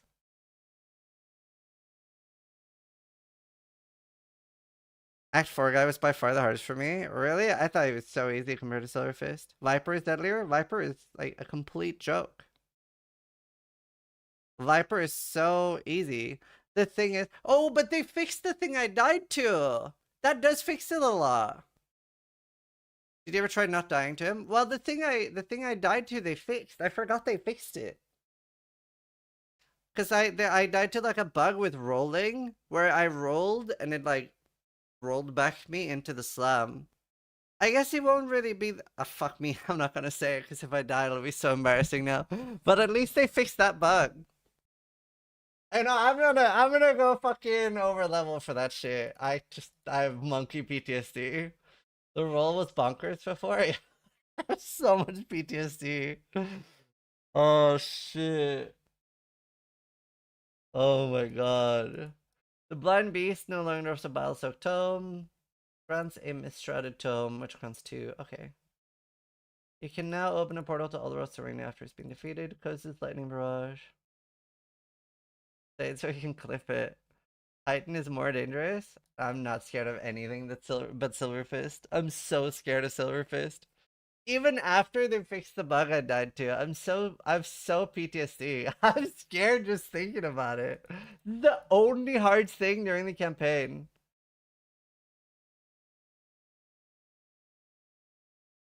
So scary. Some of the interfaces that could not be paneled now allow dual cursor, so players can interact with the UI at the same time. Cool. Support gem changes, full equip skills are now shown when hovering a support gem. Firstly, live I missed in years. What's your TLDR on the opinion? Are you excited? Yeah.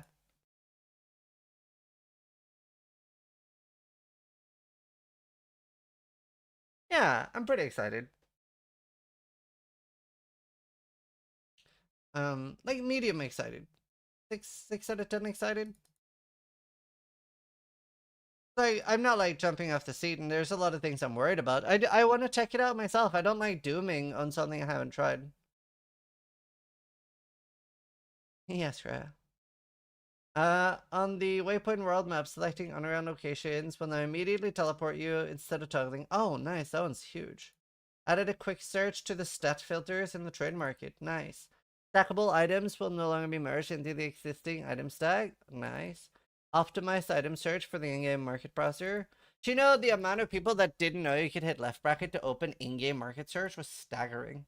Your current rage is no longer displayed in your buff bar. Instead, there's a rage meter next to the mana globe. Cool. Your cursor size has been changed to a slider. This was my best suggestion. I'm so happy they did this. It was such a nice thing in PoE1.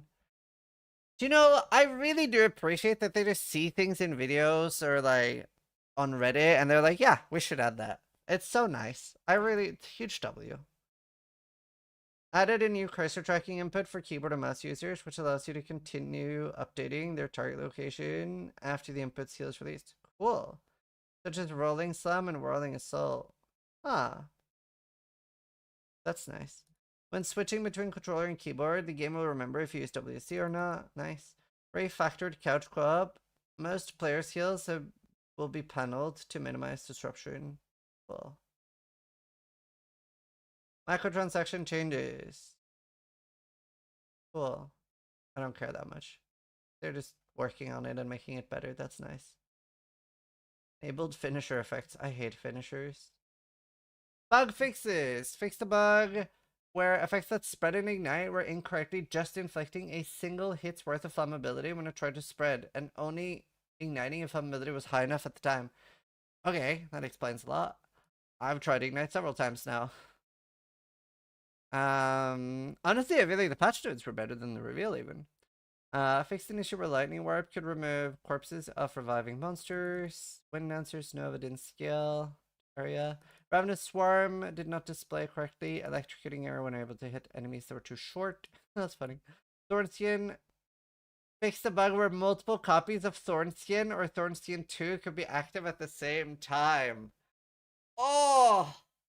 Oh dear God. Isn't that like a massive nail in the coffin on Thorns? I was using like fucking 8 or some shit.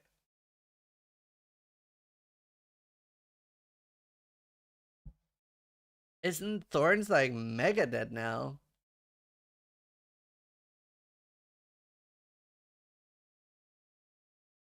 Blood Hunt, Blood Loss. Incorrect amount of damage. Yeah, I was using so many when I played Thorns. Visuals for Ice Nova weren't always matching the area which it hit. Smith and Kitava Manifest Spare would only do damage in the first half of its dash. Flurry not generating while on Romount. Flurry generated from any monsters based on your weapon set passives. Oh. Charge Staff did not have lightning. Preventing the living lightning from being able to support by certain gems. Perfection was only granting more hit damage rather than all damage.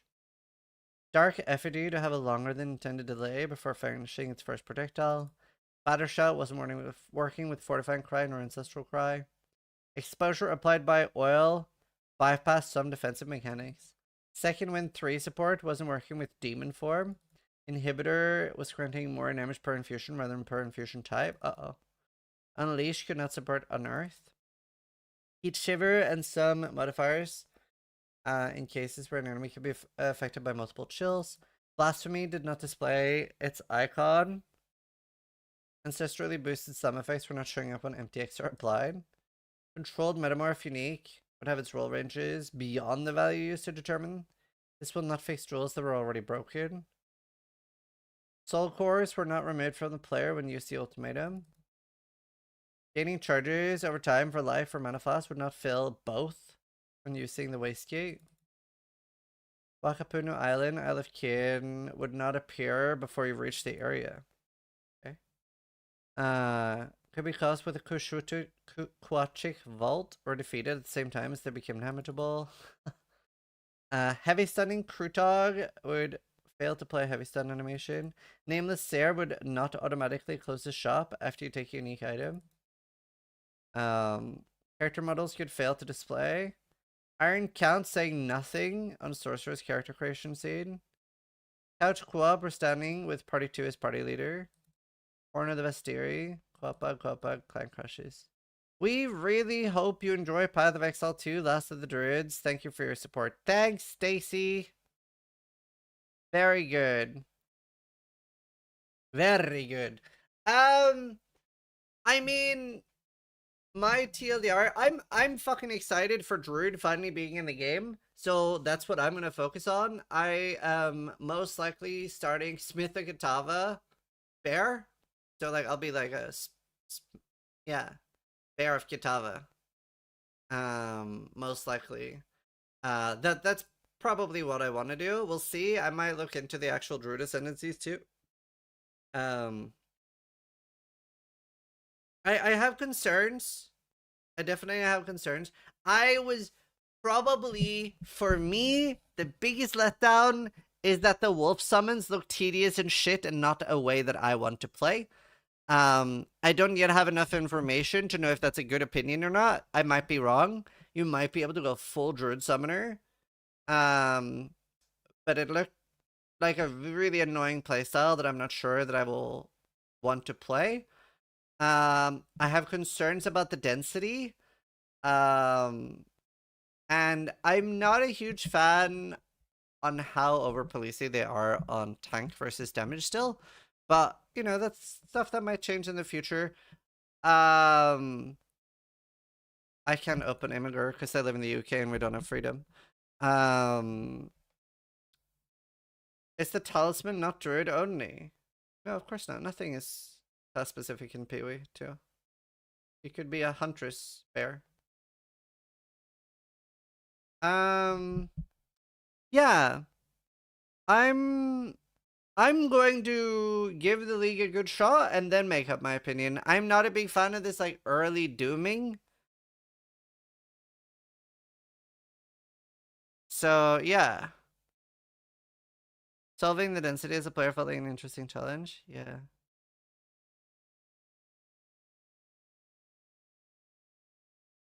My brain was like, must be druid. The wyvern as well looks very cool, but I'm also not a huge fan of like builder spender. I think people are overly dooming about density. Maybe. But either way, I'll make like a TLDR as well. But yeah, I'm excited. I'm excited. I will always give something a shot before whining too much. Like obviously I have concerns that I'm worried about. And I'm not jumping out of my chair, but I am jumping out of my chair at finally getting to play Druid. A huge fan of Druid in Diablo 2. Even though I mostly only play Sork. But Druid was one of my second most played. I am also sad there are no Ravens. Well, we don't know all the skills yet. But yeah, probably no Ravens. The wait was unbearable. Okay, get out. Either way, I'll end the YouTube video there. Thanks for watching. Sub if you liked the video, but more importantly, try to die less than I do. Hey, MMR.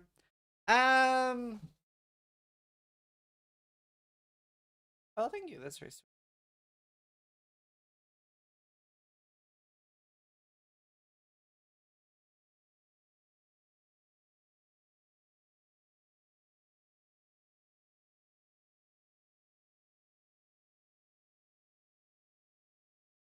Now tell us what you really think. I'm gonna play Diablo 4 instead because it's so much better. Yeah, I don't know. I mean, I feel like the people that are super doomers must not play any other video game.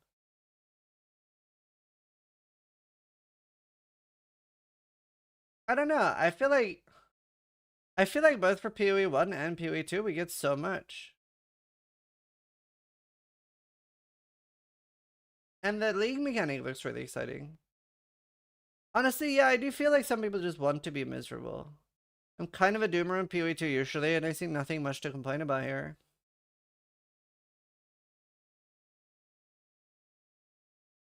Outside of we could have had more. Could we? How would they make more in 2 months? I love the new schedule. I love like 2 months of development on each. I love that. I'm a big fan of that. I love the current timeline. Isn't it awesome? I get like a month and a half of content and then something new, or I can do less and do variety. I don't know. Pretty excited. I'm hungry as shit. How are other streamers? Like, do they look happy? Do they look sad? Are they doing like a podcast? I'm sad that my fucking stream keeps crashing during launches. I want to host someone. A lot of things look correct.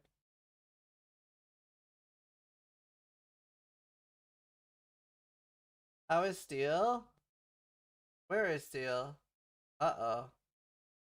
That's not good. Where is Steel?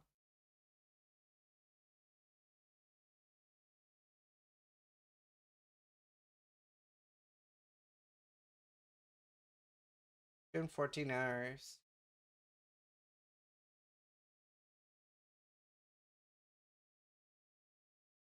Where is Rise? He's taking a break from streaming.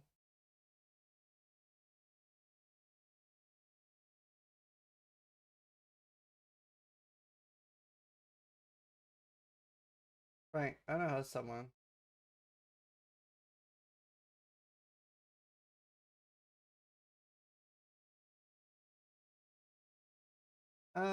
I'll raid the cat. He watched the whole thing, including Q&A, looked at the notes. I think he liked it. Oh, okay, cool. He liked the patch notes. Yeah, I mean, it looks pretty good. I'm pretty excited. After hearing that you lose your things on softcore, that just made me want to play hardcore more. Anyway, let's spam Cat W. I will see you guys tomorrow. I think I'm doing a Titan Quest sponsor tomorrow. So we'll stall, yap, summon PoE2, react a bit, and then do Titan Quest 2 sponsor, I think. Yeah, I'll see you guys later. Thanks for watching. Try to die less than I do, and thanks for spending time with me at the reveal. Hey YouTube, Sizzy here. Hey guys, Bye. Sizzy here. Hey everyone. So I was literally just about to go to bed. Hi, Scissorin here. Scissorin here with Scissorin here. Scissorin here with Scissorin here. Hi, Scissorin here. And what?